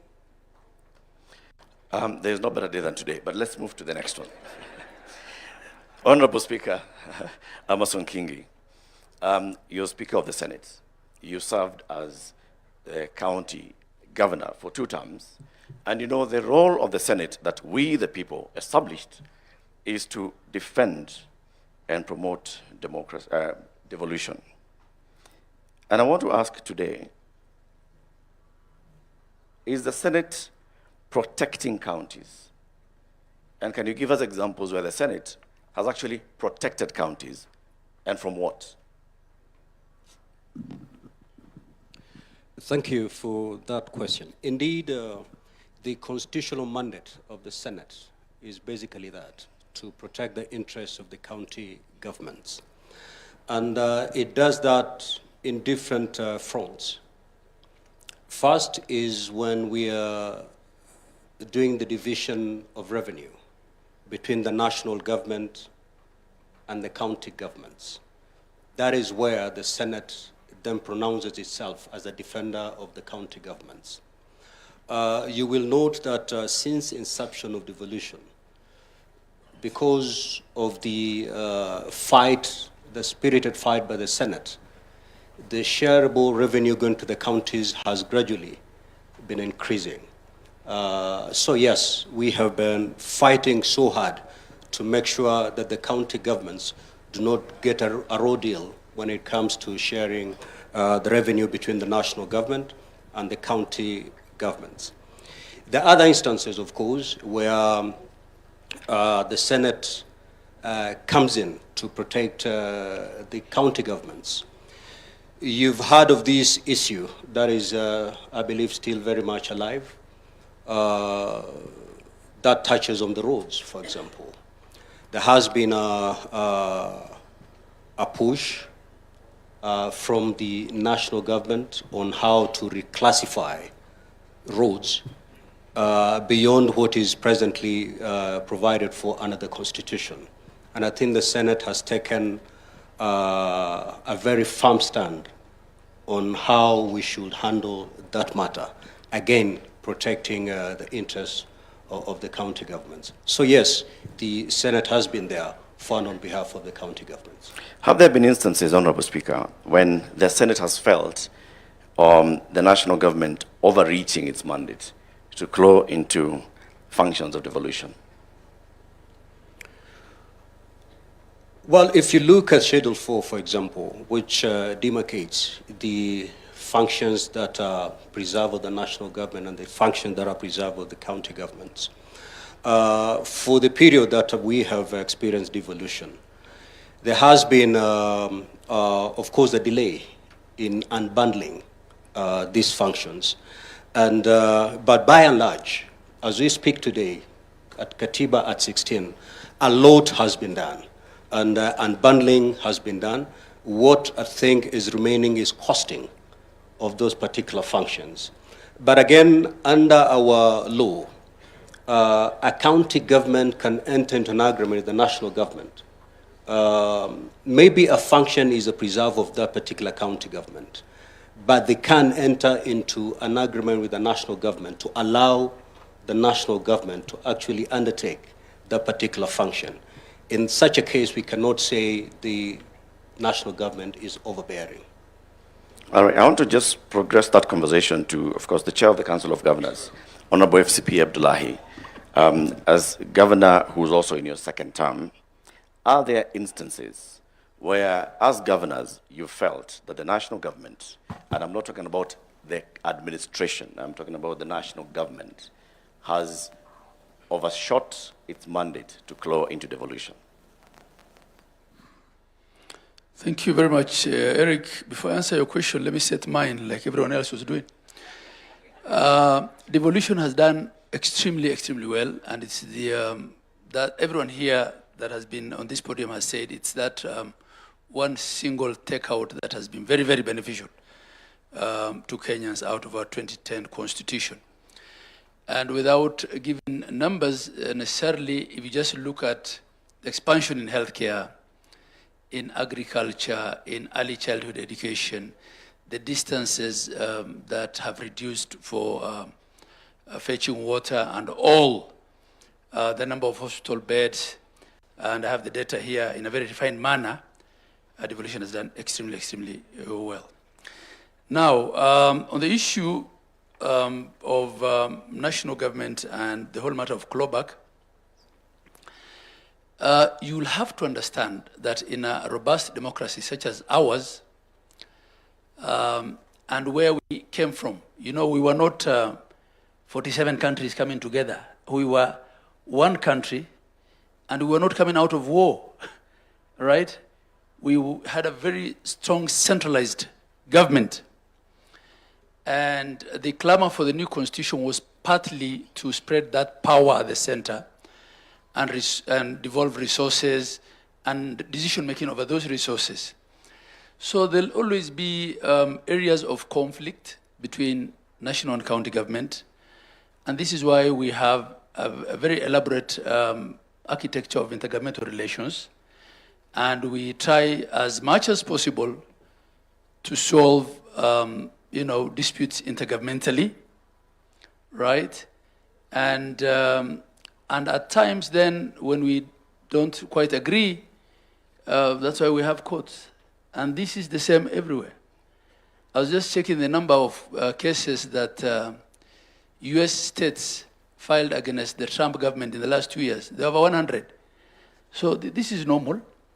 And two, clawback globally of decentralization, because devolution is a form of decentralization, doesn't really have to happen through change of law. It mostly happens through, administrative procedures, right? Bureaucrats, sometimes even middle-level bureaucrats at national government might send out circulars and do certain things which then impede or gridlock implementation by decentralized units.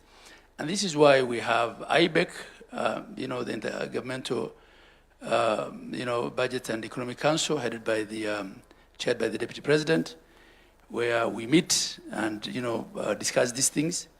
And many times we disagree, many times we agree.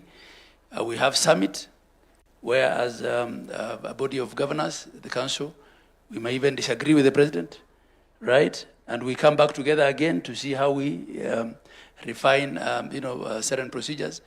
So I would say, largely, we've done very well. Right. And sometimes some of those administrative interventions are necessitated not so much by, the clamor for clawback, but just to get things more standardized, right? Especially in the area of health, technology, equipment, for instance. We might be quite protective of that space as governors, but again, when you look at what, for instance, the NESP, the National Equipment Support Program, has done, and sometimes we ask ourselves, could we have done this individually, as single counties? So clawback is something that we always, as governors, have to be wary of. But this is why then there are these elaborate arrangements of intergovernmental architecture. And this is why also sometimes we go to the Senate and tell the Senate, this is not acceptable to us. And the Senate, much as we have a lot of other differences on other things, still remains and is the key protector of counties, protecting counties against Big Brother, protecting counties against themselves. So this is part of the robust architectural framework that we have. We have over 42, I think by the last time I checked, intergovernmental partnership agreements between county and national government. And we take this through a lot of, legal procedure. We get, lawyers to look at them to see, how it could end, whether it is a clawback through the back door. And by the time we agree to sign those intergovernmental partnership agreements at a full council, then we are fairly confident that it's an arrangement that works for us. Of course, clawback is not only by national government, or the fear of clawback is not only with respect to the national government.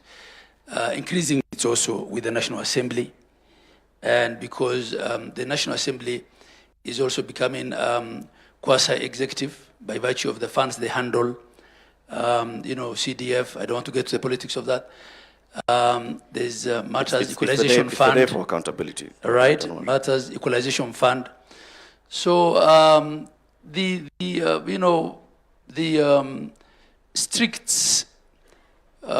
separation of powers between executive, legislature, and the judiciary, and especially between executive and legislature, and the realities of our political patronage. I think those are things that will be with us for quite some time. But generally, I think this current administration has respected our space. Thank you.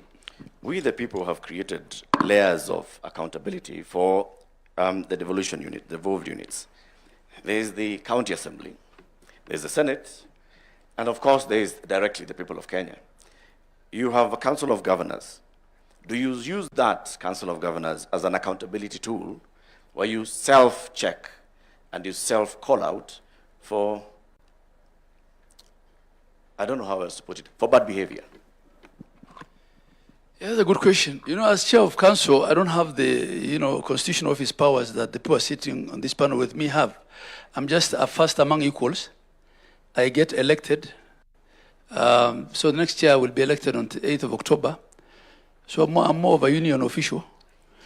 But having said that, we also have, benchmarking and best practices and advisory and conversations that out of respect I can have as chair with individual governors.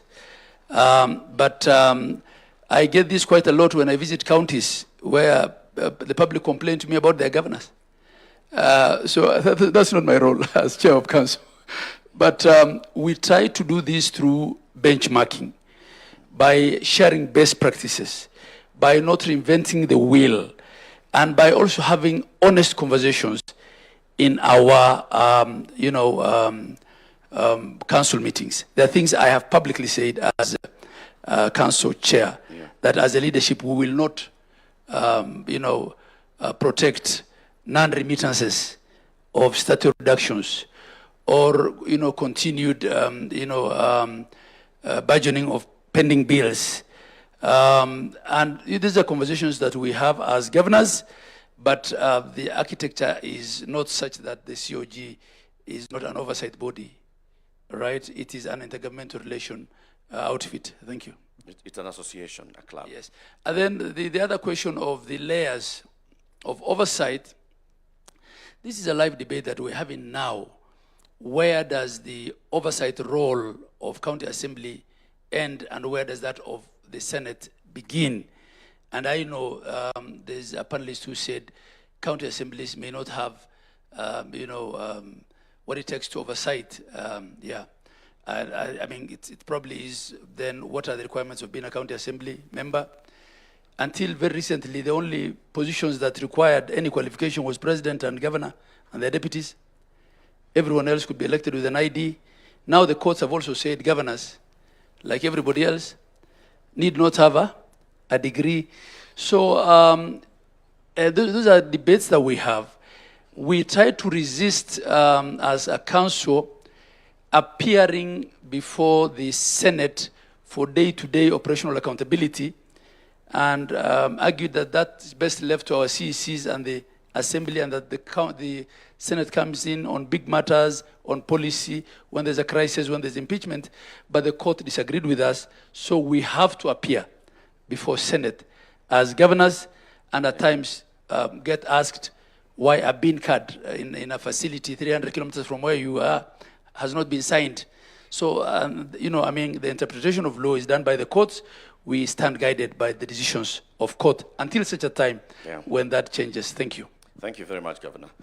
Your Excellency and honorable panelists, you'll acknowledge that we are actually making reference to the supreme law of the land. And the fact that we actually have a supreme law of the land that is so well known by many people is a big gain, like we've all said. And the fact that we can have such a day to hold ourselves accountable for what we are doing with the office, the high office that we've been given, is also a big plus. I'd like to come final round as we conclude this panel to look at institution level and the Constitution. And I'll start with you, Honorable Deputy Speaker. You understand this Constitution very well. You participated in making of this Constitution well, as did the President and the Honorable Speaker and the Honorable Chief Justice, everybody. But looking at the Constitution as it is now, and the institution of Parliament as we have created it, are there aspects of the Constitution that we have not gotten to the full realization of, whose benefits we are not yet reaping from Parliament? And are there ways in which the Constitution ties your hands as representatives of the people? Thank you, Latif. When we take the oath of office, we swear to uphold and protect the Constitution. It's an obligation under Article 3 for every Kenyan, including yourself. You're bound to protect, uphold, and defend the Constitution. So that is something we must do. But as legislators, yes, there's ongoing discussions constantly. We have a committee on a Constitution Implementation Committee in Parliament. Its job is to constantly review various departments of the executive to find out if they have implemented the constitution. So they're constantly bringing reports, and a lot of them, a lot of their recommendations have helped because they are able to look at the list on the schedules, what should have been implemented by what date, and they are ensuring that that is actually happening. So that is the role of Parliament. So Parliament can't just amend the constitution, but our job is to have the constitutional implementation oversight committee. But yes, there is also conversations in the Justice and Legal Affairs Committee. I know when, which I sit on, when we have met the Electoral Commission and so on, and other arms of government, they say this probably needs to be changed. And what we have done is we normally give that report of requests to the implementation committee, and they are keeping a bank of that, so that when the time comes, when the Kenyans think that we should change the constitution, there will be a reference book and a reference document. So that is available in Parliament. And they've also taken stock of what needs to go to a referendum and what can be changed under parliamentary initiative. What fruits are we not reaping from this constitution? Sorry? What fruits are we not reaping? Are there any fruits that are contained in the tree of the Parliament that we are not enjoying yet? Within Parliament or the Constitution? As the people of Kenya, we the people. No, I think, like I said, having a constitution is not an event. It is a process. So we are walking that journey now. And that is why I want to thank Your Excellency for convening this, because this is a time for self-reflection as a country. It's giving us a chance to make this a conversation. And just the way His Excellency also said that we need to look at Vision 2060. And again, that is something that the public will be involved in it. And I think this is probably the first time it has happened in the country, because that is how we improve our country. Thank you. Thank you, Honorable Deputy Speaker. Honorable Speaker Kingi, what are we not getting out of the Senate? Well, I think you're getting everything from the Senate. What more could we get out of the Senate? One area that we felt as a Senate need to be, clarity ought to be brought to bear is the mandate of the Senate and the working relationship between the Senate and the National Assembly. And for this Parliament, the working relation has been pretty good because I and Senator Wetangula tend to agree on a number of issues.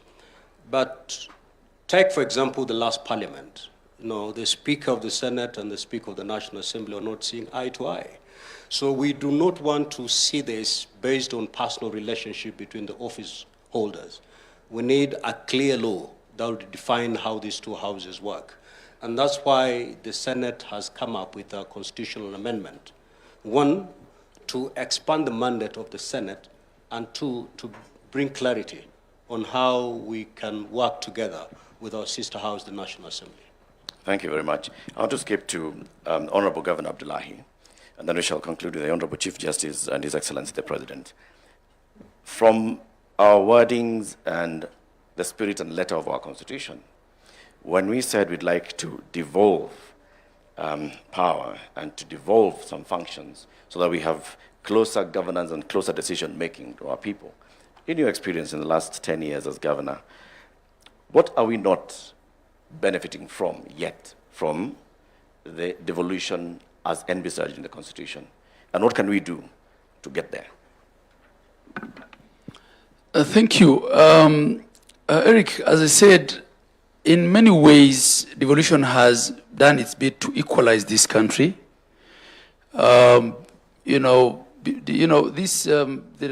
kind of devolution we have is not one of political power in that sense, if I look at it rightly. It's one of economic devolution. It is of service delivery, the things that matter. Given our diversity also, it might have been the right thing to do, because I know countries next door where there is ethnic federalism and states sometimes fight. One state picks up arms against the neighboring state. I think it's good that we didn't go that way, and that what we devolved is basic services and resources and decision-making over those resources. Of course, even for functions that are devolved, policy and standards are still with the national government. And the question of accountability, which what we are discussing here, especially with respect to fiscal management, at times also may limit how much you decentralize decisions with respect to resources.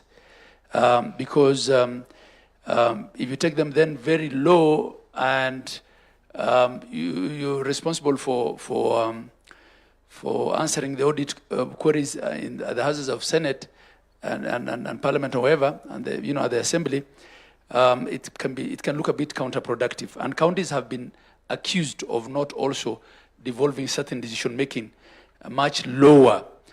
I think the other thing that I'll probably speak to is the nexus between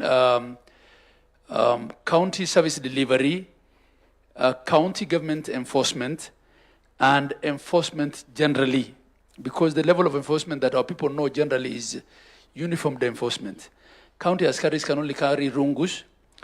So at times, we may increasingly are seeing that bylaws made by counties may not get as much support in enforcement as national laws would. I think this is probably an area that we need to look at, and that probably also speaks to why the county policing authorities are not enforced up to now, because of resistance from police operations teams. So those are areas. How can we strengthen counties to have better enforcement? How can we require them to devolve their services further? Those are conversations that we can have. But generally, I think a lot has improved. As I said, our intergovernmental relations is much better today than when we started 13 years back, right? But overall, of course, expectations also shift. The expectations that there were in 2013 are not the same expectations. And a lot of times, a county's performance may be judged by what the loudest MP from that county said on the floor of the House, as opposed to actual reports by oversight authorities. This is part of our politics, which we have to deal with. Lastly, maybe to protect counties, I have a lot of respect for my brother Abdul Qadir Mohammed there, and I don't think I have the qualification to argue with him on matters legal. I'm a simple accountant, but I have disagreed bitterly with him on the question of impeachment, and as to whether impeachment is a political decision or a legal decision in a presidential system. And also, I might be clouded by the political realities of our counties. We have had a governor who was impeached before she formed her cabinet. And she kept being impeached until she was finally impeached, right? And had to go home. So I think the courts have some role in protecting, such governors, where for sociocultural reasons, probably people thought they made a mistake in electing so-and-so, and will get rid of so-and-so regardless. Yeah. So I think, it's not fair that you cannot recall a member of parliament for the first 24 months, and then you can't recall them for the last 12 months. But you can impeach a governor before they have formed government. Those are some of the things we need to look at. Thank you. Thank you. Thank you very much, Honorable Governor. I want to come to you, Honorable Chief Justice. Again, as we take stock of 16 years of our Constitution, as the third Chief Justice under this Constitution, and having served in the judiciary even before rising to the highest office in the judiciary, what do you think we could gain more from greater cooperation and interdependence with the other two arms of government? And so we'll start by saying what we are not getting. Thank you very much. Just like the Deputy Speaker, what I can say is that our mandate as the judiciary is always to breathe life and spirit to the Constitution as it is. And what I can say is that Kenyans have full confidence in our Constitution and in the institution of the judiciary because they keep bringing disputes to us. And judiciary has courageously interpreted the Constitution. I heard some of the panelists saying that the judiciary overreaches. When there is an issue of overreach, because also the jurisdiction is given to the courts by the very, very Constitution, that is why we have the hierarchy of courts. If you are dissatisfied with the decision from the magistrates, you can appeal in the High Court, Court of Appeal, and if the law allows, you can come all the way to the Supreme Court. Now, when it comes to challenges, we have many. For instance, the Constitution created the Judiciary Fund. And I'm surprised that if you did not ask the other colleagues what they are doing about corruption. Judiciary gets only 1% of the national, actually less than 1% of the national shareable budget. And when you ask about corruption, you should have asked, where does the other 99% of the shareable budget go? Good question. Are there corruption also in the ministries, in the procurement, in other things? Because you only zeroed in on judiciary. You should have asked the other question, because here people said we have huge poverty levels in our country. That is a problem, because if we implemented this Constitution the way it is supposed to be implemented, then we cannot be talking about high levels of poverty, and even these people come to us in the judiciary, they need legal services, they need legal aid, and they, we see it. So because we live in this country, but we say this is our country. Whatever is not working, we must fix it.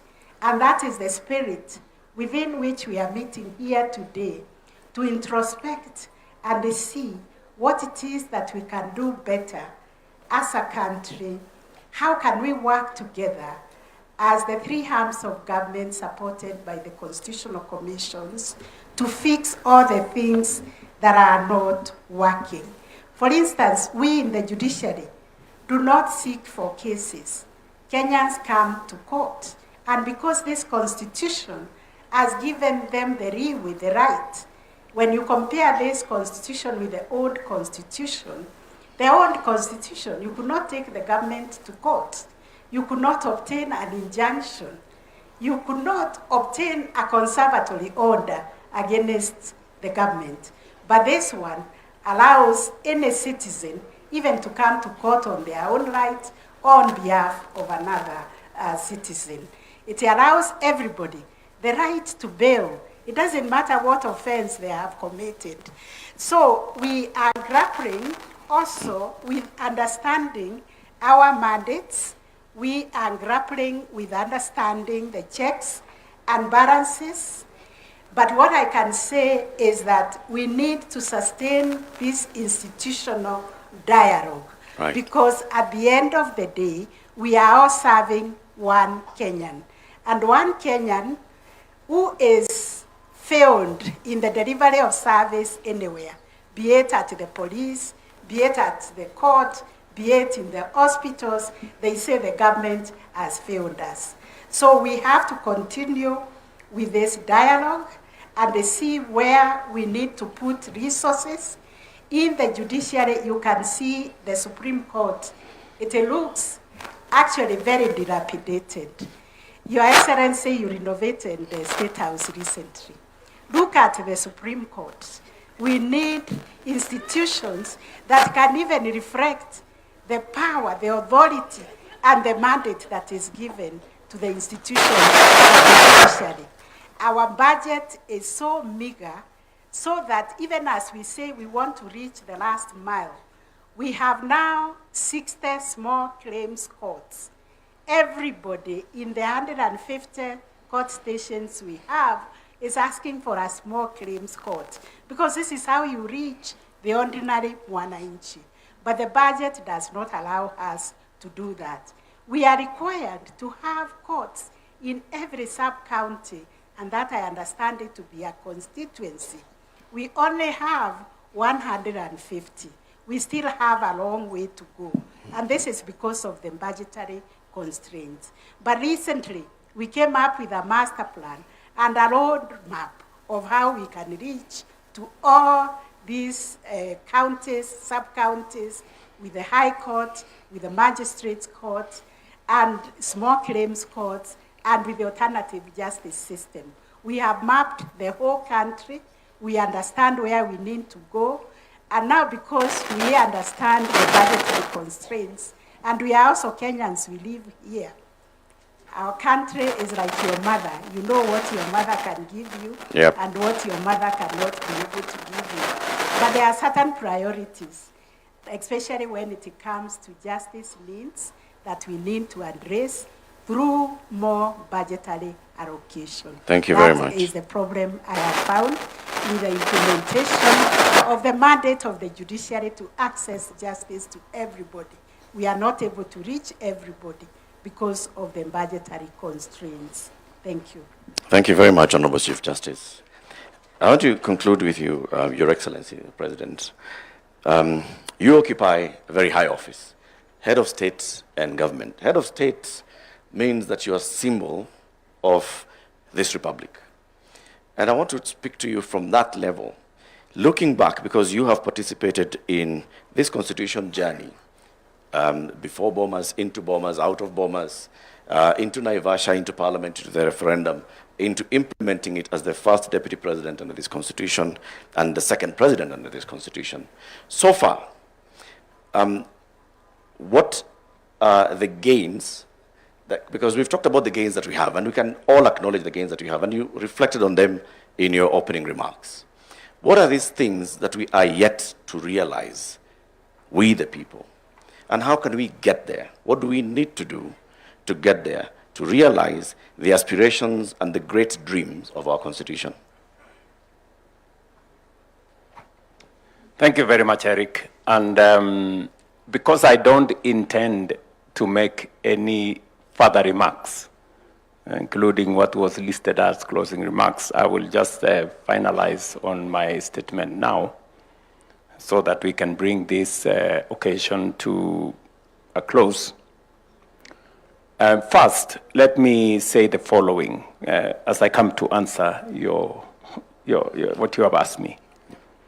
That I'm very proud that we are able to sit down in the manner in which we have done and ask ourselves very candidly, very pointed, accountability questions from what you have asked me about the matter of cabinet, to members of parliament on the letters, to Madam Chief Justice here. It just goes a long way in, putting in context the great country that we have, that we can stomach any inquiry into what we are doing as citizens and as leaders. The fact that, this occasion, the Katiba Day, when I thought about it, and I thought about this in the context of what you have said, I participated in Bomas. I participated in Naivasha. There was a Kilifi draft. I was the first deputy president under this constitution. And today I have the privilege to be the second president under this constitution. There is a journey that we have traveled as a country. And as head of state of this country today, I am very proud that this Katiba Day is not just another occasion. It's not just another celebration. It is a place where we call ourselves and ask ourselves difficult questions. Have we done what the Constitution expected of us? And why I am very proud about this moment is because I have managed to bring the country to a place where we can candidly ask ourselves questions. Last week, I was here in KICC on one of our primary subjects, that is universal health coverage.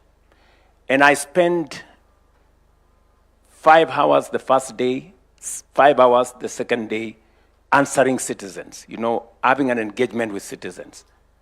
As president, that does not happen in ordinary circumstances. No other president has done what I have done. I have put myself at a place where I can be questioned and taken questions and answered. So I think this is a good place for us as a country, number one. Number two,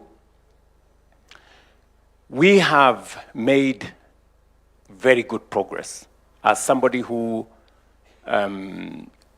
worked under the old constitution and the new constitution, I can proudly say, as others have said here, Mutava Mushimi, all the other good people, including Abdikadir and all the other people, that we have made progress.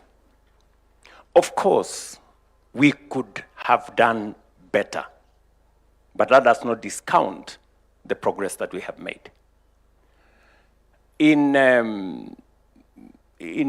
different spaces, devolution, for example, which is probably the biggest gain that this constitution brought.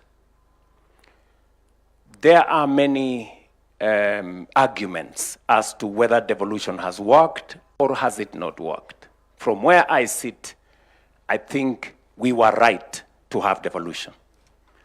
Devolution has served this nation. Could it have been better? Yes. Are there challenges? Yes. But that does not discount what devolution has done to our country. Specifically, for example, the biggest subject, health. I see many people trying to argue that maybe health should be reverted to national government. I am completely opposed. I think health is in the right place in county governments. Why do I say that? If you look at delivery of health, there are counties where we had only one doctor. Example, Wajir here. Today, there are 70. There are many more health workers. Supervision has been devolved from the national government to the county. County workforce, health professionals are held to account. In the past, there used to be doctors who never reported to their stations for 10 years and nobody knew. That is no longer possible. The county governments have appropriated that space properly. And so, have they done many other things better than was the case in the old system? Let me also say, having served as the first chairperson of the Intergovernmental Budget and IBEC, that we started off with a lot of territorial fight between the national government and the county government, and rightfully so, because there was still a hangover by the national government to try and control counties. And then there was also, a bit of that, I must admit. But progressively, we have come to appreciate that there are roles assigned to counties, there are responsibilities and mandate assigned to the national government. And that way, we have found a way of living together. In fact, I have had a wonderful 4 years working with county governments, maybe because I had the benefit of what happened in the last 10 years. And we have signed, as Abdullahi has said, many intergovernmental participation agreements. We have done, for example, the registration of farmers, which was a very big thing. Now we have a register of all farmers. It was a joint project between national government and county governments. We have community health promoters. Today, we pay community health promoters jointly. The community health promoters are doing a fantastic job. Today, we have signed an intergovernmental partnership agreement on matters health. I would have chosen, for example, to say health is a devolved function and I should have nothing to do with it. But we sat down with counties and we said there is a role where national government can support counties in delivery of a mandate that is assigned to counties, and that is purely constitutional. The Constitution, provides for that kind of mechanism. And we use that mechanism to improve health outcomes. Today, we have more citizens registered on social health. Today, we have more citizens treated. Today, we have better delivery of equipment. We signed a partnership agreement with counties. Today, they get equipment that they don't have to pay for because of the agreement we have signed, and they are using those equipments to deliver health and get paid for by SHA. So I can say confidently that counties are better placed when there is a better relationship between the counties and the national government. That is not to say there are no challenges. Yes, there are challenges here and there, but continuously we keep resolving those challenges. Let me give you one challenge, for example. On matters to do with housing, there was a challenge on whether housing is completely devolved or there is a role for national government. And we managed to resolve it, by making sure that we established under the housing fund a place where the housing fund has representation from the national government and the county government, and it made it easier for us to make steps to go forward. Let me leave that there. And having said that, I can say with confidence that our decision as a people, as a nation, to have counties in place was the right decision. But I hear what Mutava Mushemi is saying. That is it too expensive? Can something be done about it? That is a conversation Kenyans can have, on how do we make them much more effective. That is, or the size of parliament for that matter. That is a conversation we can have as a nation. Let me come to what was said by my elder sister here, the Madam Chief Justice. I think if there is one very progressive area that we can confidently say as a nation that we did very well under this constitution is our judiciary. I think the judiciary today has maybe more latitude than they need, if I may say that. I think we overgave ourselves the space around judiciary because they can literally do anything, which is possibly a good thing, so that they can limit the power of government. They can also interpret legislation in this or the other way. But what I can say about the judiciary is that even as we celebrate the place of any citizen being able to go to court and challenge everything, there is always the argument that I want to make, and I have brought it up with the Chief Justice. For example, we go to the people and we tell the people housing is a mandate, a command under Article 43 for government to provide adequate, dignified housing. You go to the public with a manifesto, you tell the people how that right is going to be realized, and the people give you the mandate. 7, 8 million people, Kenyans, vote, and they say, proceed. And then one person, possibly the name that comes into mind is the one you know, goes to court and stops the whole process, you know? Now, the question you ask yourself is, what is the place of this one person in the context of the 8 million who voted for this right? And secondly, this right is in the Constitution.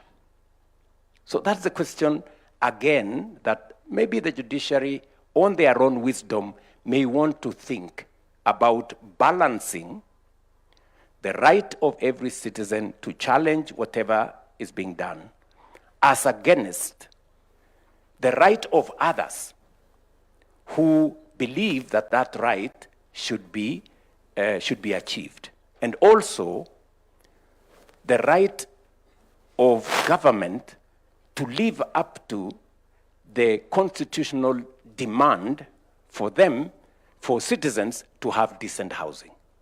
You know? So this is, again, a place where we possibly may want to have a conversation around. I don't think it amounts to changing the Constitution. I think it is by way of practice, and all of us looking at what are the possibilities. Because, and I will come to this later, in terms of my perspective as to what areas haven't we, I will come to answer that question. But having said that, I think I have had a wonderful relationship with the judiciary under my administration. They have cornered me in many places. They have brought down some of the things I wanted to do. But in some cases, they have made very useful proposals.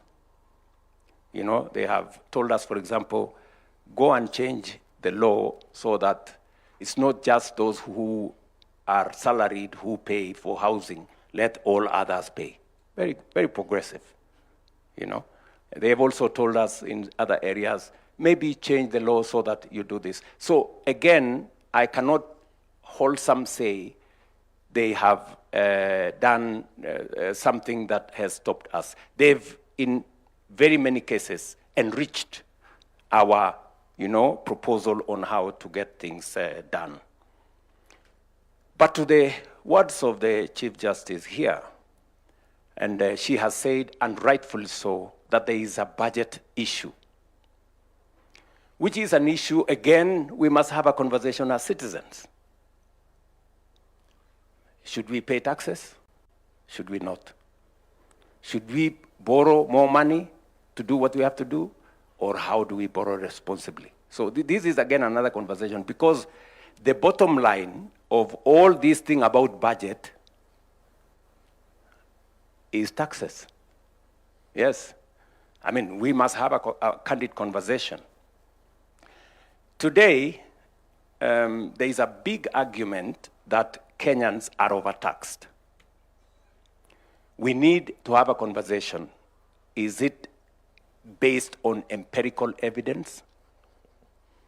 To my reflection, we are at 14, maybe 15%. Our taxes are 15% of GDP.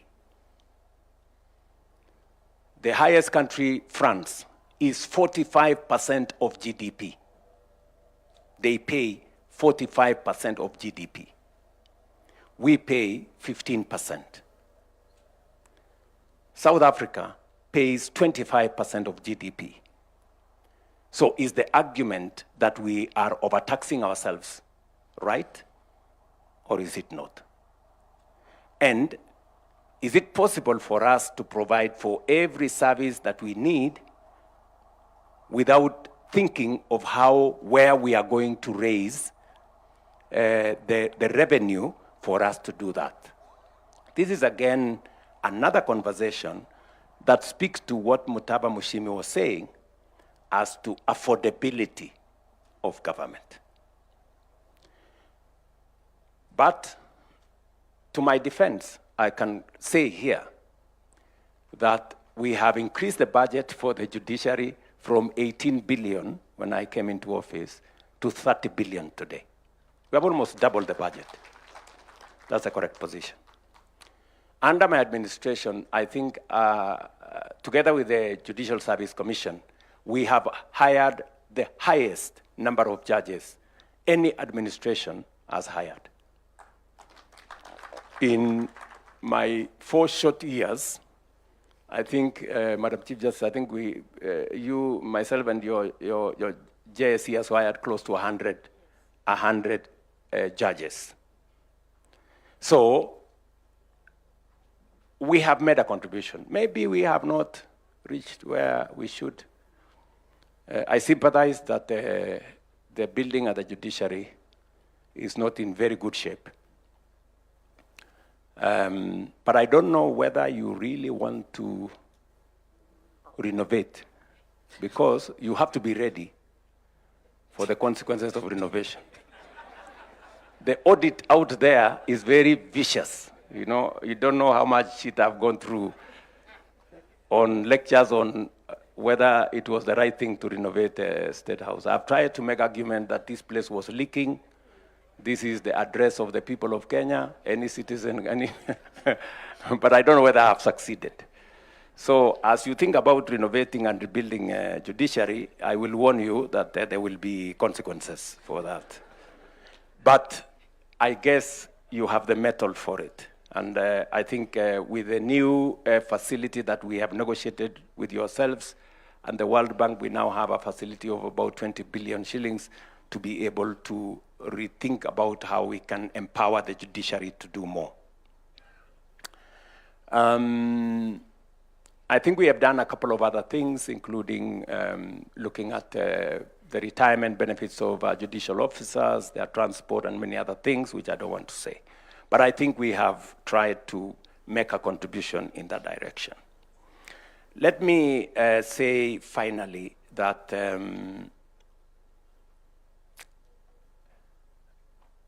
from where I sit, maybe I should say from where I stand,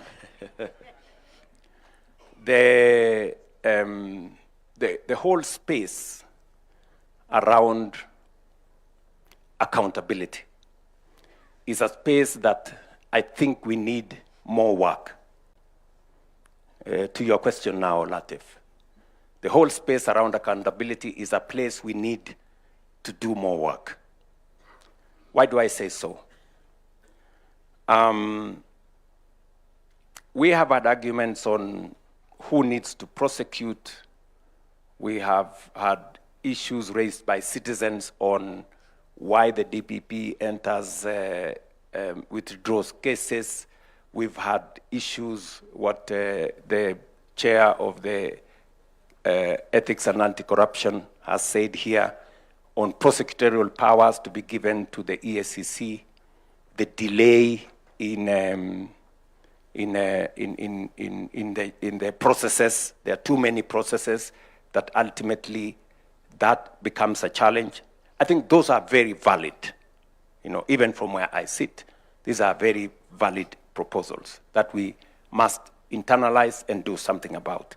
But having said that, there is more that we can also do by way of prevention. And I remember making this statement before the last election. I said, in my administration, there will be no money to steal. And I meant it.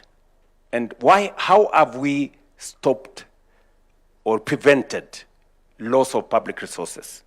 Number one is what was said here by somebody, digitization. Just by digitizing government services and payment, we have significantly reduced transactions in cash that end up being areas of corruption.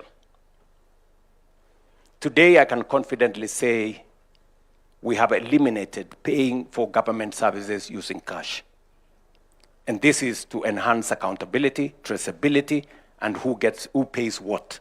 We had 1,000 plus government pay bills all in shady places. Today we have one. And the Treasury can see all government payments and where it is going. Number two, we have implemented what we call Treasury Single Account. Treasury Single Account enables government to see how much money we have in which places and how much idle money there is in government.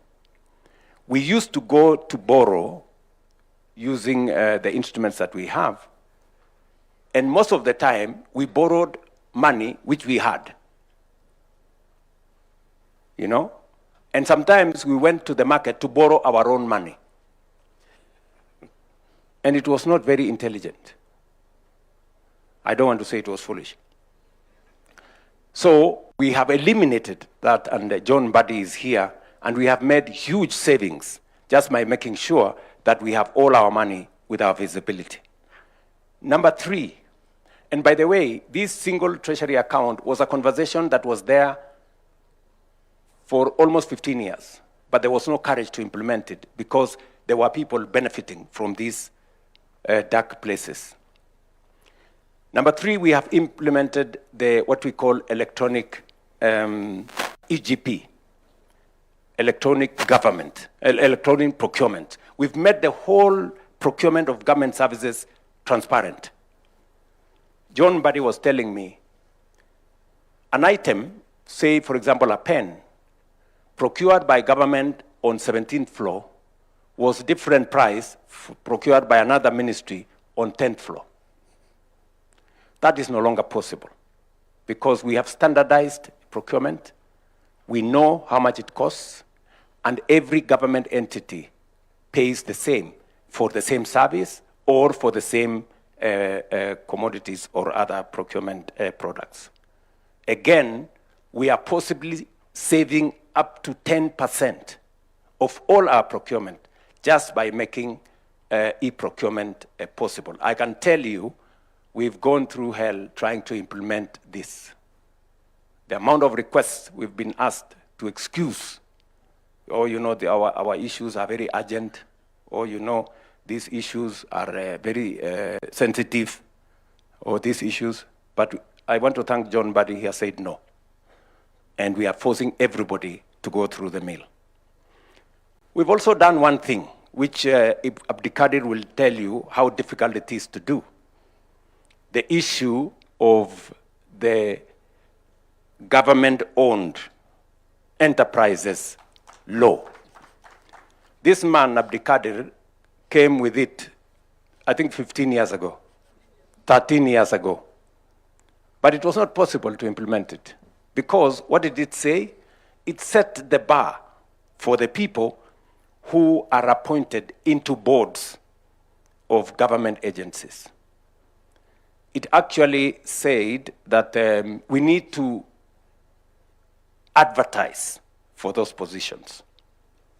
And it was very difficult politically, you know, to do it because you go into an election with many friends, partners, people who have supported you, people who have gone to the trenches with you, you win an election, and then they are there. You have to do something about them. You know? And you know, politically, you can't just wish them away because they will make demands and say, my friend, you wouldn't be there if it was not for us. Legitimately so. But what have you done now? We went to Parliament, and I want to say this about Parliament. I know there are many accusations that Parliament has gone through, that they are a rubber stamp for the executive. I don't know, they are not holding government to account.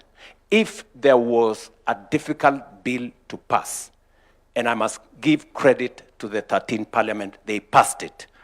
It is the government-owned enterprises law. Literally saying that those people passing the bill will not qualify to be appointed into parastatals when they are not sitting in Parliament. You know how, and you know, all these politics are very slippery place. You are in today, you can be out tomorrow. So, but I want to credit the 13th Parliament. They passed this law. I signed it into law. And today, many of my friends who I had appointed to boards in KenGen, in Kenya Airports Authority, in Kenya, I don't know where, Kenya Pipeline, and many other places, they have had to exit. Because now the law says those who participated in the last election cannot be board members. I have lost a few friends, but it comes with what it is. And why are we doing this? We want to, as much as possible, professionalize the running of government agencies and to depoliticize those boards. And again, I must say that has worked in a very significant way. And then finally, we have, and I'm talking to accountability, we have also, number 5, we passed the conflict of interest bill into law. Again, very many members of parliament, members of Senate are very unhappy about this bill because it literally says members of their families cannot participate in procurement or supply of goods and services to government. Again, it was to establish a distance between those who wield authority or power, whether they are sitting in parliament or they are sitting in the executive. I don't know whether we extended to the judiciary, I don't think we did, cannot participate because they have the propensity to influence those contracts this way or the other. Again, I can confidently tell the country we passed that law. And we are progressively, pushing corruption to the limits, even as we do the other things. You remember it was said here earlier, what about the ethics part? What other, apart from prosecution and all this, are there other things being done to deal with corruption?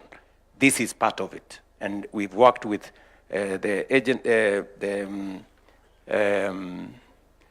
criminal justice system to work on this.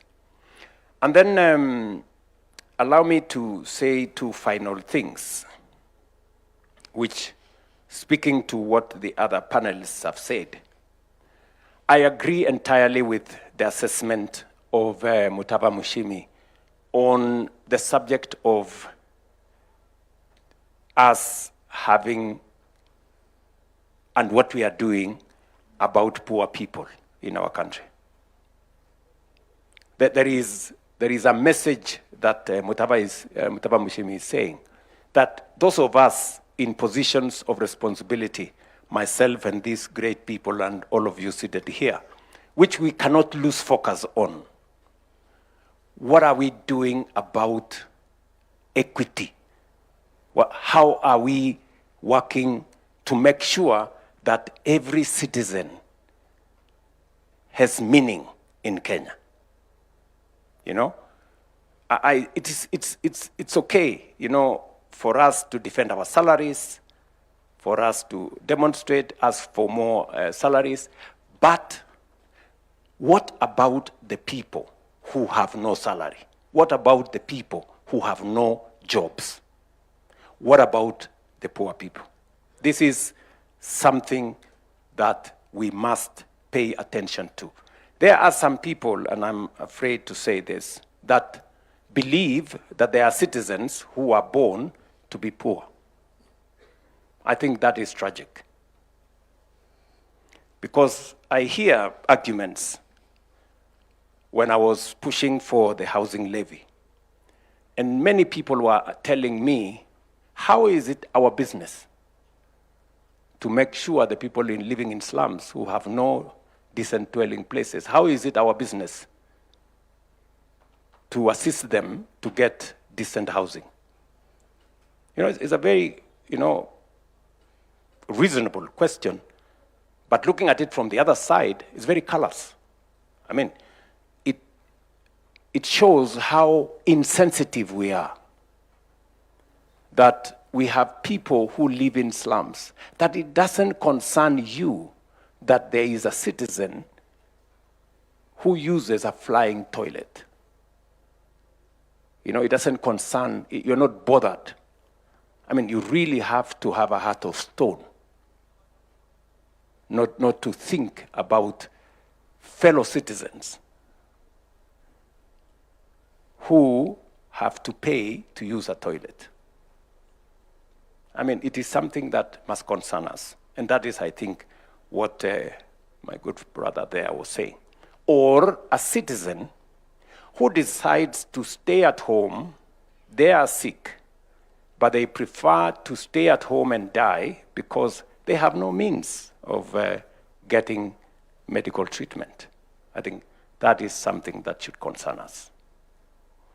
And as a result, it takes me to the place where we've not done very well. We've done very well with what Abdikadir said, political rights. We are a robustly democratic country. We vote whoever we want. We can picket, we can demonstrate, we can do whatever, literally, whatever we want.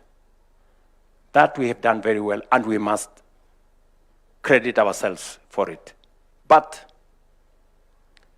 there is the other side of it. What have we done to make sure that every child will go to school? Everybody has medical attention. We have decent housing. We have eliminated hunger. And we have done all the other constitutional commands.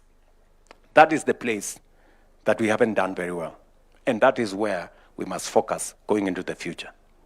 And that is why I am inviting all of us to have a national conversation, you know, on the future of Kenya, a development charter for ourselves, so that we can enjoy our democratic rights, but also make sure that every citizen lives a dignified life. I think these are the two, you know, sides of what we must achieve. And I say this with a lot of humility, that it's upon us, you know, to do whatever it is that we can to make sure that we deliver on these two commitments. Let me say this. Our right to choose, our democratic right to choose, must be exercised in choosing what is best for everybody, or what is best for us. We should be able to make the best choices for Kenya. And again, let me paraphrase what Abdikadir said. If you choose a thief and expect that they will not steal from you, you are not being intelligent. If you choose somebody who is incompetent and expect them to deliver on anything, then you are not being serious. If you choose a person who has no vision, who has no plan, who has no agenda, and expect them to take your country anywhere, then you are not being serious. I think these are the choices that are on the table for us. And finally, I have spoken for too long.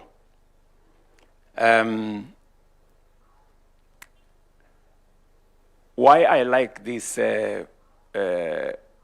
meeting, and it is good that we are talking about our constitution in a forum like this, that intellectuals are present, is that Mutava Mushimi can say some of the things politicians cannot say.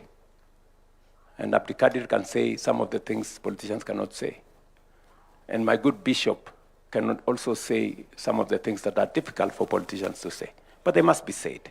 So this is a good forum for us to engage without defending ourselves that much. And finally, I think we need to do more. We have gaps in matters to do with our gender equity. I think we can do something about the two-thirds gender rule. And I think I can do something about making the, not just the two-thirds gender rule, but also the constitutionality of our cabinet. I think that is a space that even me, I have some homework to do on matters to do with gender and all that. If I was given an opportunity, I would try to mitigate my situation by saying, at least I have the first ever Attorney General who is a woman, whom I have appointed.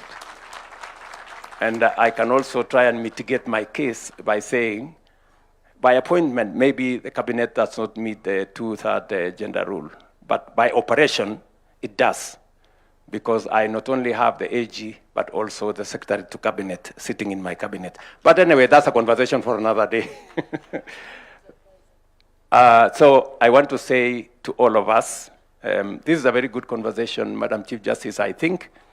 And Abdullahi, my good friend from the Council of Governors and the Houses of Parliament, I want to say to all of us, thank you very much. I think this is time we have spent very well. And thank you, Eric, for provoking us. Asante sana. Ladies and gentlemen, let's give a standing ovation to our panel, please. And a round of applause as I welcome Michael Gitonga to come and take over to the next space. I'd like us to do something. Every 27th of August going forward, always remember it's a day of victory for we, the people. And I'd like us to say this together. 16 years ago, we, the people, gave ourselves this constitution. And our head of state went ahead to say, our responsibility today is to fulfill its promise and build a democratic, prosperous, and transformed republic. So repeat after me. Our responsibility today is to fulfill its promise and build a democratic, prosperous, and transformed republic. Thank you very much, Your Excellency. Thank you very much. I'll request that we remain standing, and as His Excellency takes back his seat and the panelists, kindly let's take back our seats.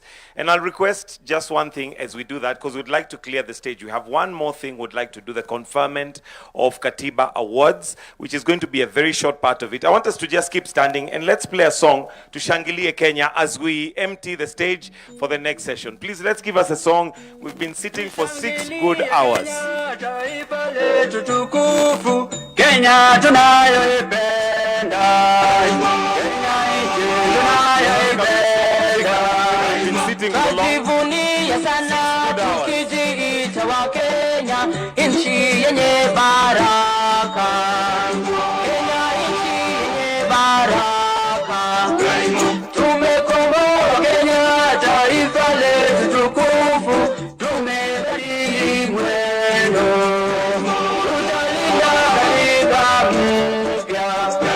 Anayependa Kenya ni yule mwenye kutenda haki kwa watu wote, mtu mwenye kutenda haki. Na ukipenda Kenya ujitengane na mambo yenye kuvunja amani. Hatutaki Kenya wenye nchi kipenzi chetu.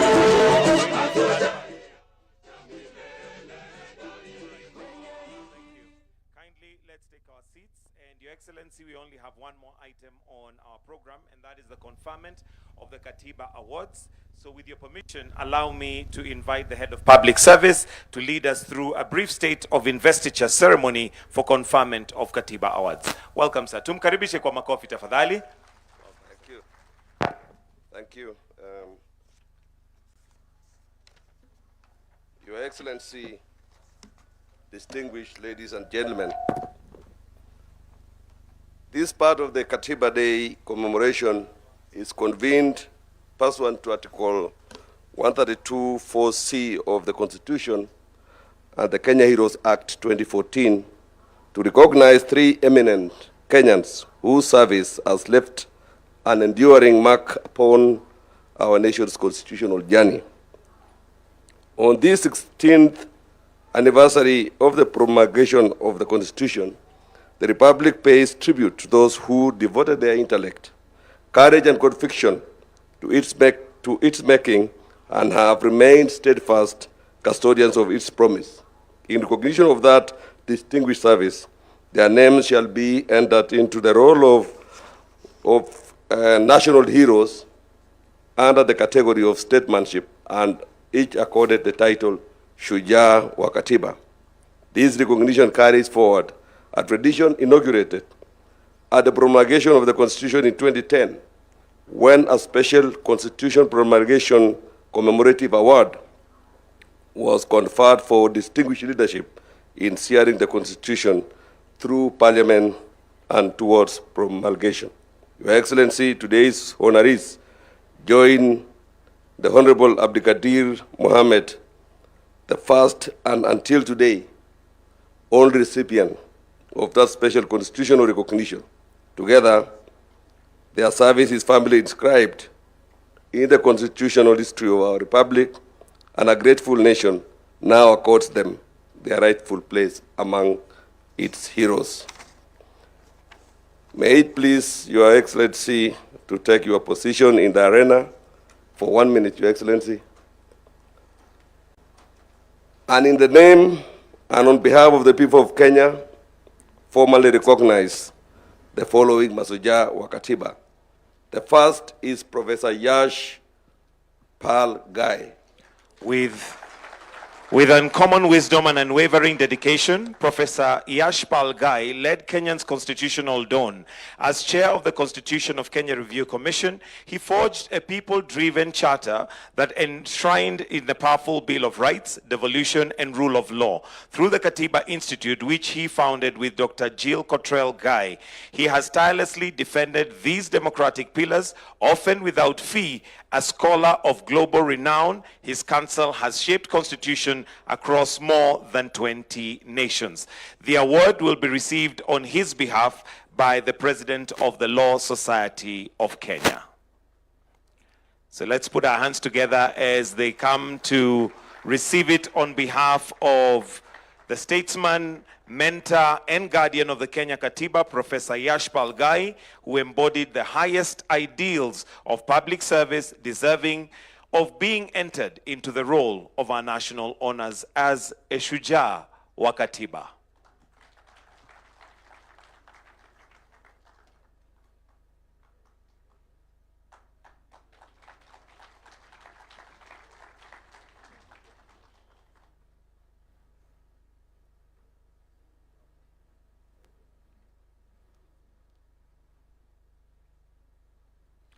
Thank you. Thank you.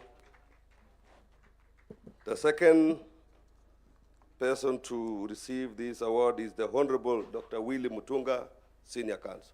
With fearless principle and lifelong commitment to justice, Dr. Willie Mutunga stood at the vanguard of Kenya's democratic transformation. As for the first indigenous Kenyan to teach constitutional law, he nurtured generations of legal minds. He gave voice to the voiceless through the Kenyan Human Rights Commission and Kituo cha Sheria. As the president of the Law Society of Kenya, he became a steadfast champion of the multi-party democracy.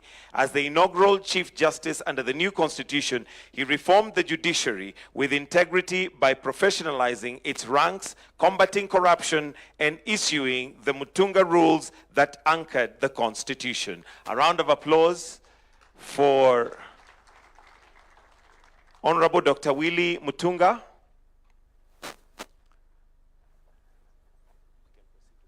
Perhaps we'll proceed to the next one, maybe a member of the judiciary, perhaps to receive it on his behalf. Honorable Chief Justice Martha Koome to receive it on his behalf. A round of applause, please.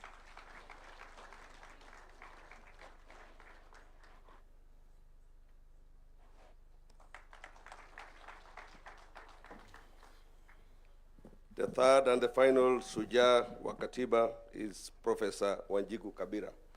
With intellectual rigor and unshakable commitment to women's empowerment, Professor Wanjiku Kibira helped give Kenya its transformative constitution. As Vice Chair of the Constitution of Kenya Review Commission, she led nationwide civic education that brought the Katiba to the people. She championed women's economic rights, enshrining in Article 43 of the Promise Opportunity of Dignity. As a professor and founder of the University of Nairobi's African Women Studies Center, she cultivated generations of women's leaders and now shapes the nation. Scholar, advocate, and architect of equality, Professor Wanjiku Kibira stands as a beacon of justice and progress. For her immense contribution, she is entered into the role of national heroes of Shujaa wa Katiba.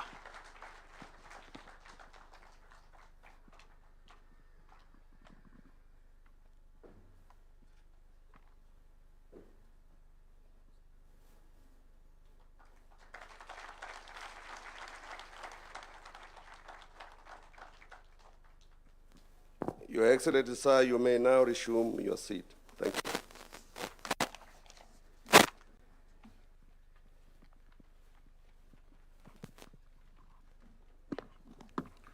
We are now getting closer to the end of our session this afternoon, well, which started literally 6 hours ago. So 6 hours of sitting through this, you need to give yourselves a hand. Also as Mashujaa wa Katiba for that protection of the Katiba. Your Excellency, sir, it is now time for us to retreat of the instruments of state. So I'll request that we be upstanding as we retreat the instruments of state. I invite the band to give us the song as we now withdraw the instruments of power that are here before us.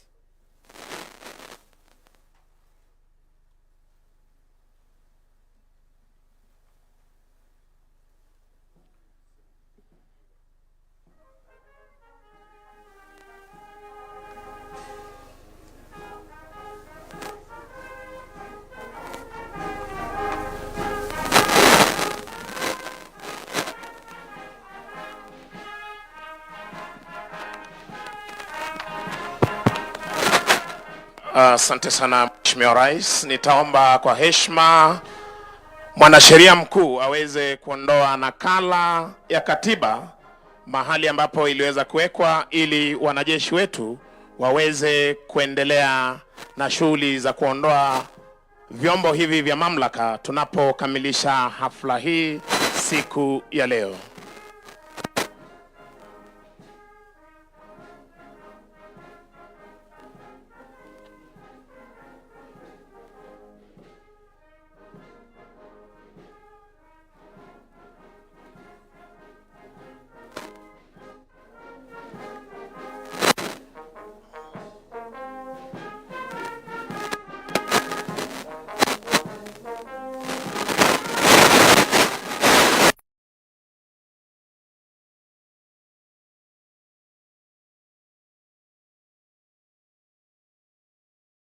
Za kujiuliza ni kwa nini katiba ya Kenya inaondolewa na mwanasheria mkuu. Kenya ni nchi ambayo inatawala ama utawala wake ni wa kiraia. Ndiposa vyombo vyote vya mamlaka ambavyo vimesalia vinaletwa na kuondolewa na majeshi ya Kenya.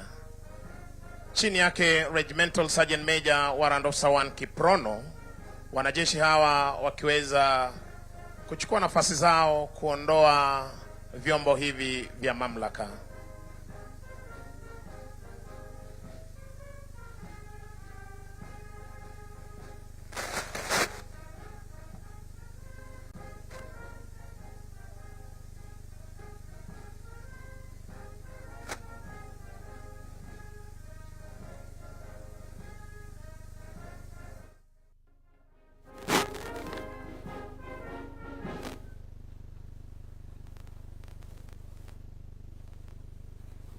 Kiweza kutazama Mheshimiwa Rais, hapa awali ni kwamba muhuri huu wa umma ni muhuri mzito ambapo utaweza kurejeshwa, utaweza kufunika kisha vyombo vingine vya mamlaka viweze kuondolewa.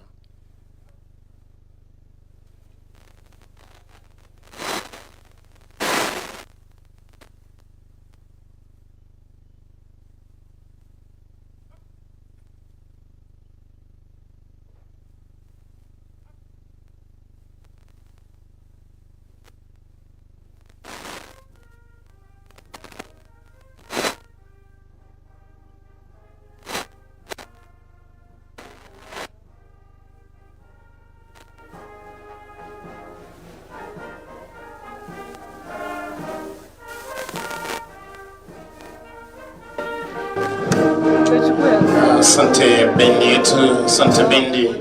Mheshimiwa Rais, nitaomba kwa heshima tubaki tukiwa tumesimama kwa wimbo wa taifa, wimbo wa Jumuiya ya Afrika Mashariki, kisha baada ya hapo atatupa itifaki ya kufumukana sehemu hii.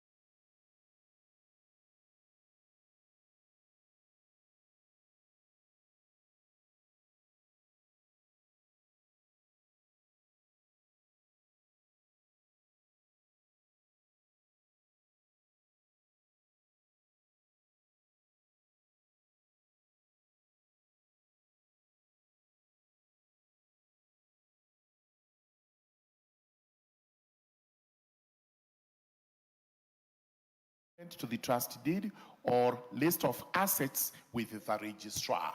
I beg to move. Very well. I therefore propose the question that clause 48 be amended as proposed by the chair.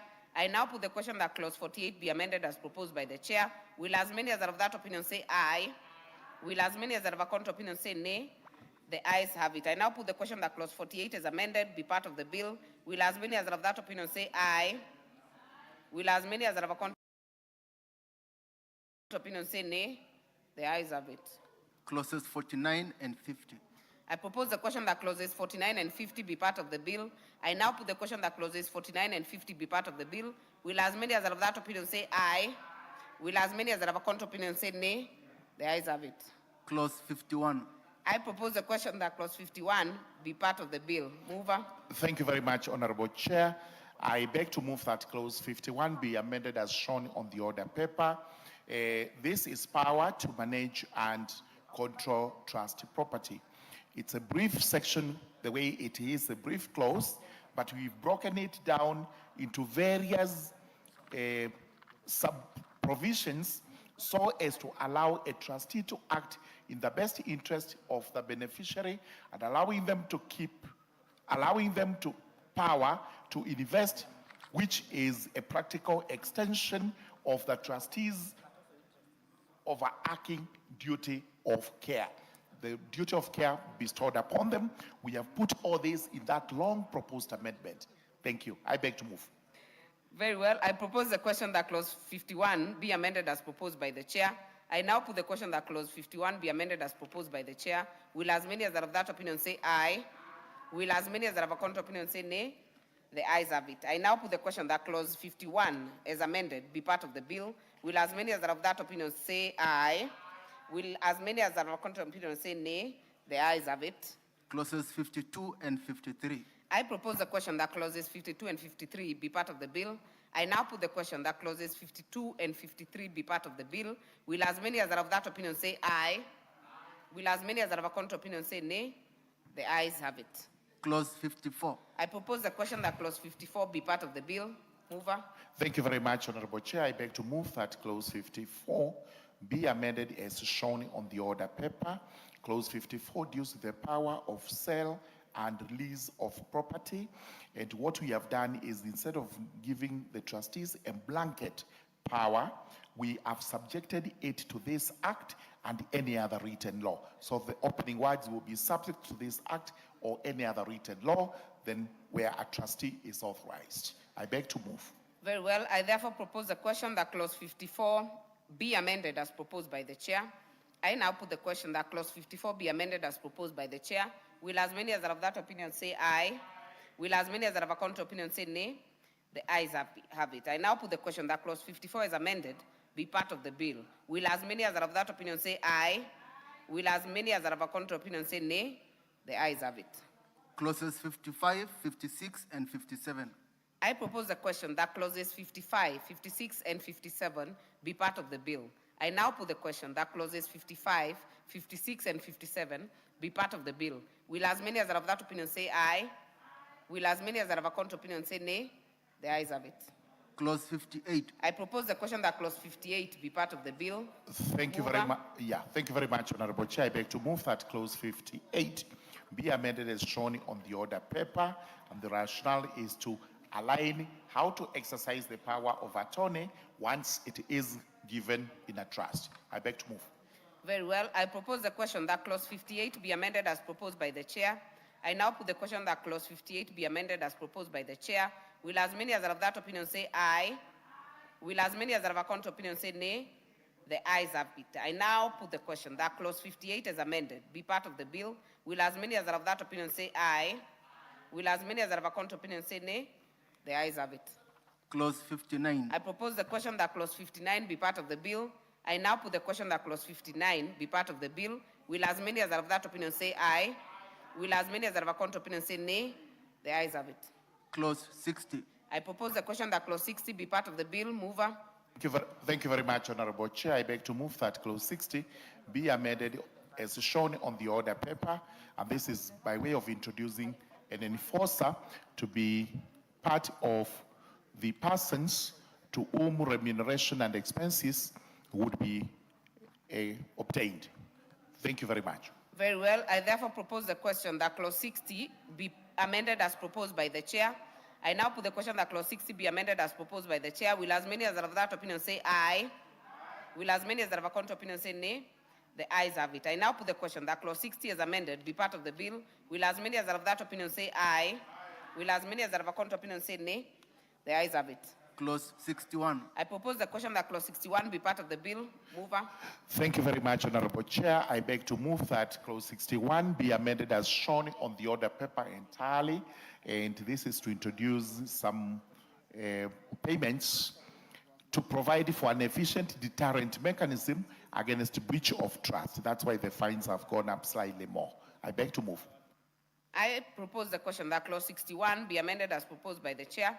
I now put the question that clause 61 be amended as proposed by the chair. Will as many as are of that opinion say aye? Will as many as are of a contrary opinion say nay? The ayes have it. I now put the question that clause 61 as amended be part of the bill. Will as many as are of that opinion say aye? Will as many as are of a contrary opinion say nay? The ayes have it. Clause 62. I propose the question that clause 62 be part of the bill. I now put the question that clause 62 be part of the bill. Will as many as are of that opinion say aye? Will as many as are of a contrary opinion say nay? The ayes have it. Clause 63. I propose the question that clause 63 be amended. I propose the question that clause 63 be part of the bill. Mover. Thank you very much, Honorable Chair. I beg to move that clause 63 be amended as shown on the order paper, purely to introduce the certificate of registration and incorporation, so that these are the documents to be kept in the register of the trust.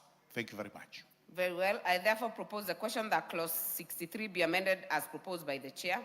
I now put the question that clause 63 be amended as proposed by the chair. Will as many as are of that opinion say aye? Aye. Will as many as are of a contrary opinion say nay?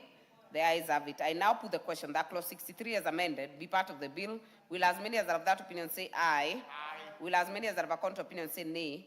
The ayes have it.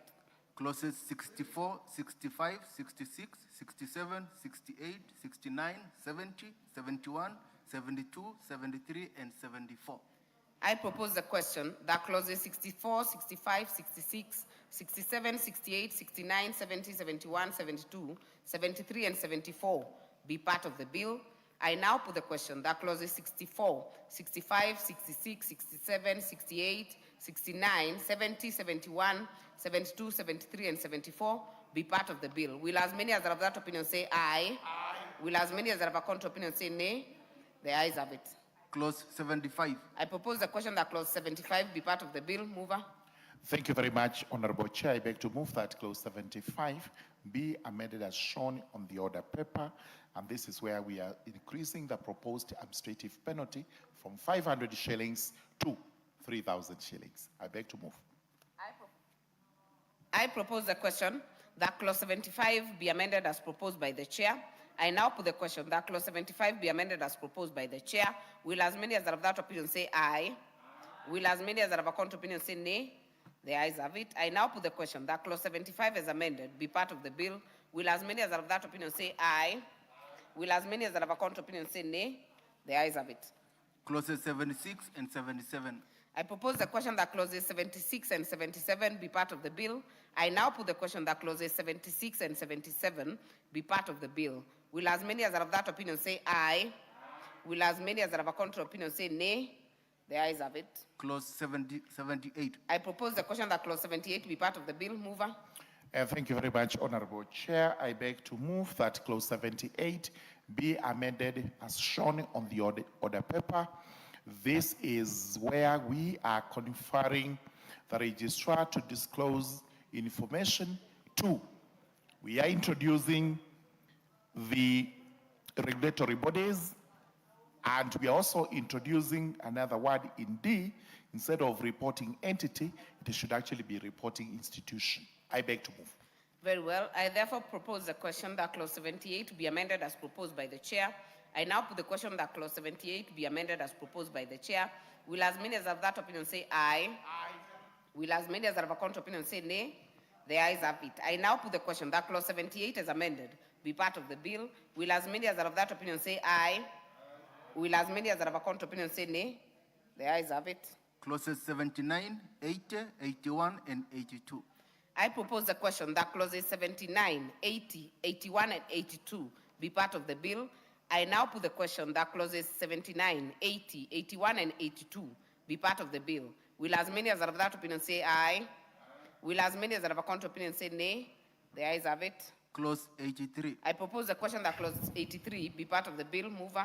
Thank you very much, Honorable Chair. I beg to move that clause 83 be amended as shown on the order paper, and that is at subparagraph 3D, which as a repetitive toothy typographical error we are correcting. I beg to move.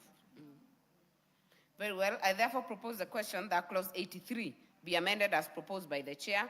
I now put the question that clause 83 be amended as proposed by the chair. Will as many as are of that opinion say aye? Will as many as are of a contrary opinion say nay? The ayes have it. I now put the question that clause 83 as amended be part of the bill. Will as many as are of that opinion say aye? Will as many as are of a contrary opinion say nay? The ayes have it. Clause 84. I propose the question that clause 84 be part of the bill. Mover. Thank you very much, Honorable Chair. I beg to move that clause 84 be amended as shown on the order paper, and the reason for this is to allow other persons authorized by a trust deed to initiate the dissolution. That's why we are doing this. Very well. I propose the question that clause 84 be amended as proposed by the chair. I now put the question that clause 84 be amended as proposed by the chair. Will as many as are of that opinion say aye? Will as many as are of a contrary opinion say nay? The ayes have it. I now put the question that clause 84 is amended be part of the bill. Will as many as are of that opinion say aye? Will as many as are of a contrary opinion say nay? The ayes have it. Clauses 85, 86, 87, 88, 89, 90, 91, 92, 93, and 94.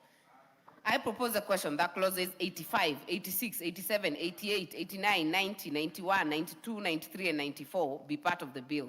I now put the question that clauses 85, 86, 87, 88, 89, 90, 91, 92, 93, and 94 be part of the bill. Will as many as are of that opinion say aye? Will as many as are of a contrary opinion say nay? The ayes have it. Clause 95. I propose the question that clause 95 be part of the bill. Mover. Thank you very much, Honorable Chair. I beg to move that clause 95 be amended as shown on the order paper, and this is where we are making it a provision to include the processes and procedures of applying for exemption in regulations which are to be made by the Honorable Attorney General. I beg to move. Very well. I therefore propose the question that clause 95 be amended as proposed by the chair. I put the question that clause 95 be amended as proposed by the chair. Will as many as are of that opinion say aye? Will as many as are of a contrary opinion say nay? The ayes have it.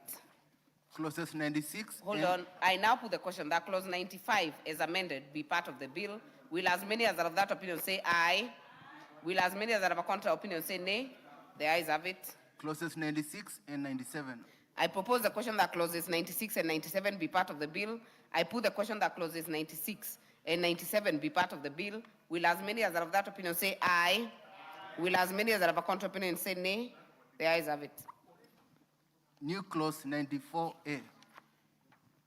Mover to move second reading. Thank you very much. I beg to move that the new clause 94A be now read a second time, and this is where we are proposing that a charitable trust registered or incorporated under this act may apply to the Attorney General for exemption from any of the provisions of this particular act. And the rationale is to make a provision for exempting charitable trusts from any of the provisions herein due to their unique nature of operation. I beg to move and request the chairperson of the Finance Committee to second. There is no seconding on this one. Honorable Chairperson, I know when we move, we always look for a seconder. But on this one, allow me to propose the question that the new clause 94A be now read a second time. I now put the question that new clause 94A be now read a second time. Will as many as are of that opinion say aye? Aye. Will as many as are of a contrary opinion say nay? The ayes have it. I propose the question that the new clause 94A be part of the bill. I now put the question that the new clause 94A be part of the bill. Will as many as are of that opinion say aye? Aye. Will as many as are of a contrary opinion say nay? The ayes have it. New clause 96A. Mover, move to. Thank you very move much. The second reading. I beg to move a second reading of the new clause 96A, which provides for the business registration service to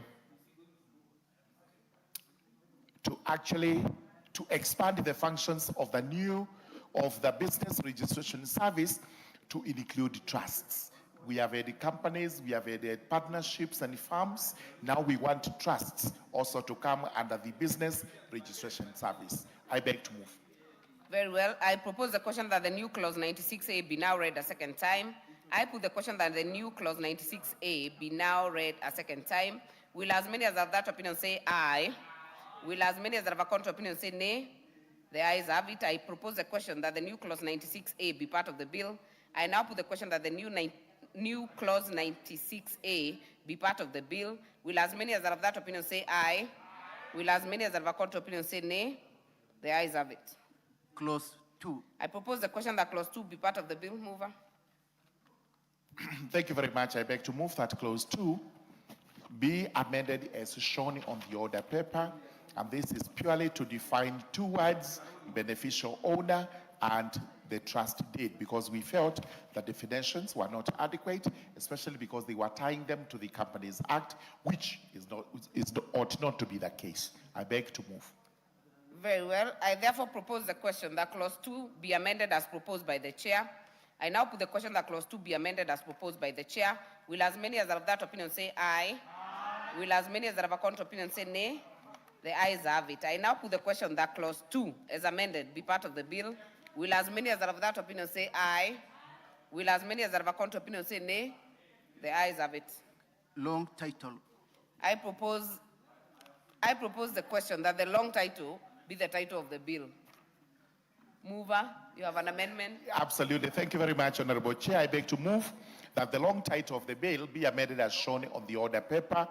And what we are doing is to remove the words reform, because in our view, we are making a law to consolidate the two acts, the Trustees Act and the Perpetual Succession Act, into one law. So we have to remove reform because we aren't reforming any, while also reform is the exclusive jurisdiction of the Kenya Law Reform Commission. I beg to move. Very well. I therefore propose the question that the long title be the long title of the bill. I now put the question.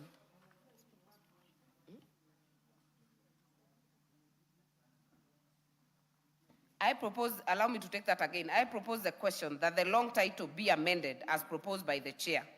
I now put the question that the long title be amended as proposed by the chair. Will as many as are of that opinion say aye? Aye. Will as many as are of a contrary opinion say nay?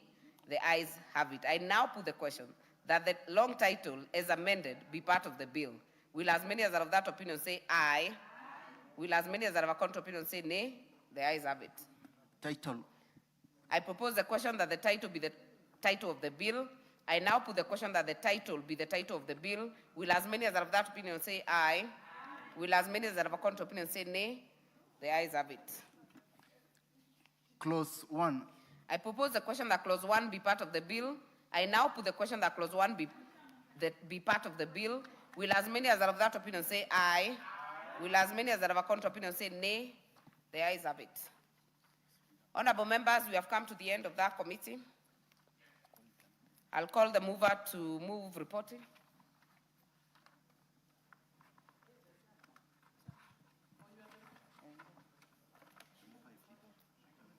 The mover is the majority leader. Member for Marsabit.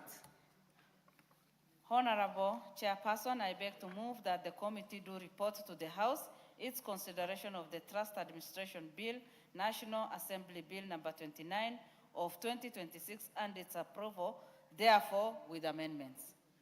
I know it always looks like therefore, but it's always thereof. Oh, thereof. Very well. Honorable members, I put the question, which is that the committee do report to the House its consideration of the Trust Administration Bill, National Assembly Bill number 29 of 2026, and its approval thereof with amendments. Will as many as are of that opinion say aye? Will as many as that have a contrary opinion say nay? The ayes have it. Honorable members, Mr. Speaker,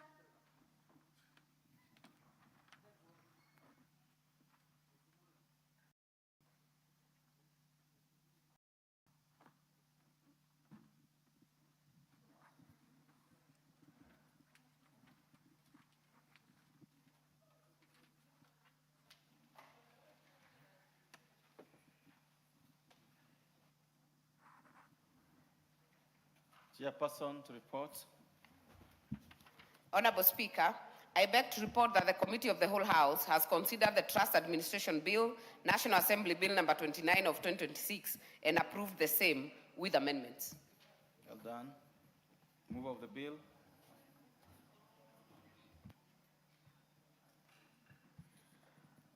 Honorable Speaker, I beg to move that the House do agree with the committee in the said report. I also request Minority Party Whip, Honorable Millie, to second the motion for agreement with the report of the Committee of the Whole House. Mr. Speaker, I do second. Hello, members. I accordingly propose the question, which is that the House do agree with the committee in the said report. Is it the move that I put the question? Oh, members, I therefore put the question, which is order. Order. Yeah, that's how it's done. So you stand like that, you don't even blow your nose until I finish. Members, I now put the question, which is that the House do agree with the committee in the said report. Will as another opinion say aye? Aye. Will as those opinions say nay? Ayes have it. Move for third reading. Honorable Speaker, I beg to move that the Trust Administration Bill, National Assembly Bill number 29 of 2026 be now read a third time, and I also request Honorable Jematia to second. Thank you. I beg to second. Go ahead. Hello, members. I therefore propose a question, which is that the Trust Administration Bill, National Assembly Bill number 29 of 2026, be now read a third time. The Honorable Kaken, go ahead. Mr. Speaker, while thanking the House for passing this bill, it is very important to know that we have passed a very consequential bill. As a trustee myself of an ongoing trust, this will change the whole scenario on how trusts are run. Before, we used to register these trusts in the Ministry of Lands. They were moved to the company's registry, but now it is very clear that the company's registry has been mandated specifically to register trusts. We hope that because of this mandate, the company's registry, the business registry, will therefore now be more efficient than the Ministry of Lands. That the establishment of trusts is going to be a very important thing going forward, where people do not want to hold properties as individuals, but in fact, hold them as trustees. Mr. Speaker, I beg to support. Thank you. All members, I now put the question, which is that the Trust Administration Bill, National Assembly Bill number 29 of 2026, be now read a third time. As many other opinions say aye. Aye. As many other opinions say nay. The ayes have it. A bill for an act of parliament to consolidate laws relating to the registration, incorporation, management, and regulation of trusts and trustees and for connected purposes.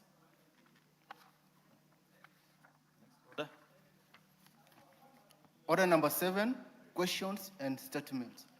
Members, as you may remember or recall, order number 7 was put over generally, and we are now going back to it. And I will start with the Honorable Member for Malava.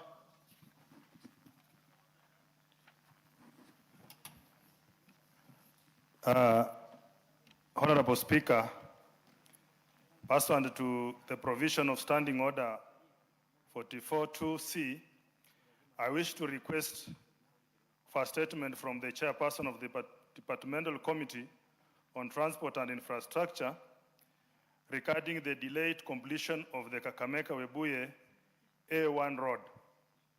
Honorable Speaker, the construction of Kakamega-Webuye A1 road commenced in 2016 under the Kenya National Highway Authority, KENHA, to serve as a key transport corridor in Western Kenya region, serving among other constituencies, Malava, Shinyalu, Lurambi, and Lugari. The contract was initially awarded to VIL Limited, but was subsequently terminated due to non-performance, and the works reassigned to Jiangxi Zhongmei Engineering Construction Company Limited. The project involved rehabilitation of the Kakamega-Webuye section of the Kisumu-Kitale Road, including construction of a service lane at Malava Market, provision of feeder road to Malava Bus Park, installation of adequate culverts along major feeder roads, provision of climbing lanes on steep sections, particularly at Malava Forest, and the construction of footbridge at Isanjiro town. However, the works have stalled and there is no clear communication to residents and other road users regarding the status of the project, the reason for the prolonged delay, or the expected timelines for completion of the construction works. Honorable Speaker, it is against the background that I request for a statement from the chairperson of Departmental Committee on Transport and Infrastructure on the following. First, Mr. Speaker, the details of the contracts awarded for the project, including the respective dates of award, contract sums and terms under which the works were subsequently reassigned. Second, Mr. Speaker, the status of construction of the Kakamega-Webuye Road, A1, including the percentage of the works completed, outstanding works, and expected timelines for completion. Third, Mr. Speaker, the total funds allocated, dispersed, and utilized for the project to date, including any external financing provided. And lastly, Mr. Speaker, the measures being undertaken by the Ministry of Roads and Transport and KENHA to ensure expeditious completion of road construction projects within specified timelines. I thank you, Honorable Speaker. Chairperson, Transport and Infrastructure Committee. The Honorable Komingoi, you heard the question. Yes, Honorable Speaker. So and we undertake probably to respond the first week after recess. First week after recess? The The Honorable Ndakwa, the gentleman seated behind you, has undertaken. Do you know him? On behalf of the chair. Do you know him? He's called the Honorable Komingoi, he's of Buret. He's in that committee, so follow up with him to ensure that this question is placed before their committee, and you go there and ensure that it's responded to before they bring it back to the House. He has said they'll do so the week we return after recess. Honorable members, for the convenience of the House, as you would be aware that normally we have the majority leader giving a statement on Thursdays of every week. So I will pen the statements for a while and allow the majority leader to go ahead with this usual statement. Thank you, Honorable Speaker. Honorable Speaker, pursuant to the provision of Standing Order 44.2a, I rise to present the following statement on behalf of the House Business Committee, which met on Tuesday, 25th August 2026, to prioritize business for consideration during the week. Honorable Speaker, the House is set to proceed on its long recess from tomorrow, Friday, 29th August, and resume our regular sittings for the third part of the fifth session on Tuesday, 29th September 2026 at 2:30 p.m. Honorable Speaker, when the House resumes, it is expected to consider the following business, some of which is listed in today's order paper, should it not be concluded today. One is a second reading of the Public Service Superannuation Scheme Amendment Bill of 2025. Two, Committee of the Whole House on the Kenya Revenue Amendment Bill of 2026 and the Power of Mercy Bill of 2025. Additionally, Honorable Speaker, the House will debate the following motions, should they not be concluded in the course of business today. Inspection visit to the Kenyan Embassy in Rabat, Morocco. Inspection visit to the Kenyan Embassy in Cairo, Egypt.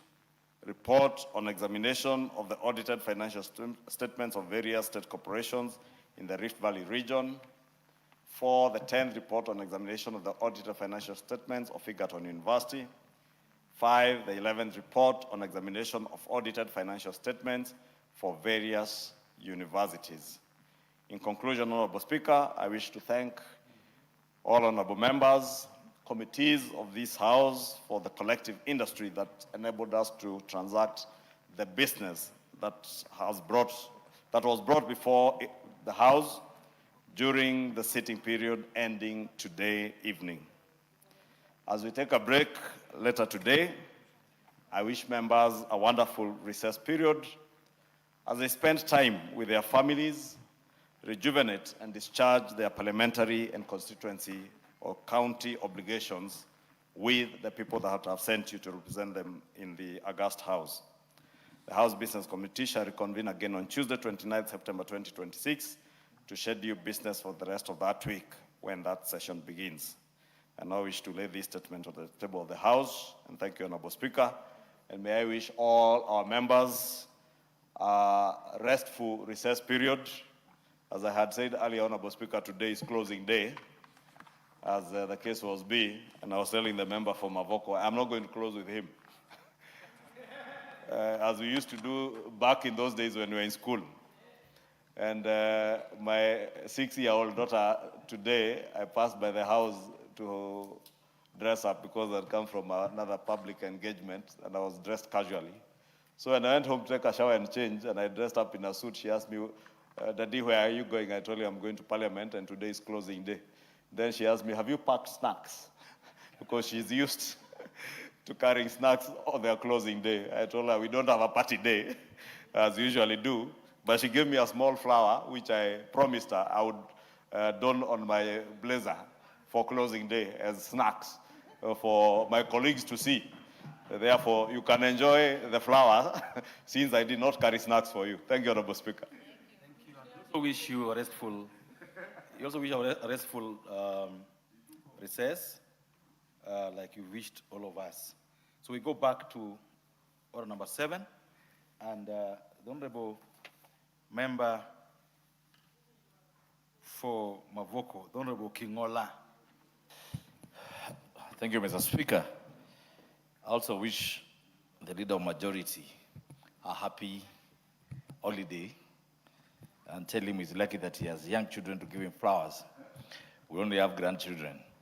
Now, Honorable Speaker, I stand for a request for statement regarding the disappearance of Mr. Jimmy Mutava Mwanzia. Honorable Speaker, pursuant to standing order, to the provision of standing order 44.2c, I rise to request for a statement from the chairperson of the Departmental Committee on Administration and Internal Security regarding the disappearance of Mr. Jimmy Mutava Mwanzia. Honorable Speaker, according to information provided, Mr. Jimmy Mutava Mwanzia, holder of ID that, which I cannot disclose here, a resident of Phase 3 in Morolongo, Machakos County, was last seen on the 27th July 2026 at Binjo Hotel. That is in Morolongo.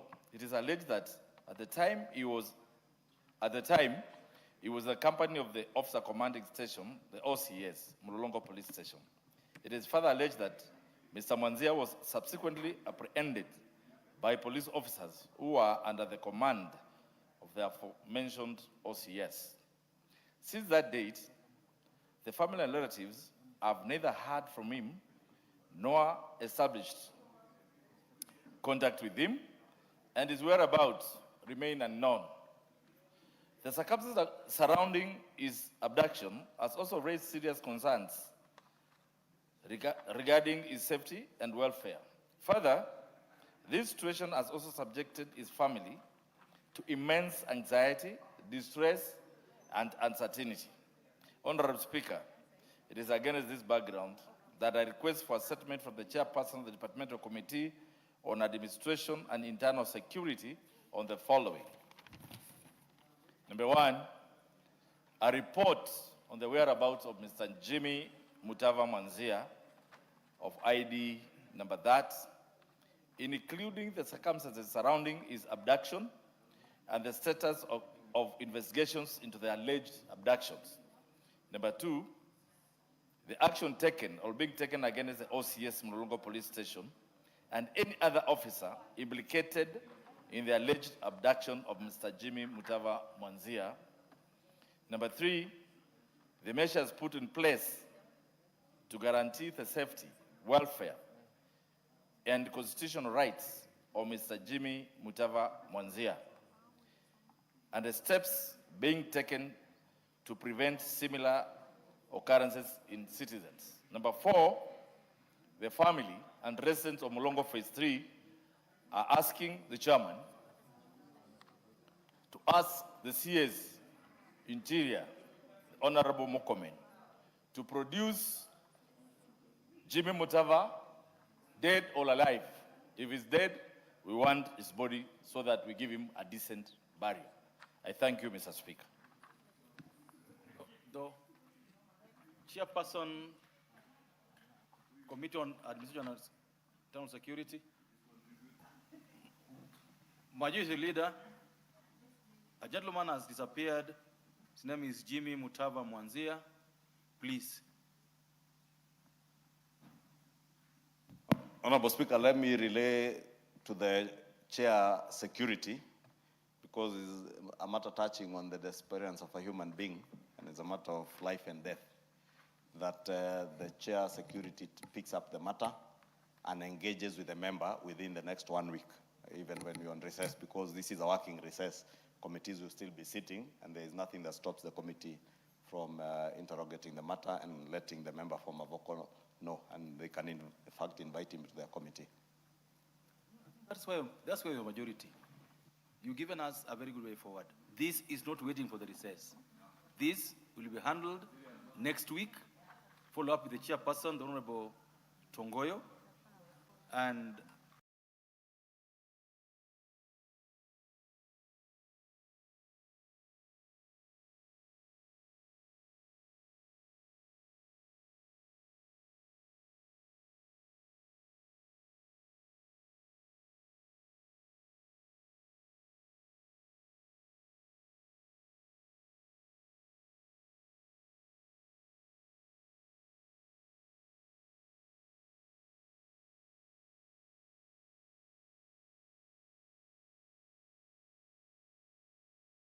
I order that that committee meets that next week. I've been making statements. We have gone to High Court Machakos to ask for his immediate finding, but nothing is forthcoming. So, actually, I agree with you that the Honorable Member of Kikuyu, one Ishungwa Kimani, has the power, the majority, the leader of government business, this House, has the power to, in fact, instruct the IG to produce that gentleman, because he's somewhere. Order. I think Honorable Kingola, the majority gave a very good way forward, which we would stick with. He gave a very good way forward for you. And having been, you know, you're not just a member, you are a commissioner. You've been here since. Order. Order.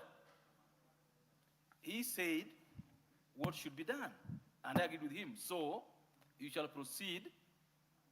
What the best he can do now is to cause the committee concerned to sit next week, and that is an order I've given, which they will implement. Thank you. As to the immense powers of the Majority Leader, I think only you know. So, the Honorable Wandeto, this is your chance to your question. Thank you, Speaker. This is a request for statement regarding the operationalization of newly gazetted administrative units in Teto constituency.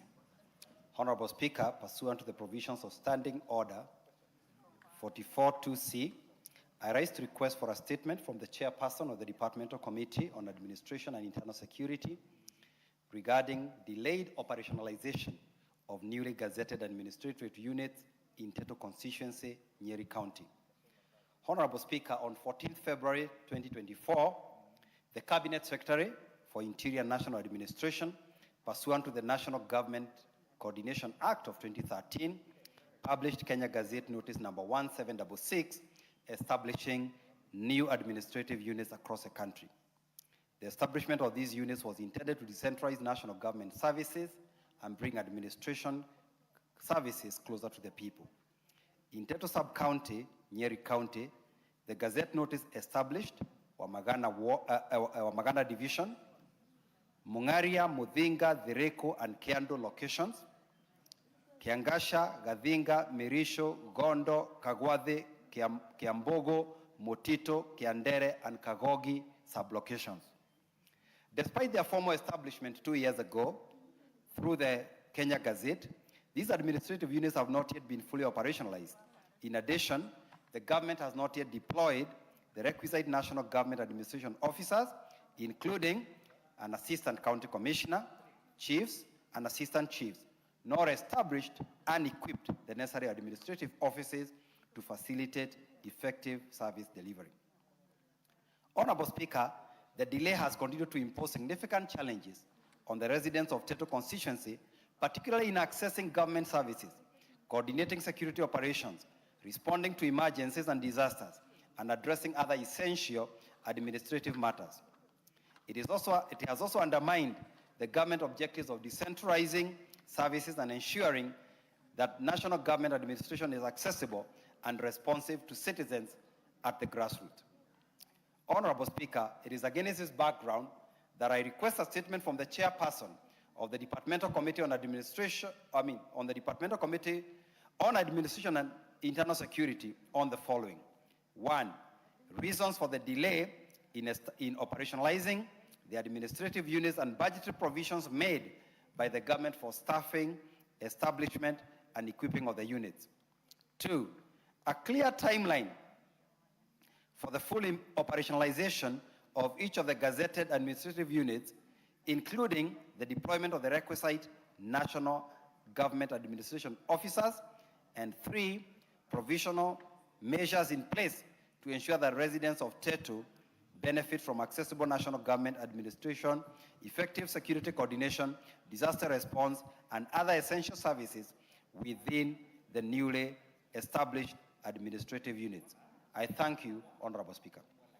Thank you. The Honorable Sigei, do you sit in this committee? Do you sit in the Committee on Administration and Internal Security? Chair, Mr. Speaker, I think the chairman. No, do you sit in that committee? Yes, I sit in the committee. If you sit in that committee, yes, sir. I would like to send you there. Okay, Mr. Speaker. It's a very straightforward request. He says that in his constituency, there are newly created units that require to be operationalized. Now, I want to take charge of that and inform the committee chair that we would want the response to this statement when we come back from recess the first week. Point taken, Bach. Thank you. It's a very straightforward matter. Doesn't require so many things. Thank you so much. The Honorable Member for Samburu West. I've seen you walking around the house. You have a statement request for. Yes, Speaker. Go ahead. Thank you. Honorable Speaker, pursuant to the provisions of Standing Order 44-2C, I rise to request for a statement from the chairperson of the Departmental Committee on Administration and Internal Security regarding the proliferation of adulterated alcohol drinks in the country. Honorable Speaker, there have been increasing reports of unscrupulous individuals purportedly engaging in the production, distribution, and the sale of adulterated alcoholic beverages in the country. These adulterated alcoholic drinks expose unsuspecting customers to serious health risks, including permanent disabilities and loss of life. The continued availability of such harmful products in the market raises serious concerns regarding the effectiveness of the regulatory, surveillance, and enforcement mechanisms established to safeguard the health and safety of consumers. Honorable Speaker, it is against this background that I seek a statement from the chairperson of the Departmental Committee on Administration and Internal Security on the following. 1. The measures that the government has put in place to identify, track, intercept, and destroy adulterated alcoholic drinks before they reach the consumers.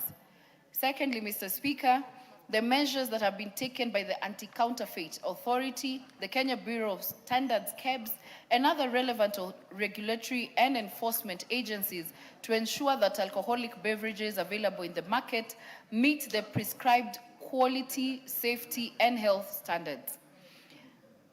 The steps that have been taken by national government agencies in collaboration with the county governments to identify and dismantle the networks involved in the manufacture, distribution, and sale of adulterated alcoholic beverages, specifying the actions taken against the persons responsible. Fourth, Mr. Speaker, the number of reported cases of poisoning, serious illness, and fatalities associated with the consumption of adulterated alcoholic drinks, including the brands or products involved, the findings of laboratory analysis conducted on the affected products, the substances detected and action taken, if any, and lastly, Mr. Speaker, the surveillance, inspection, and enforcement mechanisms currently in place to curb the manufacture, distribution, and sale of adulterated or substandard alcoholic drinks, including an assessment of their effectiveness in deterring offenders and protecting consumers. I thank you, Honorable Speaker. Leader, this is a matter that I want you to deal with. I don't know whether you named these drinks in your statement. Did you name them?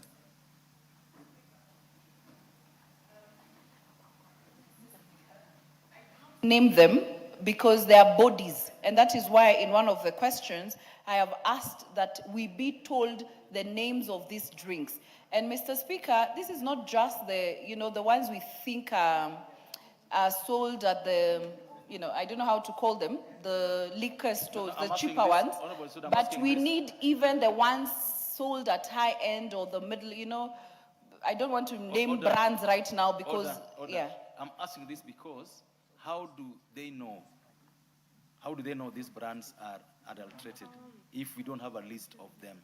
That is why I asked that question. But with that as it may, I understand you, the Honorable Majority Leader. This has been with us for a long time, and that's why I'm putting it to your desk. Honorable Speaker, I want to agree with the Honorable Lesuda that we have a big problem with alcohol and illicit alcohol. Honorable Speaker, back in 2015, I proposed a bill, which is now an act of parliament, that was called the Alcoholic Drinks Amendment Bill of 2015, that first recognized alcoholism as a disease, because alcoholism is a disease. The people we see consuming these illicit brews, many of them are sick.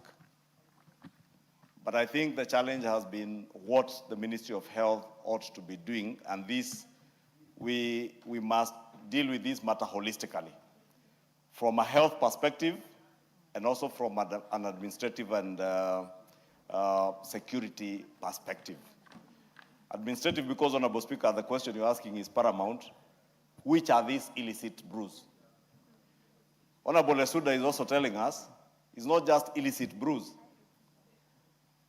Many people are consuming non-legal brands, good brands of spirits that are known, I don't want to name names, but brands that are fake. And they're using branded brands and their bottlers to rebottle what are things that are being done in people's backyards. 2 weeks ago, Honorable Speaker, in my own constituency in Kikuyu, actually in my village in Kikambura, at Musasagitau stage, it took members of the public to demolish 2 small bars after a young man was stabbed by another when they were fighting in that small bar. But the horrific stories I heard from young people there who are telling me, Mheshimiwa, now at least I can keep 100 shillings in my pocket, but before when these bars were there, I could not. I'm saying this, Honorable Speaker, because the Ministry of Health must come up to help in the treatment of people who are suffering from alcoholism. And that young man who was telling me now I can keep 100 shillings, asking, so what was driving you to the bar? Why were you going there? And he tells me, you know, if it is here and I have money, I just find myself walking there because he's sick and he doesn't know. Rehabilitation of people who are suffering from alcoholism is a matter that we need to look at from a health perspective. Enforcement of existing laws. The Kenya Bureau of Standards, what they are doing. The fake stamps, revenue stamps, KRA stamps, that are being sold by people who seemingly are doing very well along Kiambu Road. And they are known, Honorable Speaker, not that they are not known. KEBS has been dealing with the issue of revenue stamps, I think now for the last 4 years. That matter is never resolved. People are still printing revenue stamps, affixing them on fake alcohol and selling to people, believing that these revenue stamps and KEBS stamps are genuine. But there are things that are being printed in China, Honorable Speaker. Where is KRA in that matter? Because we must deal with it, Honorable Speaker.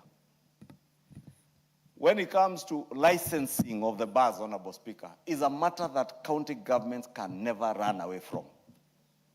Because they have used the licensing of bars as a revenue stream. That bar that was demolished in my village in Ikambura is less than 300 meters from 2 private primary schools. The law is quite clear that you cannot license a bar within a distance of, I think, 300 meters from a public educational institution. Therefore, Honorable Speaker, I want to say this statement by Honorable Lesuda is not something that we should just brush off. I will be asking the chair of the security committee, because NACADA and the other enforcement agencies follow under that State Department, to cause them to speak to this matter and answer Honorable Lesuda when we come back. But also request the chair of the health committee to pick up the matter of alcoholism, treatment and rehabilitation of people who are suffering from alcoholism from the Ministry of Health, because we enacted a law here that said that alcoholism must be recognized as a disease and we must devote resources to treatment and rehabilitation of alcoholics in our country, Honorable Speaker. Otherwise, let us desist from what I have seen from some idle politicians, from just speaking about alcoholism. For instance, Samburu is not in Mount Kenya region. Marsabit, where my good sister Naomi here comes from, is not in Mount Kenya region. The issue of drugs in Isiolo, Marsabit, is a big problem. I have not had a single idle politician from these regions saying it is the government that has brought drugs to our people to finish them.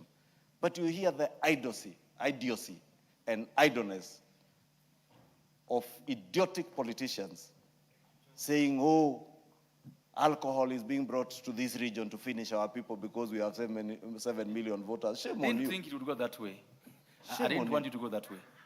Shame on them, Honorable Speaker. I didn't want you to go that way. I'm saying shame on them because, Honorable Speaker, we must call idiocy for what it is.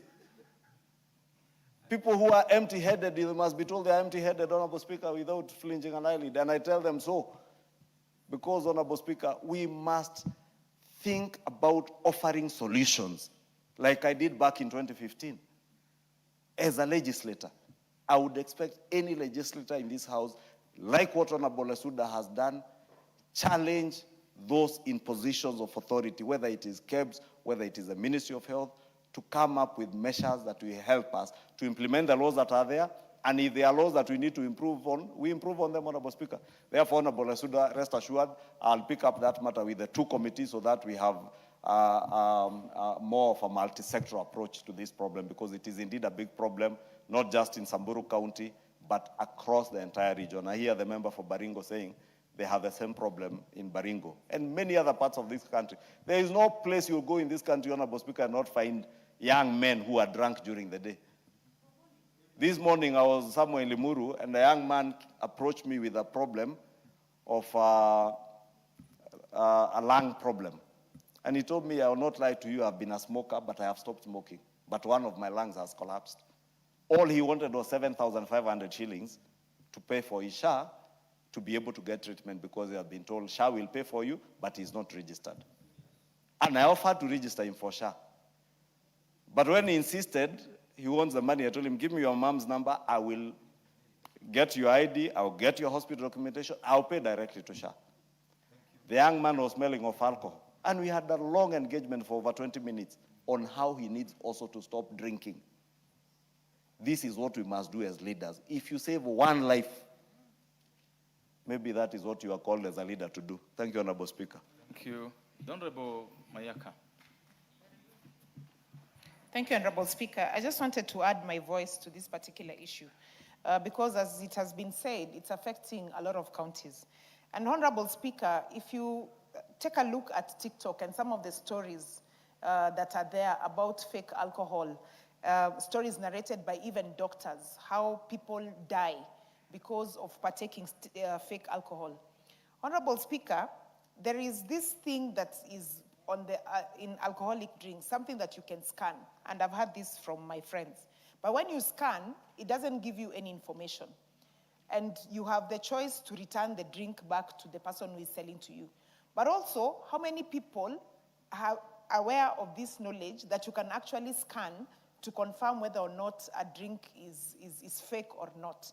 So, Honorable Speaker, we need to take to task KBS and KRA and all these people, because this issue is really, really affecting our young people, including in my home county, in Nyamira, where you find young people are getting sick, people are taking fake alcohol. And Honorable Speaker, we are not saying there's anything wrong with taking alcohol. I mean, Jesus turned water into wine. But also, as the majority leader has said, alcoholic is a problem. But it doesn't mean that people can have access to fake alcohol. So this is an issue that is of great concern, that it needs to be investigated so that we can have solutions. Thank you. You are certain that the wine that was turned was the real wine? It was real. It was not fake. Because people did not get sick. Thank you.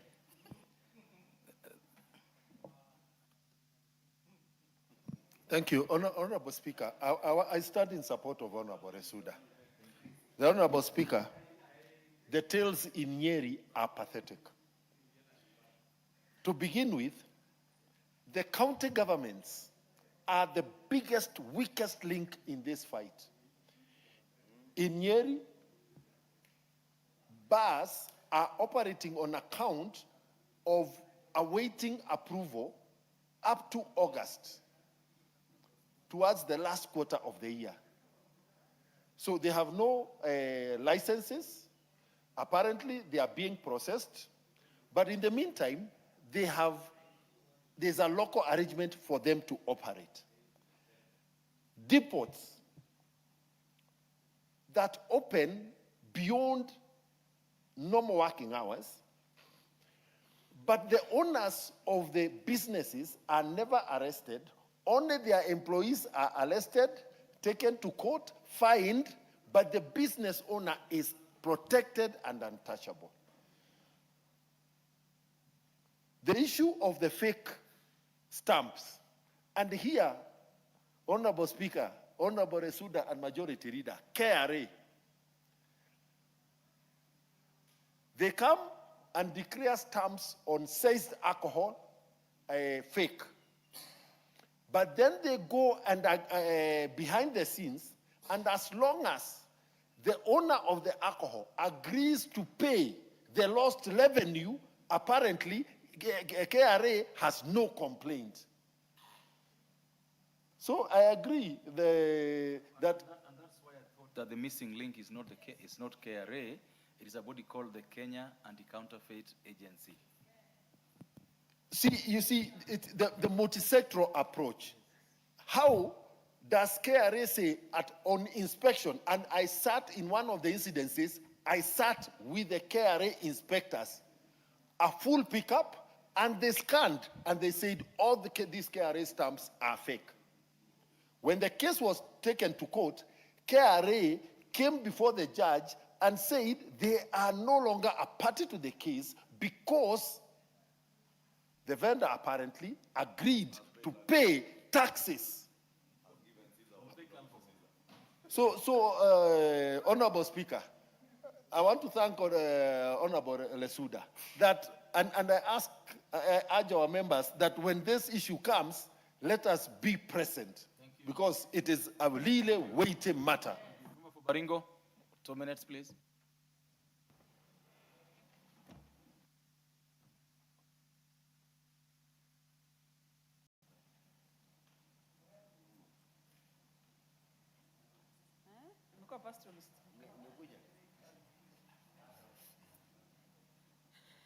Thank you so much, Mr. Speaker. As my members who have spoken before me, I also want to add my concerns on this matter. Mr. Speaker, alcohol, as much as we are members of parliament, we will do the laws that will have policies to stop probably the manufacturers or institutions that should curtail this problem. But Mr. Speaker, there is also the bigger part that we are not able to legislate morals, to legislate intentions. Because my worry today in the African setup is you walk into the nearest club is hand in hand with a construction of a church. Hand in hand in a closest estate where children are brought up. Where grown-ups wake up every day, there is a disco and club in the next door, and there is a church on the other door. So there's a missing link, not only in government operatives, but there's also a missing link in the society. Because, Mr. Speaker, we are literally watching a generation drain down. There was an opportunity for the KDF recruitment last year. It was not only about alcoholism, the drug menace. It's even worse when girls, young mothers are involved. It is just a crazy thing that I think for the first time, I want to support my friend, Honorable Lesuda, that this matter must be given the weight that matters. Thank you, Mr. Thank you. I think this is just a case of a statement, the Honorable Giggs. Yeah. You want to say something on this? Or you want to give your response? Thank you. Thank you, Honorable Speaker. Honorable Speaker, I wanted your indulgence, Honorable Speaker. I have a flight to catch, and I had 3 responses that I was supposed to respond to. I don't know what is the direction because I have only the next 20 minutes or so. I will, because we've organized the order paper so many times today, and so I wouldn't do that, I'm sorry. Okay. But I would request those with statements, because I have 4 of them, we run through them very quickly, then we come to responses. Can I then table them? Then the members who had asked could get, because after this, then... No, just take your seat. Okay. In the next 10 minutes, you'll be done with the statements, then you can start responses. Okay? So the request by the Honorable Lesuda is therefore referred to joint committees of both health and administration and internal security to be handled by them jointly. The next request that I have, and I can see the member in the House, is Honorable Ngogoyo. Honorable Ngogoyo, if you could summarize your statement, I would appreciate. Thank you, Mr. Speaker. I will do as guided. Honorable Speaker, pursuant to the provision of Standing Order 44.2c, I wish to request for a statement from the Chairperson of the Departmental Committee on Energy, Forestry and Mining regarding the proposed mining of niobium and a rare earth mineral at Mrima Hill in Kwale County. Mrima Hill in Kwale County contains significant deposits of niobium, a rare earth element. In 2026, the government commenced the process of awarding mineral rights for development for these deposits. The proposed development has, however, raised concerns regarding the potential environmental and cultural impact, the involvement of local communities, and the safeguard being put in place before mining activities commence. Mrima Hill is a protected forest and an area of significant cultural and heritage importance to the local community. These concerns are particularly significant in the light of the 2017 decision of the Court of Appeal, which declared the previous mining license of Mrima Hill issued by the Kotek Mining Kenya null and void, having been issued without any requisite environmental, forestry, and heritage approval. The court underscored the protection and the status of Mrima Hill and the necessary for obtaining the relevant statutory approval before mining that could lawfully be undertaken. Honorable Speaker, it is against this background that I request for a statement from the Chairperson of the Departmental Committee on Environment, Forestry and Mining on the following. 1, the status of the tender and the licensing process of the development of the niobium, the rare earth mineral element, and other mineral deposits in Mrima Hill. 2, measures that have been taken by the relevant ministries to ensure the compliance with all environmental, forestry, and cultural heritage requirements applicable to Mrima Hill, including the status of the requisite environmental impact assessment approvals and consents. 3, details of the public participation and consultations undertaken with the county government of Kwale, the Kaya elders, the Community Forest Association, and other affected local communities in relation to the proposed projects. And lastly, outline the benefit sharing and community development agreement proposed for the project, including measures to ensure that the county government of Kwale and the affected local communities receive lawful share of the benefits accruing from the exploitation of the mineral resource. Thank you, Mr. Speaker. Well said. The Minority Leader, Minority Whip, I hope you note this statement and place it before the relevant committee, the Committee on Environment, Forestry and Mining, to be responded to the second week when you come back from the recess. Most obliged, Honorable Speaker, and will do so. Thank you. Is Honorable Fatma Masito in the House? The Honorable Gogoyo, you've had second week. Yeah, after recess. Honorable Masito, the Honorable Akuja Protas, the Honorable Sigei. Go ahead.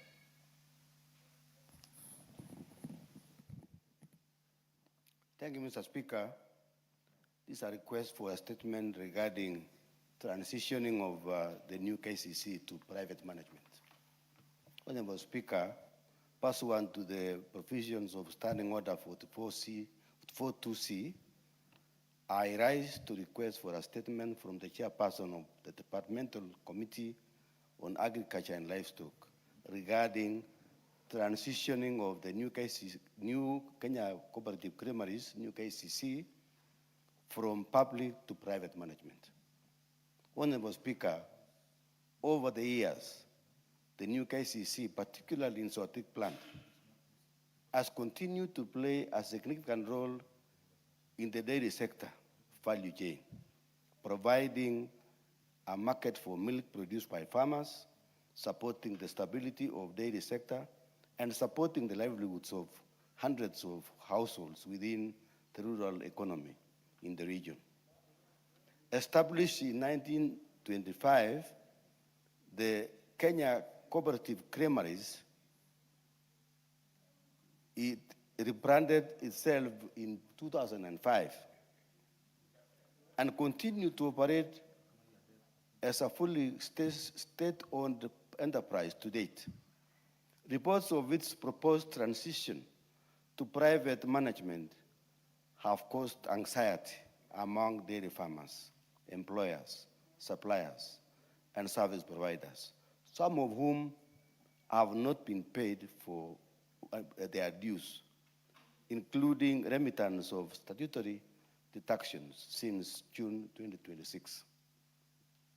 The lack of clarity in the process, the timeliness, and the safeguards of the public assets and the interest of the farmers, employees, stakeholders has caused a lot of uncertainty in Soti constituency on the future of the new KCC plant in the region. Honorable Speaker, it's against this background that I seek a statement from the chairperson of the Departmental Committee on Agriculture and Livestock on the following. One, the current status of the ownership and operations of the new KCC Sotik plant, including clarification on or plans of, if any, to transition it, and other plans from being state-owned to private. Two, the policy considerations, including the rationale, objectives, and the expected benefits to the dairy farmers, underpinning the reported plans to transition the new KCC to private management.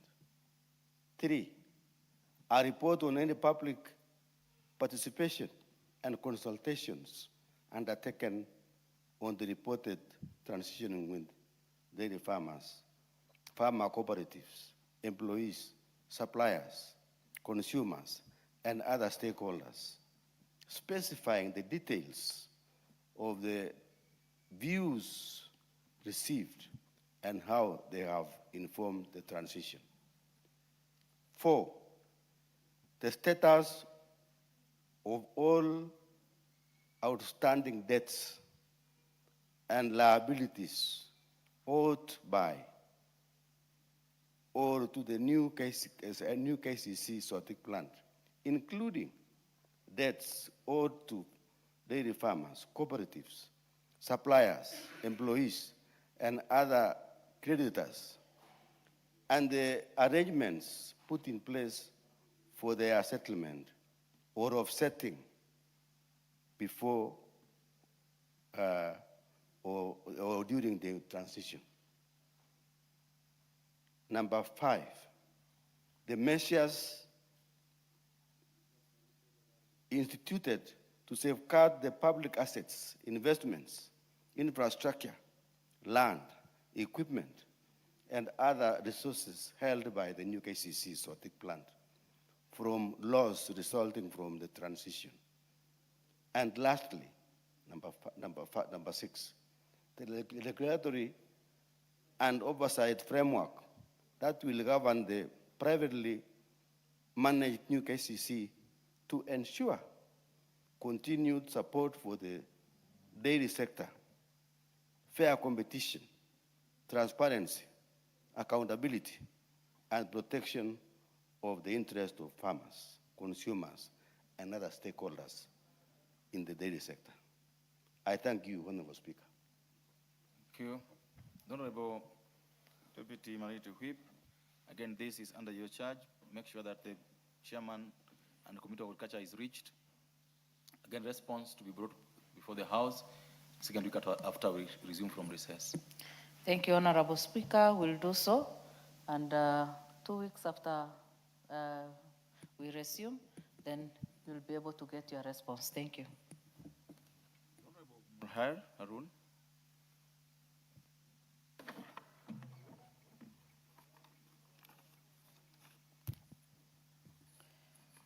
Thank you, Honorable Speaker. Honorable Speaker, pursuant to the provisions of Standing Order 44-2C, I wish to request for a statement from the chairperson of the Departmental Committee on Tourism and Wildlife regarding the tragic death of Mr. Yusuf Barre Ali Hire, a resident of Boka, Tana River County, following a crocodile attack.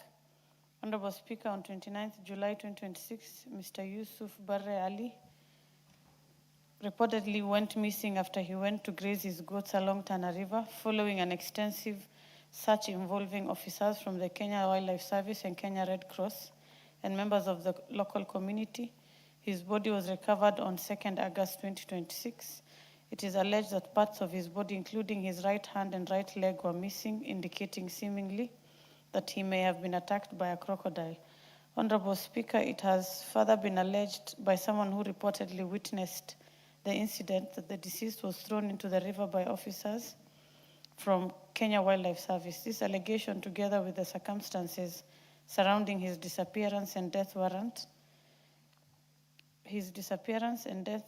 a thorough investigation to establish what transpired and to ensure accountability where necessary.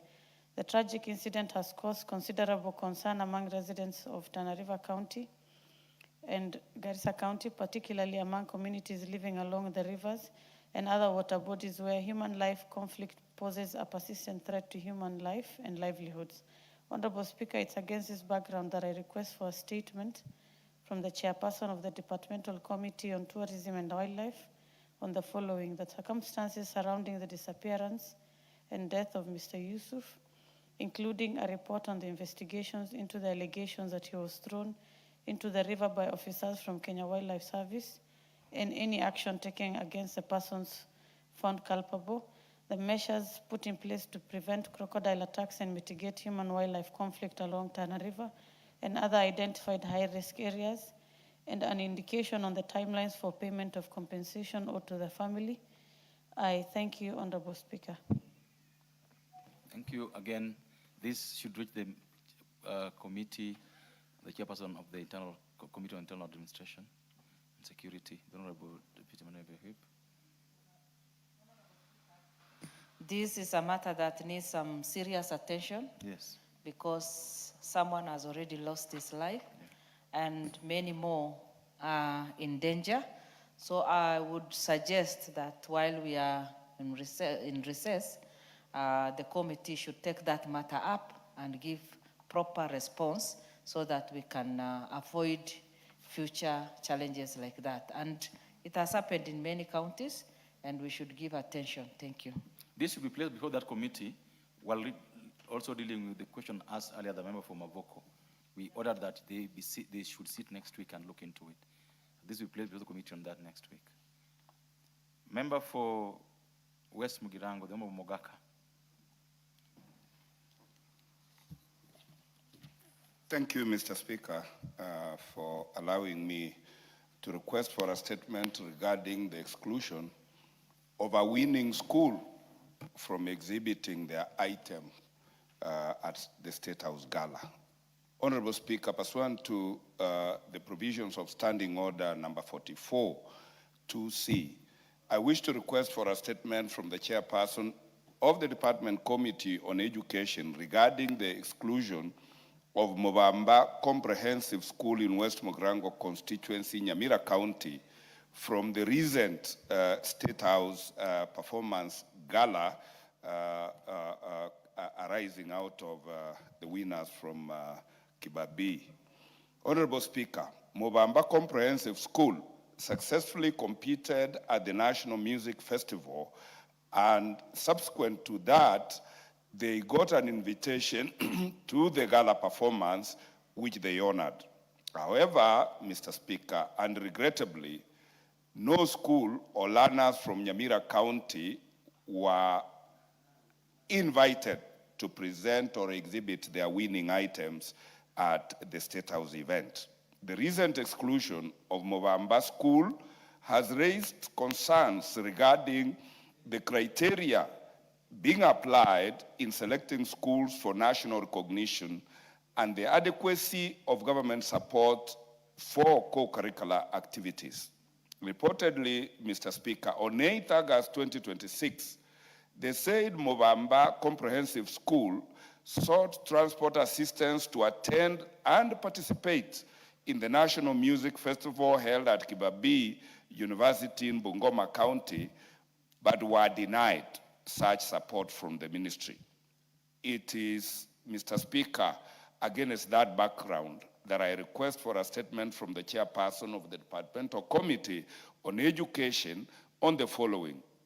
What is the criteria applied in selecting schools and learners that are invited to the State House Gala performance annually, including the ranking of the schools so selected? Number two, the reasons, Mr. Speaker, for the exclusion of Mobamba Comprehensive School and why Nyamira County as a whole did not have any representation in the State House representation. Mr. Speaker, finally, I want to know the measures taken by the Ministry of Education to ensure fairness and equality of opportunity to be granted in the selection of schools for national recognition, including but not limited to the status of government funding for co-curricular activities, and whether budget lines exist for the transport of schools that are qualifying for national competition, so that members of parliament like myself don't have to underwrite such expenses. I thank you, Mr. Speaker. Very interesting one. Honorable Manuel Whip, again, let this reach the Committee on Education. Yeah, I promise to speak to the chairman so that 2 weeks after our recess, the response is given. Thank you. Mugaka, you've heard that. We are all looking forward to that answer. I have heard that, and I'll speak to the minister himself in the language I share with him, because we need fairness and parity in treatment of schools. Thank you so much. Honourable members, we now move to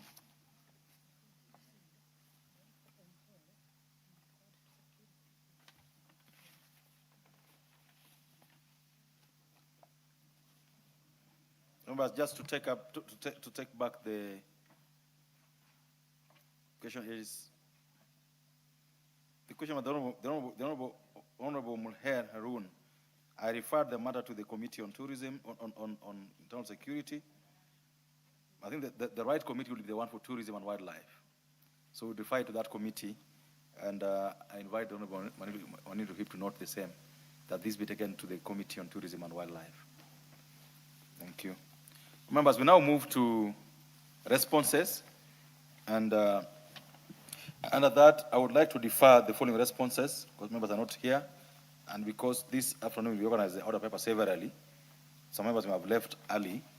So the response to the statement by the Honorable Caleb Amisi of Saboti, response to the request by the Honorable Owen Bayer, Cliffy North, and the response to the request by the Honorable Brandon Manduku of Nyaribari Masaba are accordingly deferred to the next time they are slotted in the order paper.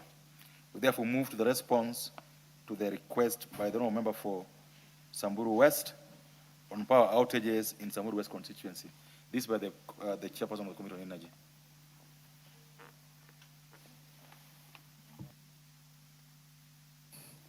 Thank you, Honorable Speaker. This is a response following a letter that is dated 22nd June 2026. Honorable Speaker, there was a request by Honorable Naisula Lesuda, Member of Parliament for Samburu West constituency. The following was requested, Honorable Speaker. 1, the status of parallelization of Rimuruti substation, including the reasons for the delay. Honorable Speaker, currently Marlal Town is supplied with power from Lalet substation through the long 33 kV Nyahururu 2 line.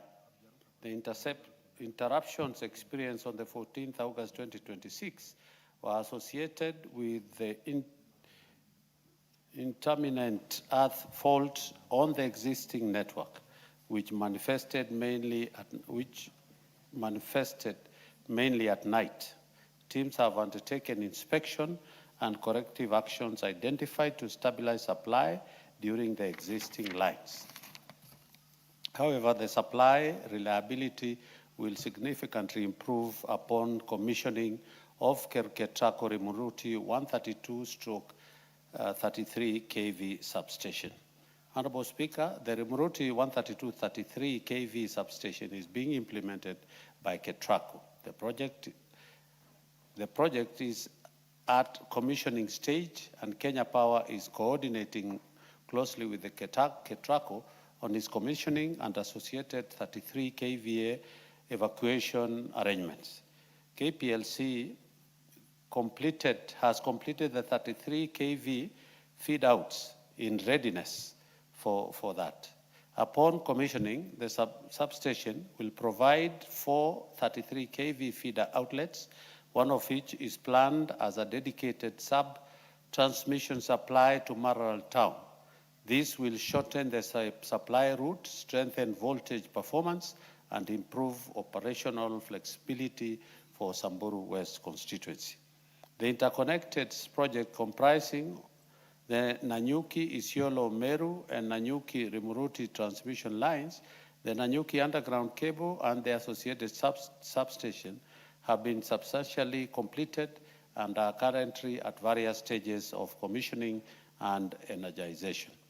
The Isiolo-Nanyuki project has been completed and is scheduled for commissioning on the 27th. Honorable Speaker, this actually was commissioned today at 10 in the morning, and it is working, I've just gotten some message from the PS. Similarly, the 132 kV Nanyuki Rimuruti transmission project has been completed and is awaiting energization. The delay in energization has been occasioned by the need to undertake comprehensive system studies to assess the impact of the interconnected projects on network stability to ensure that the system remains stable and secure upon energization. The studies are being undertaken jointly with KPLC and KETRACO. Question number 2, Honorable Speaker. The expected timelines for the completion and commissioning of Rimuruti substation. Following the commissioning of Isiolo-Nanyuki project, Honorable Speaker, the system monitoring will be undertaken jointly with KPLC, subject to completion of the system study and receipt of the final go-ahead to energize the Nanyuki Rimuruti project. Honorable Speaker, this is what I'm saying today, was actually energized and it is working on very well.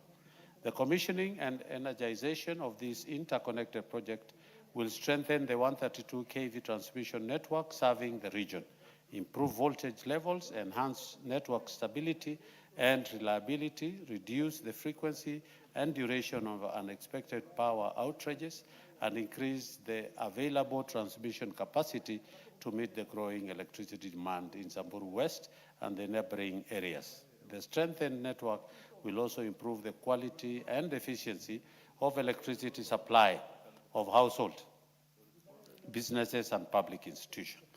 The last question, Honorable Speaker, is the alternative or strategic partnership being explored by the ministry to provide Marra and the entire Samburu West constituency with supplementary or backup power sources to mitigate the effect of power outages in future.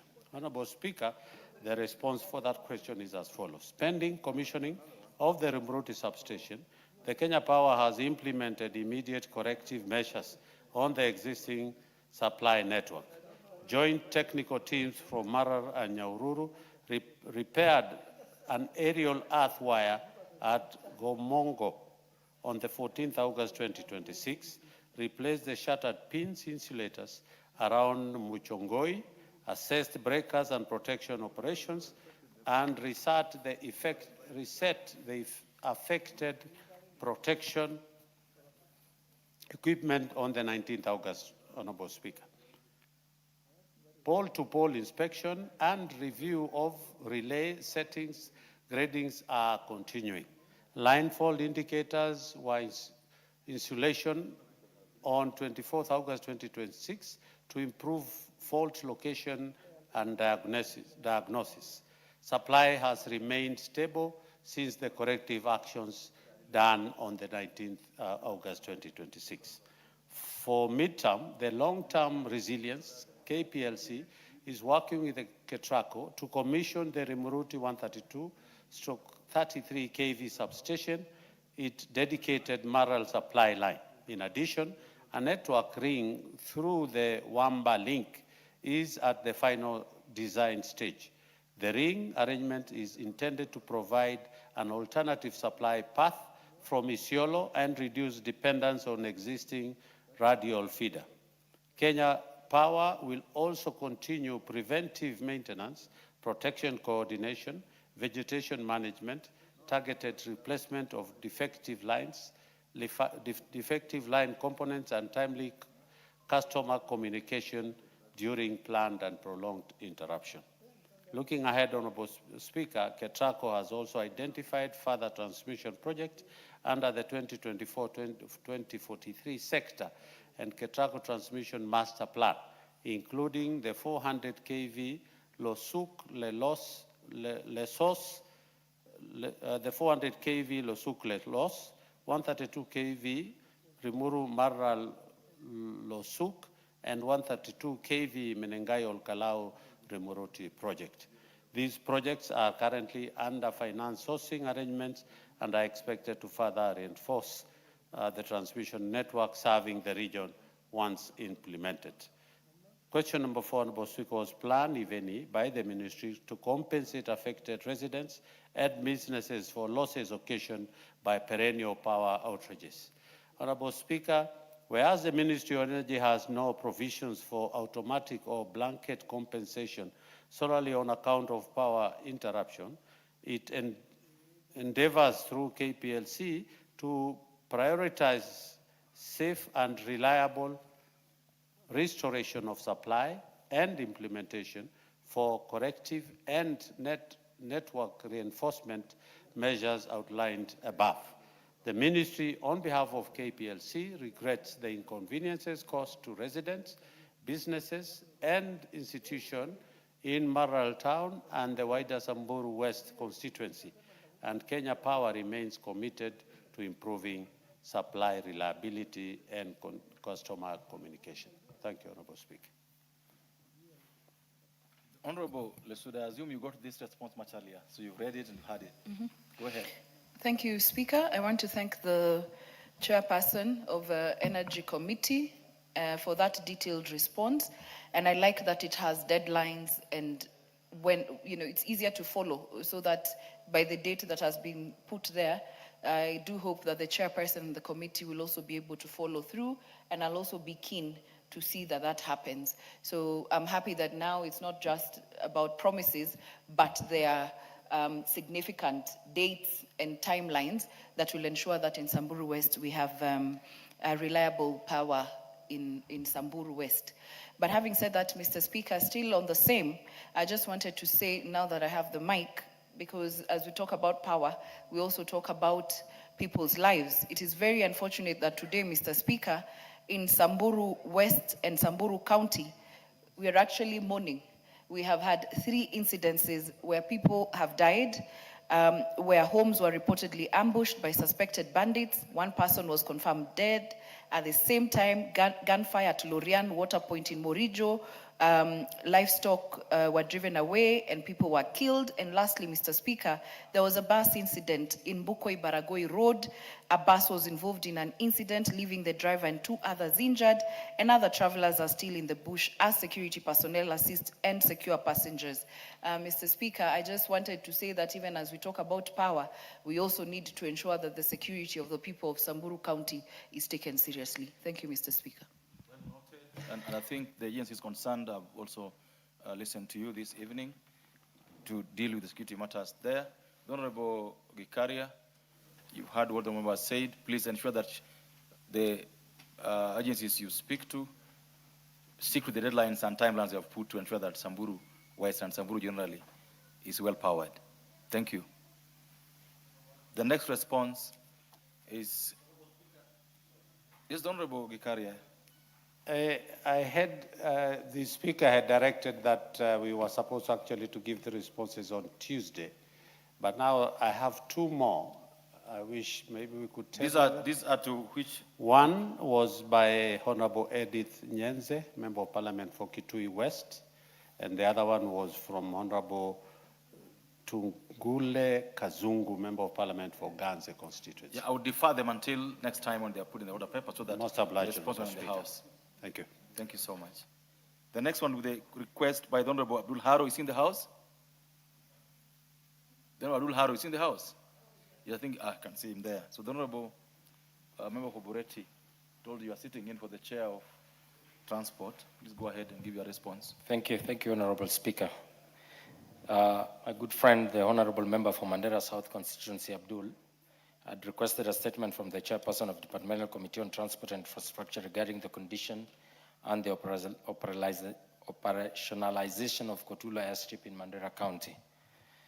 Honorable Speaker, Honorable Haro sought to establish the following: a report on the status of Kotulo Airstrip, including the total cost incurred in its construction and the reasons for its current non-operationalization status, including any legal, regulatory, or administrative constraints.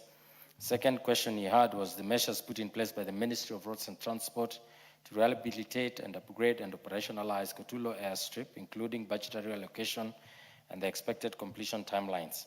And three, the steps being taken to safeguard the existing infrastructure at the airstrip from further deterioration pending its operationalization.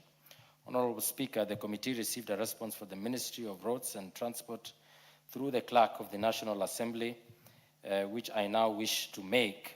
The report was written last Friday, so the committee has not been able to interrogate the response other than a report that has been presented here. Regarding the status of Kotulo Airstrip and the total cost incurred in its construction, the ministry submitted that Kotulo Airstrip, located in Mandera County, was completed on 26 February 2020 under the phase 1 of the development of the project. The facility comprised a Code 3B aerodrome with a single gravel runway, orientation 1836, measuring 1.4 kilometers in length and 30 meters in width, including 2 taxiways and an apron, all constructed to gravel, that is MARAM standards, in general conformity to the ICAO standards Annex 14 requirement for basic aerodromes. The project was funded under the Airstrip Development Vote by the then Ministry of Transport, Infrastructure, Housing and Urban Development in the financial year 2017-2018. It was started on 26th August of 2018 and was completed on 26th February 2020 at the cost of 80,151,829.80. The contractor was Nurki Construction Company as a joint venture with Frontier Engineering Limited. The project was 100% complete, certified 100% complete. Defect certification period ended in 26 February 2021. It was subsequently handed over to the Kenya Airports Authority for operation and maintenance. Since completion, the airstrip has supported the government security and humanitarian efforts, albeit very limited operational scale. Regarding the reasons for the airstrip current operational status, the ministry submitted that the airstrip continues to face significant operational constraints, primarily due to its gravel surface, environmental exposure. These include rapid surface deterioration resulting from wind erosion and seasonal rainfall, increased risk of foreign object debris, posing safety concern for aircraft's operations, high maintenance requirements, and associated recurrent costs, reduced operational reliability, particularly during the adverse weather conditions. The encroachment by vegetation within the runway strip, compromising feasibility and safety margins. These challenges collectively limit the efficiency, safety, and sustainability of operations of the facility and hinders its full operationalization. Regarding the measures to rehabilitate, upgrade, and operationalize Kotulo Airstrip, the ministry submitted that while phase 1 established the foundational infrastructure, further investment is required to achieve full operational capacity.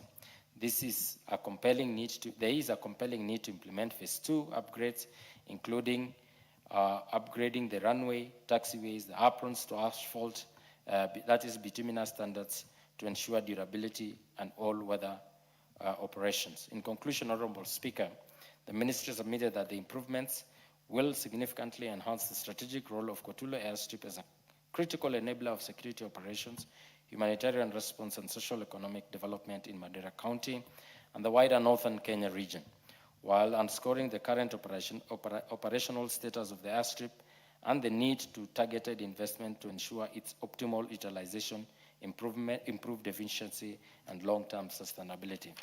Honorable Speaker, that's the response we received. I've gone through the response myself together with the chair, and I've talked to the chair. There are two questions that have not been responded to by the ministry, which I wish to raise them, and I know the member will surely raise it, about the question of then what will happen to the airstrip, and what is the plan of the ministry on the airstrip, together with its budgetary allocation and the intended timelines in the construction of the project to make sure that this project is timely. So because this response was given just last week, we would wish, and I would want to assure the member that we will further process this question, because in our opinion as a committee, it is both inadequate and insufficient to take care of the concerns of the member for the purposes of the general development of Kotula Airstrip in the northern region to be able to serve its purpose. Thank you, Chair. Very well said, Honorable Haro. Thank you, Chair. And I also thank the committee because obviously they found that the report is unsatisfactory, and indeed it is unsatisfactory. And as the committee goes back to interrogate this statement further, I would like to mention a few things that the committee should look at. One, the report says that since completion, the airstrip has supported government, security, and humanitarian operations.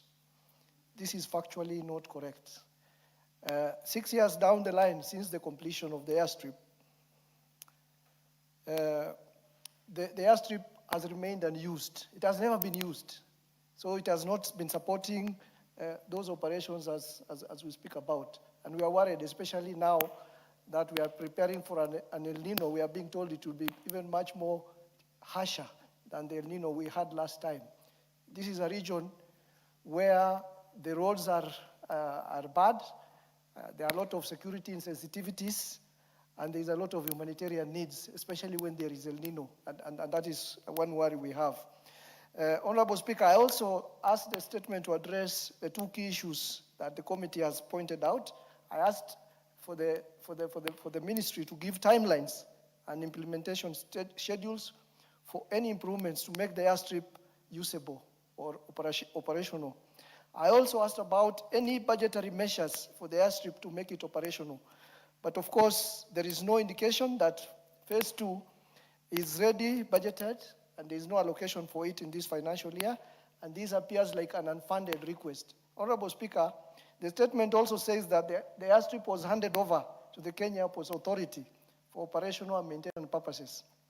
But there is no indication at all for the last 6 years that there is maintenance by KAA since handover, and that KAA does not have any budgetary allocation for the Kotulo airstrip. Those are the issues that I want the committee to interrogate as they interrogate this further. Thank you, Honorable Speaker. Thank you, and I think as admitted by the member of the committee, are you the vice chair of the committee? When they call the ministry officials, I'm sure you'll be available to be able to raise these concerns yourself before that committee. Thank you.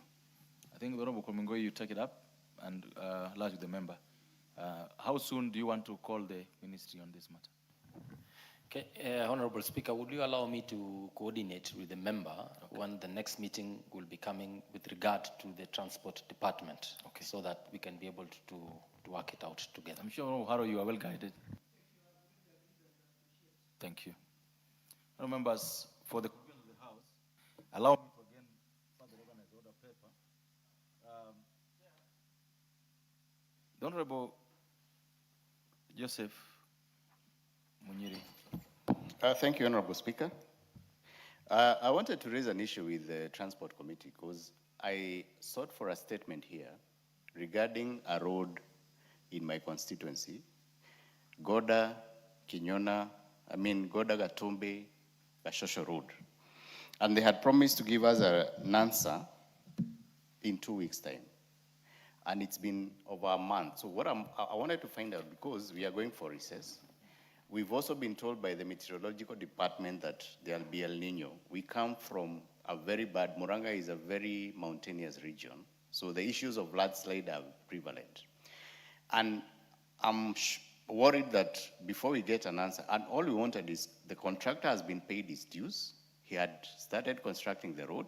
went halfway, got paid, and he disappeared. And all we wanted to know from the ministry is when the contractor will be back on site. Because if we are unable to do it before the El Niño rains start, the area will become impassable. Our people will have no route to go anywhere, so they'll be marooned. And I wanted to find out from the Transport Committee where we are, because it was supposed to be done by now. Honorable Kumingoi, this is a very genuine concern. Are you by any chance sitting during this recess as a committee?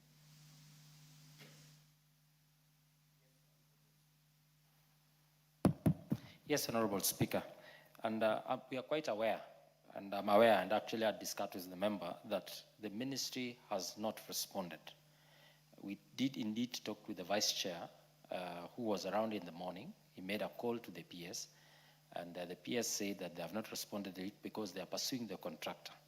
I would ask actually the Honorable Member to give us up to actually next week, when we'll be able to see whether there's any response to this particular question. I remember it elicited a lot of concerns from the member, knowing that if the rains are then coming, the contractor is fully paid and mobilized, that there is no debt on this road, there is no reason why the contractor should not be on the road. And for that purpose, I think we can be able to help the member to see what to be able to do in the next meeting. Honorable Speaker, we are having a meeting with the roads department. However, they have not confirmed because the invitation has been made. And I would personally pursue to see to it that we get a response to the member as soon as it is practically possible. Honorable Yusuf, take it up with Honorable Kumingoi. And in any case, within 2 weeks, even if you're during recess, please, let's get a response on this matter. Thank you. Members had mentioned that we had organized order paper much earlier, and we skipped order number 4. So would you go back there? And call out on number 4.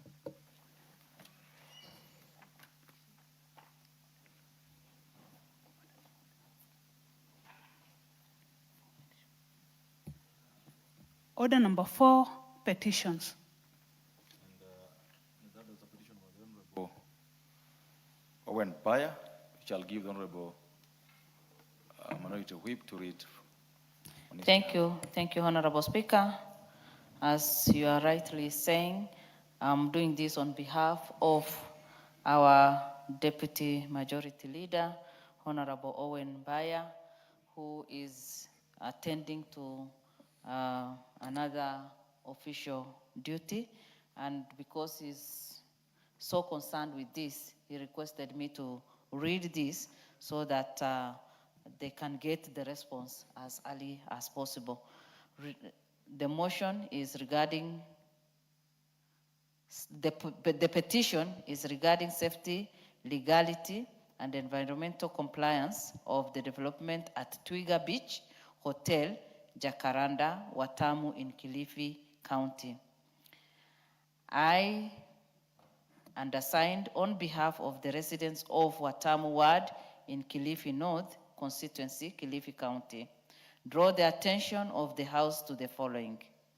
Number 1, that residents of Watamu Ward are gravely concerned about the environmental integrity, safety, and legality of a large development under construction at Twiga Jacaranda Watamu and the risks it possesses to the marine ecosystem, the natural environment, and the tourism economy upon which the community depends. Number 2, that the development stands in close proximity to the ocean with some of its supporting pillars reportedly situated in or immediately adjacent to ocean water, raising serious concerns regarding the coastal erosion, degradation of the marine and beach environment, and the long-term ecological impact of the structure on the shoreline. 3, that the concerns raised are highlighted by the potential consequences of any structural failure of a large development which could endanger residents, construction workers, tourists, businesses, and members of the public. Number 4, that the National Environment Management Authority, NEMA, and the National Construction Authority, NCA, have previously inspected the development and issued notices concerning the construction, but construction is reportedly continuing. That the existing structure, including the number of floors, number of units, overall size, configuration, and intended use may not be as per the approved architectural and structural plans. Number 6, that the petitioners are further concerned that the premises may have been occupied or put into commercial use without requisite verification of all the approvals, permits, and certificates, including certificates of occupation. Number 7, that proximity of the structure to the ocean also raises environmental and coastal management concerns, contrary to Article 42 of the Constitution that guarantees every person the right to clean and healthy environment.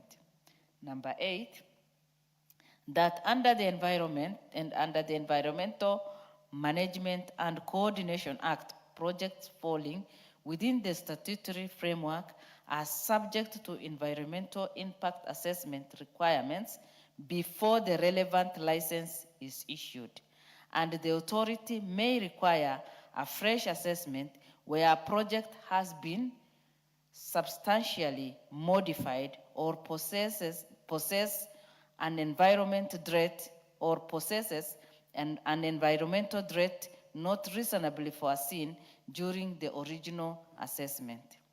Number 9, that Watamu beaches, marine ecosystem, natural environment, and tourism attraction are important economic and social assets to the local community, and any development that is unsafe, improperly approved, or environmentally non-compliant could adversely affect both public safety and the tourism industry, on which many residents and businesses depend.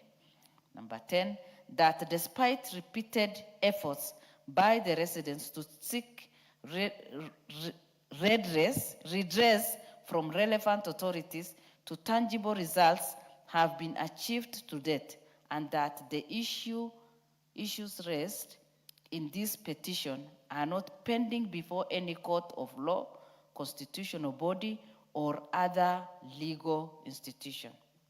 Number 11, therefore, your humble petitioners pray that the National Assembly, through the Public Petition Committee, 1, engages the National Environment Management Authority and any other relevant government agencies with a view to establishing whether environmental impact assessment on the project was undertaken and the relevant licenses issued, environmental inspection of the development undertaken to safeguard human life, public safety, the environmental and tourism interest of Watamu.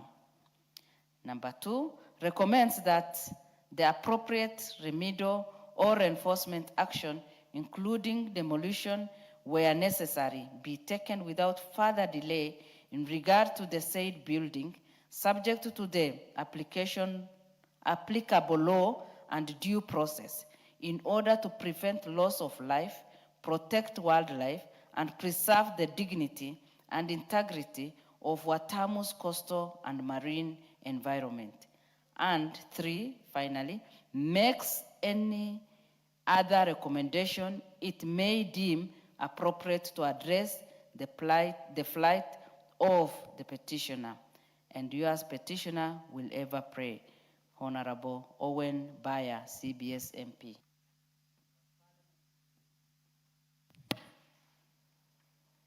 Thank you so much. This petition is, of course, accordingly committed to the petition committee to be handled by them, and response be given in the next session when slotted. The Honorable Jamatia, just give it a minute. Next order.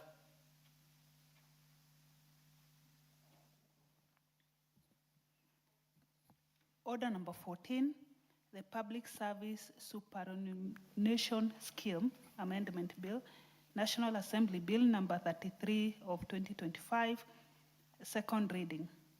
Members, because I can't see the mover for this bill, I order this bill to be deferred to the next time it's loaded in the order paper. Next order. Order number 15, motion, inspection visit to the Kenyan Embassy in Morocco.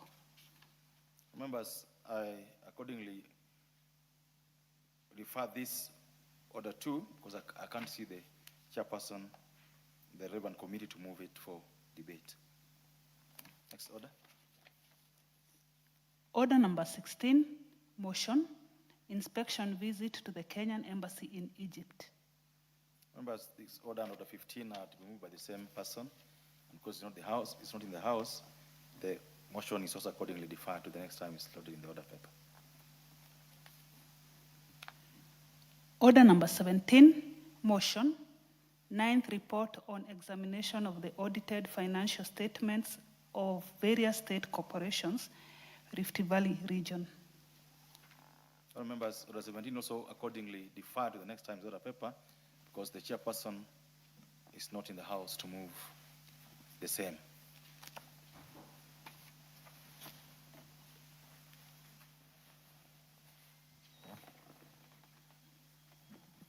Members, there being no other business, and the time now being 17 minutes past 6 o'clock, this House stands adjourned until Tuesday, the 29th of September 2026 at 2:30. I also wish members a restful recess. Thank you.